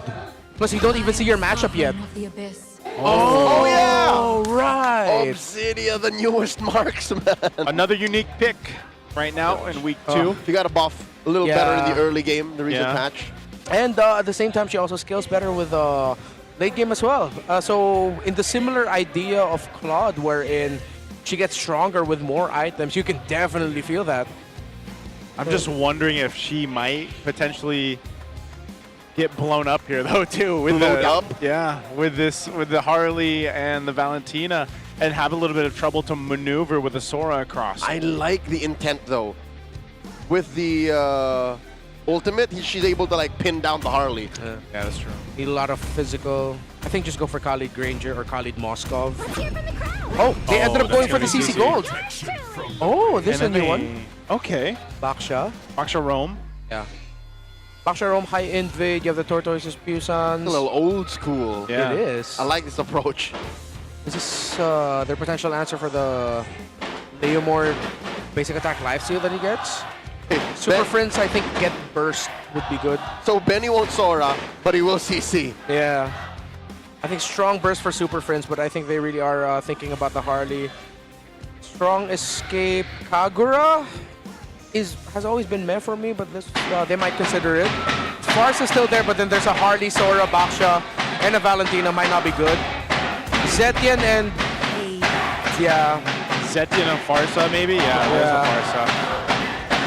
All right, Farsa gets picked up. I'm actually surprised with Farsa's win rate right now, man. 20%. Something had to give. Something had to give. She was too good for too long. I think at the last moment, no, just in this matchup alone, ONIC was trying to deny an ult for the Valentina. Yeah. And they were like, yeah, no, but we need some action in the early.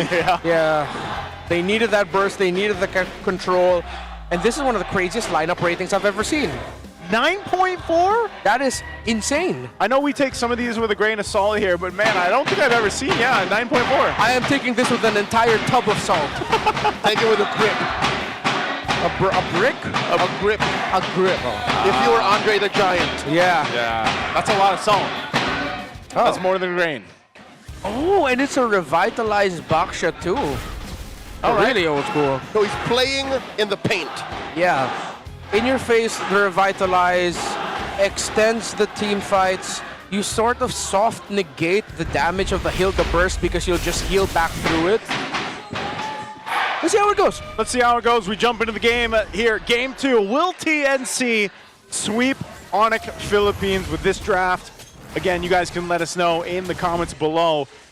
This one's going to be interesting, though, too, just because of the way that TNC is approaching this. I mean, essentially, Chaknu still able to do somewhat what he did on a Marcel in a sense of vision, and this time he's not able to kind of freeze people in a golden hour, but he's still a threat, even with a revitalize now on the Baksha to help heal things up. And then Stome, off of the performance he had in Game 1, we'll see if he can replicate that here in Game 2. Yeah, so it's Assassin emblem set for King Kong, not the MP the King Marksman emblem for the Leomord that we've been seeing. Oh. 3 more in Chaknu. Dogpile on Ryota. Ryota forced to push him back. He'll be fine. I call Super Friends down here.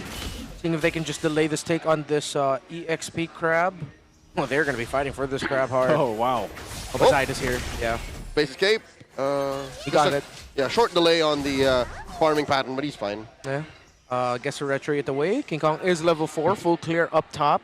Now down to Lizard. Seems like we're going to be seeing a 4v4 for this turtle. If Benny Cutie can get close to level 4, maybe right after this wave, he might join in the fight. Oh, Brusco takes a lot of damage. Yep, thrown out the deadly magics. Fortunately, he will have recovered enough to still be an impact player for this first turtle. Yeah, did he flicker for that, or did he just run? I'm trying to wait. Yeah, let's see. I think I remember hearing a flicker sound. Yeah, it sounded like he did, but even without, he did. Yep. Even without that, he's still going to be okay for this first turtle, depending on how he approaches it, because he could just get deadly magicked again and not having a flicker. He's going to have to rely on running.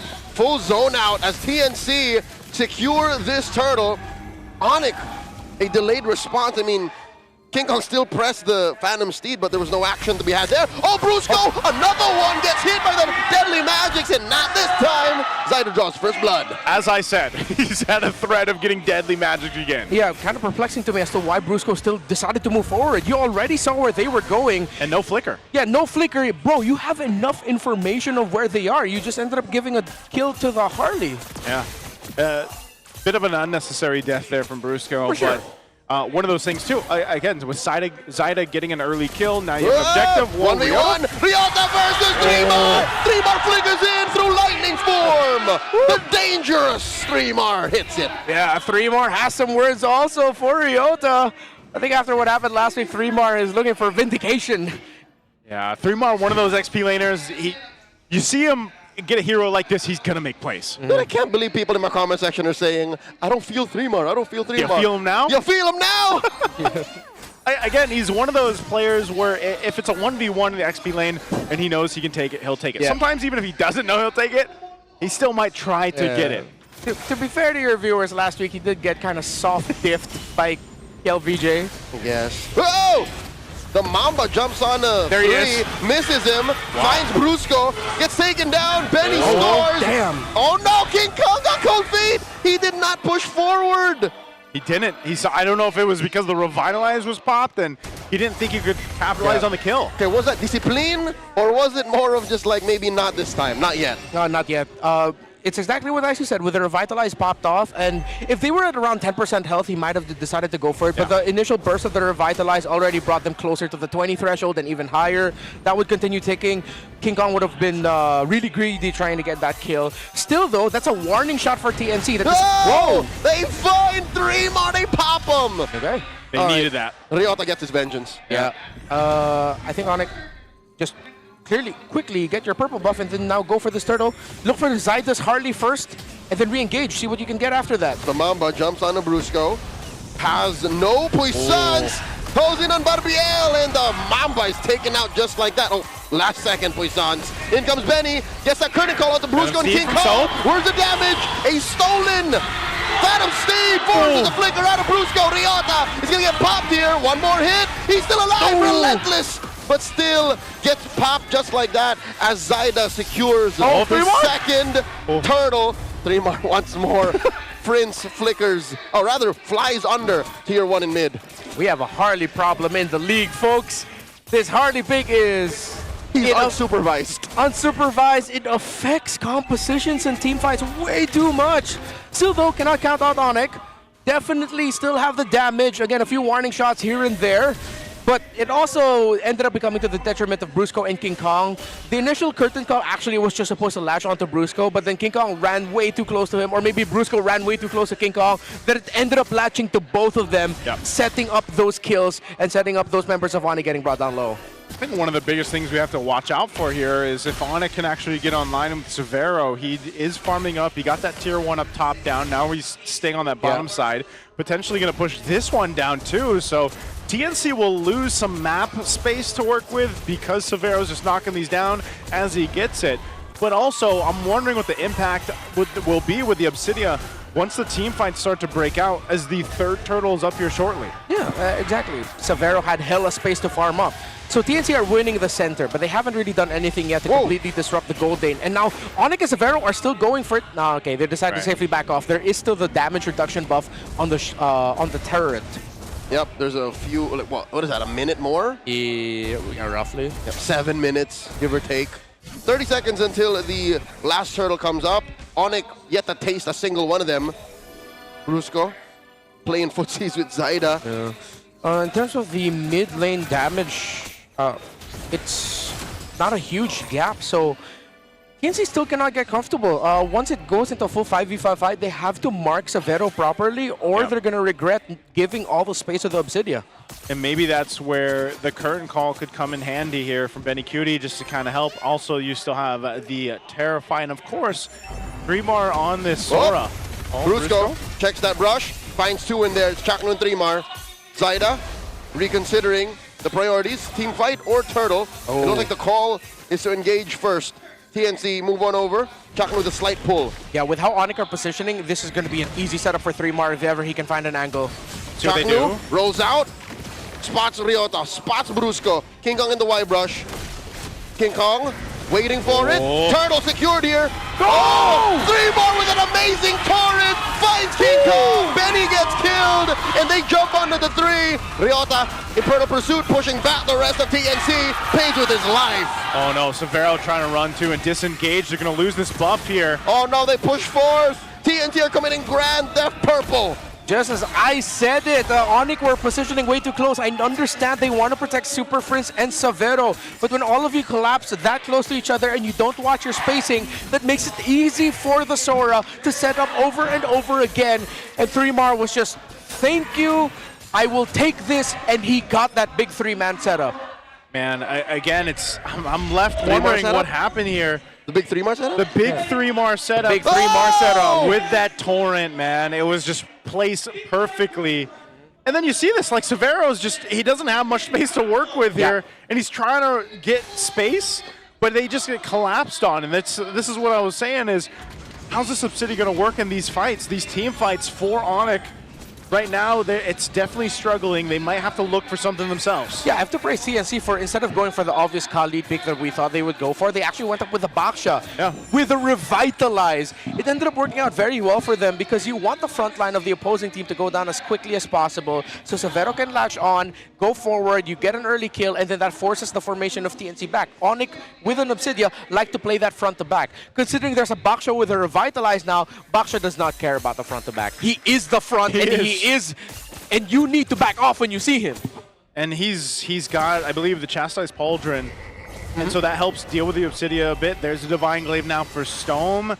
Zyda, I believe, just recently picked up the Lightning Trunchet, so like these items, these key items are falling into place for TNC. That Power Spike definitely getting there. The Flying Cloud Journey from Ryota. Whoop. Oh, Brusco. Brusco gets jumped into by Chaknu and dogpiled by TNC.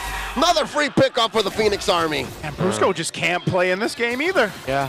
The Hilda just keeps getting taken out, way too strong up front. We might end up seeing TNC get their first series win of the season. It might be a sweep against ONIC. Everything has gone their way. They've ticked their conditions. Even though Severo does have the gold, ONIC doesn't have the front line to hold for their Obsidia, which is why, again, the brilliance of the Valentino pick, Blue 1. Before that, here's a play. Oh, Chaknu catches Ryota. A stolen feathered airstrike pushes the rest of ONIC back, denying them from tasting the orange. TNC are taking control. Yep. Severo will push down bot to flow that minion wave a bit. And as I was saying, so there is, in recent trends, if there's a Sora on the other side, if your EXP laner is comfortable with it, you can find Arlots who outplay Soras and actually control the Sora and the opposing team really well during Turtle 1 once the Arlot has the final slash. But the thing is, you couldn't have played Arlot if you were on it because, again, the brilliance of the Valentino Blue 1 pick. And that's why teams need to either just ban it out at some point or consider what they really want to trade out here, because ONIC has struggled against the Harley, the threat of Harley, and now that you've got a Holy Crystal, you're looking at the Genius One, like he's locked in. Zyda, oh, they're going to start things up again. Almost single-handedly forcing responses.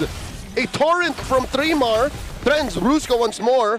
King Kong or use a Phantom Steed early on in that fight. Super Prince wailing away, down goes Stome, and another kill for Severo, 2 for him. Brusco falls. Zyda trading blows with his Obsidia. Ryota jumps in. Severo on the shutdown. A triple kill for the savior as Benny Curie falls back. Severo wants one more. Can he get it? The Maniac on his Indonesian Wonderkind. It's locked in. Welcome home, Stone, but Severo with turn to bone. Oh man, I was asking when does this Obsidia show up, and it just showed up at the right hour into this game, the right minute. Coming in with a Maniac here, and you wondered, what was he doing farming up all game? Well, there you go. Let's take a look at the replay here. Locked in, dude. Perfectly onto Stome also. And then it was actually Ryota who ended up capping that off also with a knockup with a Dark Wave on him. So that was a great link up between Ryota and Severo. Oh man, you see that there too. Even I can only imagine the target acquisition. Like, what was the call for Severo? How do they know which one they're fighting now? Oh man, that is a massive turnaround. They got blowed up. They got blowed up. It's funny because like for Severo, the problem is, man, where's my front line? I don't get enough of front line. I am the front line now, says Severo. Is he not the pressure? He is the pressure. He is the pressure. He's the pressure in this game. But The he's also the pressure. front line. Yeah. He's taken down all these turrets as well, by the way. Yeah. So Severo's putting in work, picked up the Malefic Gun, now working on his Rose Gold. Chaknu jumping in. Okay, finds Severo. Oh, Not he much knows. of a response just yet. In comes the rest of TNC. Chaknu still alive, power and revitalized. Three more goes to hunting. Then there's right the answer by Prince. Severo falls. Benny finds Brusco. 3 more it out for Super Prince. Finally gets another kill. Puisan gets by. Chaknu softened him up. No Down goes damage. Ryota. What? Down goes Prince. Done by Zaida. And Benny gets a maniac. It's a wipeout. The storm meet the storm. Mamba mentality setting up the team. He knew he was there, and they got the wipeout. They're in the base. They've got minions. TNC find their first win in season 17, sweeping ONIC Philippines. I see your maniac, Severo. Well, I'll take mine, says Benny Cutie. What a sudden turn of events to end this game. Chaknu knew. He saw that the members of ONIC were too far out and that there were members of TNC ready to jump in and join him before the takedown. Credits to Zaida as well for zoning out Super Princess Farsa, forcing him all the way back, taking him down. What could have been ONIC forcing game number 3 is TNC getting the sweep. Again, sportsmanship there on stage. It looked just a little bit promising for a moment after the Maniac for Severo there, but man, what a turnaround. And I'll tell you what, man. Chaknu with the move like that, I hope he gets MVP here because that was a game-saving move there. But the team, again, Zaida on the Harley, performing back-to-back games on this hero. That was proactivity up the wazoo. Yeah. Proactivity, man. He literally said, we do this my way or the highway. Actually, Leo, I don't even know. Chaknu or 3mar. Like, 3mar was so big in this game, too, on the Sora. High impact. I mean, come on, come on. He was like 10 mar. Not 3, not 4, not 5, not 6. 10 mar. I mean, this was deep play for ONIC, but then after this, they were just caught up top. And it was like one of those slow realizations. Also, I think for ONIC, where they were just like, oh no. Oh, they're coming here. Oh, they're gone. It's, you know, heartbreaking for ONIC because after this, it's like Severo got his moment, man. It was one of those things, too. I just got to say, the box show with the flying clouds, man, allowed him to get there. Let's go ahead and throw it over on stage for the winning interview with TNC. Phoenix Army, where you at? Wow, I love the energy. Palakpakan naman natin ang TNC Pro Team para sa kanilang first match. Odin, what a fitting entry for the man beside me. The Storm has indeed arrived. Storm, once again, welcome back! Thank you. Storm, kanina, in our interview, sabi mo walang kakaba-kaba. Ano ba? Kinabahan ka ba kanina? Wala talaga. Wala talaga. And if anything, this is your first win of the season. Gaano kahalaga yon sa confidence mo para sa susunod pang matches? Sobrang taas kasi nung ONIC, mataas din tingin ko kasi sa kanila respect din talaga. So, na 2-0 namin sila, so parang tingin namin, kaya namin lahat ng teams. Yeah, if anything, Odin, game gets game. I love the confidence at yung dinala nila talaga ngayon sa larong ito. 2-0 sweep at syempre, hindi lang siya basta 2-0 sweep dahil meron lang namang nag-maniac in this game too. Nakanonodan, Benny Cutie with that CC.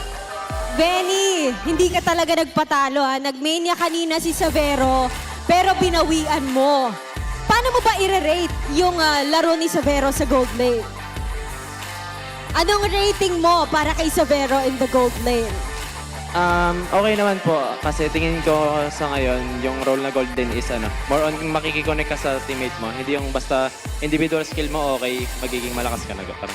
So you are more focused on the macro plays na kayang gawin ng team nyo. And definitely, nag-translate yun sa laro mo. Benny, ano yung sikreto or ano yung mga ginawa ng TNC Pro Team coming into this week? Kasi nung week 1, medyo nahirapan kayo eh.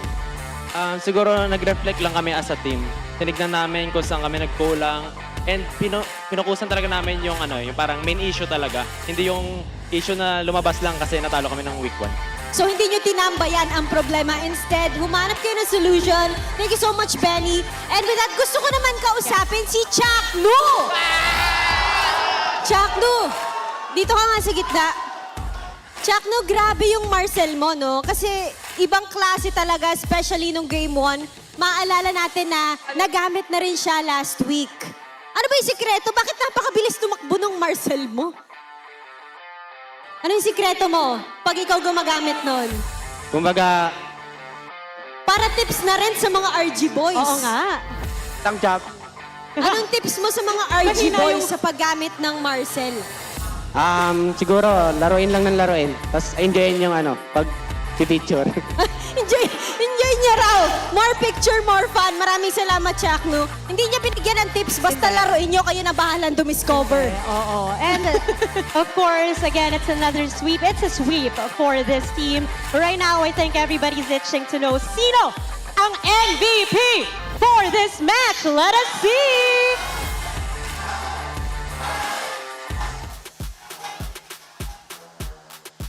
Chaknu! Chaknu! Kayain mo daw yung post mo. Okay, Chaknu. Ang damit mo talagang fans, no? Parang kahit ilang season ang lumipas, hindi kumukupa si Chaknu, di ba? Hindi! Chaknu. Chaknu! Ano bang meron sa'yo ngayon? Mas malakas ka ba? Feel mo mas malakas ka ba ngayong season? Depende pa sa kalaban ata. Depende sa kalaban. Abangan namin yan. Ano naman mensahe? That's so humble. Oo, syempre. Ano naman mensahe mo sa buong Phoenix Army na nandito ngayon? And thank you sa mga nanood dyan. Nanood ulit kayo. Nood lang nanood. Nood lang nanood. Punuin nyo lang tong Victoria Sports Tower. And once again, ladies and gentlemen, congratulations, TNC! You may now take your walk of victory. Woo! Such a sweet victory para sa kanilang unang pagkapanalo this season. It's a 2-0 sweep. Ibang klase rin naman ang kanilang nakatapat na ONIC Philippines. Yes, hindi basta-basta ang ONIC. As Stone said, respect pa rin for ONIC. And they're just getting started. At syempre, kailangan natin malaman kung ano nga ba ang ginawa ng TNC Pro Team para sa manalo sa match na yon. Balik na muna tayo sa casters. Casters, ayun na to.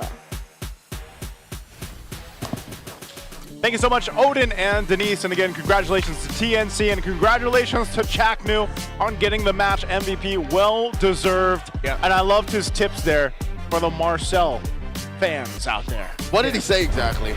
He said, enjoy taking pictures of everybody.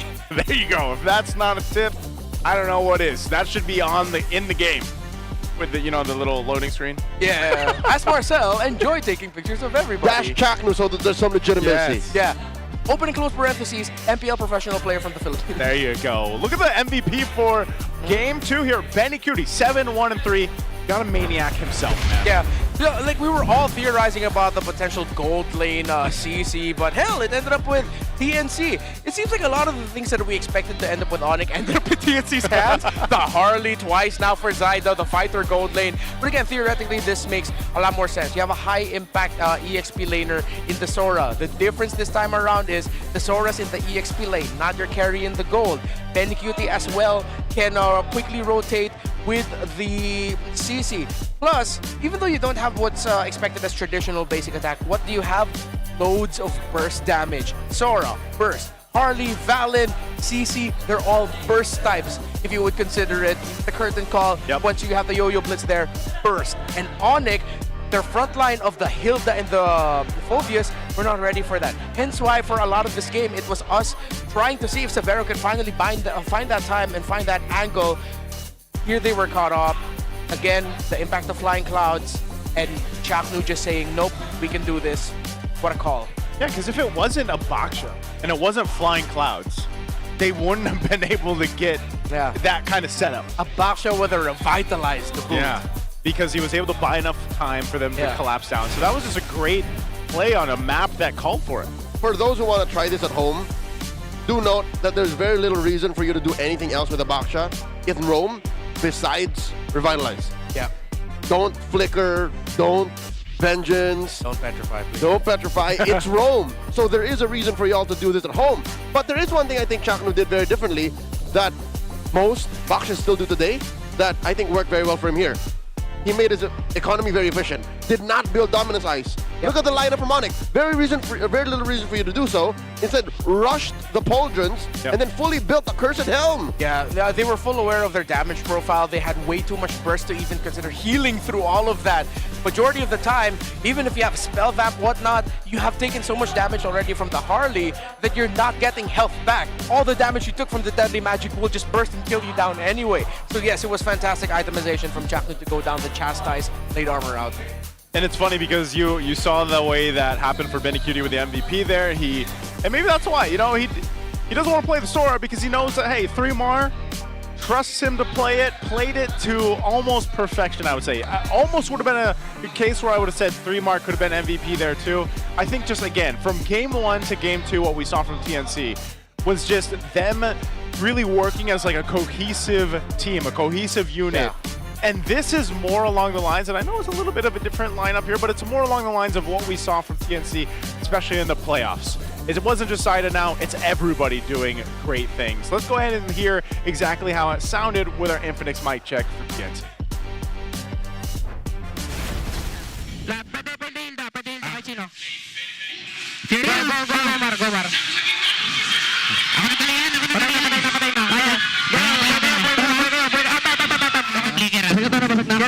Trade lang yan. After neto, kailangan nating mirror yung Obsidia. Feeling ko lamang tayo sa farming, tas si Coco nagsosole. Mirror natin yung... Tama, pre. Pre. First flicker out. Pre, kailangan natin bilisan na yung Obsidia mag-farm setup. So, magkakaroon pa sa system. Then, I mean... Abutan niya, pre. Go. Tara na.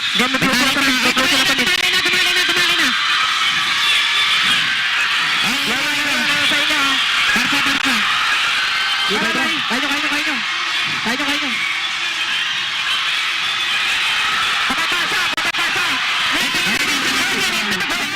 Ba't na buhay doon? Hindi ko alam. Tawa, boss.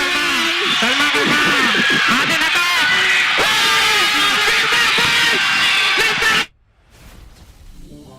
There you go. That's the Infinix mic check. Stone, man, look at the impact. That has to be one of the most influential, I feel like, mic checks we've had. He was calling out specific rotations after the play that they were doing already.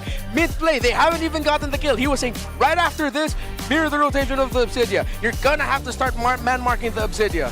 Stone what the hell? Is home, locked in the zone, man. That was it, right there. And here I was expecting more. I thought I saw the glint in his eyes like, I got something new. No, he just said the same thing. That was our headline earlier. And listen to the Infinix mic check, man. Yeah. He was locked in. I'm more impressive in what he did not say. Remember when Ryota was on him? Yeah. Like a fly on a dog? He said nothing because he knows how to take care of himself. That's impressive. Hey, man. Again, This was an amazing series. Congrats to them. But also, we got to invite everybody to the E-Project Esports for Everyone.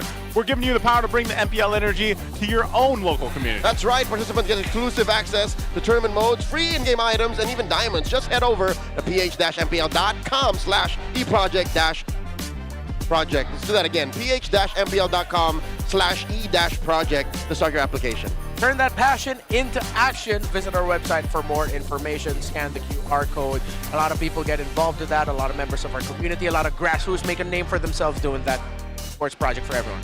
I love we have all the rhymes happening right now. You know, MPL PH Season 7 is where we witness the birth of the next generation of legends. That's right, 12 teams are battling it out across 6 intense weeks of the regular season every Tuesday and Wednesday at 2 p.m. and earlier on Thursdays At 1. Watch MDL, it's really fun. Watch the action live on MDL official pages. I didn't expect that. I'd have a readout.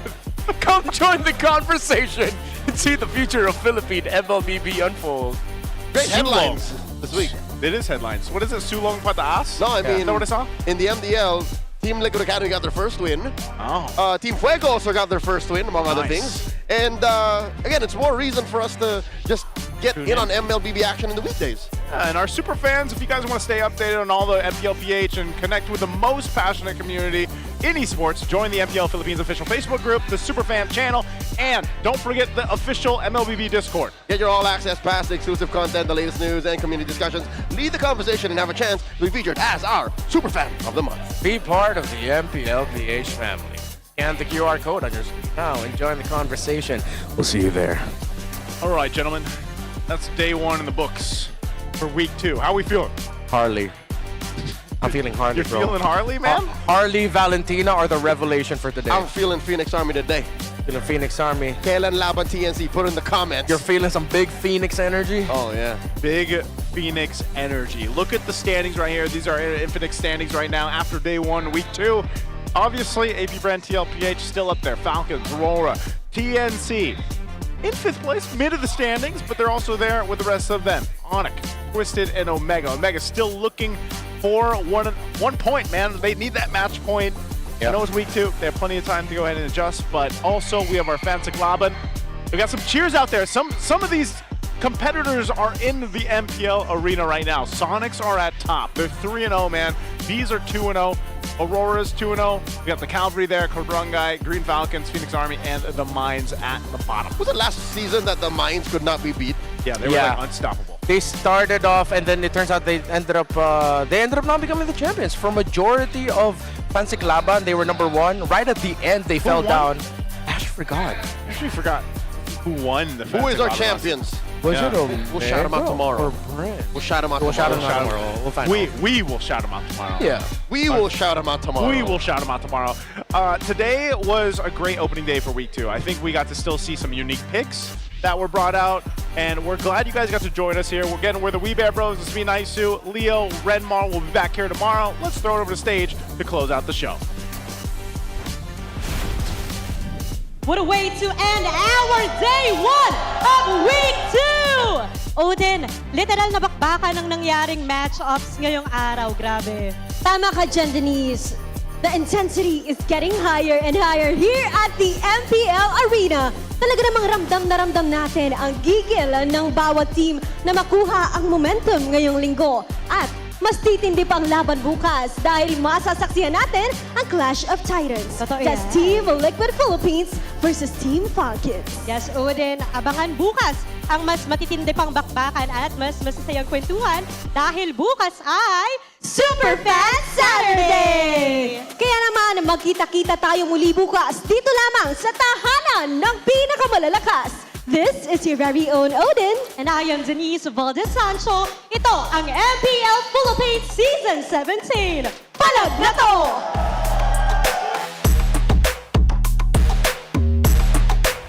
17th season of MPL Philippines is brought to you by the following sponsors. Infinix, the official gaming phone partner, the power behind every Madlang gamer. Smart, the simply reliable connectivity partner of the MPL. Our partner in esports, Clear Men. And our strategic partners, TT Racing, Ferry, and SIP. Don't miss any MPL action by following our official Facebook and subscribing to our YouTube channel. Follow MPLPH on TikTok for more content. Experience the lakas ng Pinas of MPLPH Season 17 live at Victoria Sports Tower. Grab your tickets now via the official MPLPH website.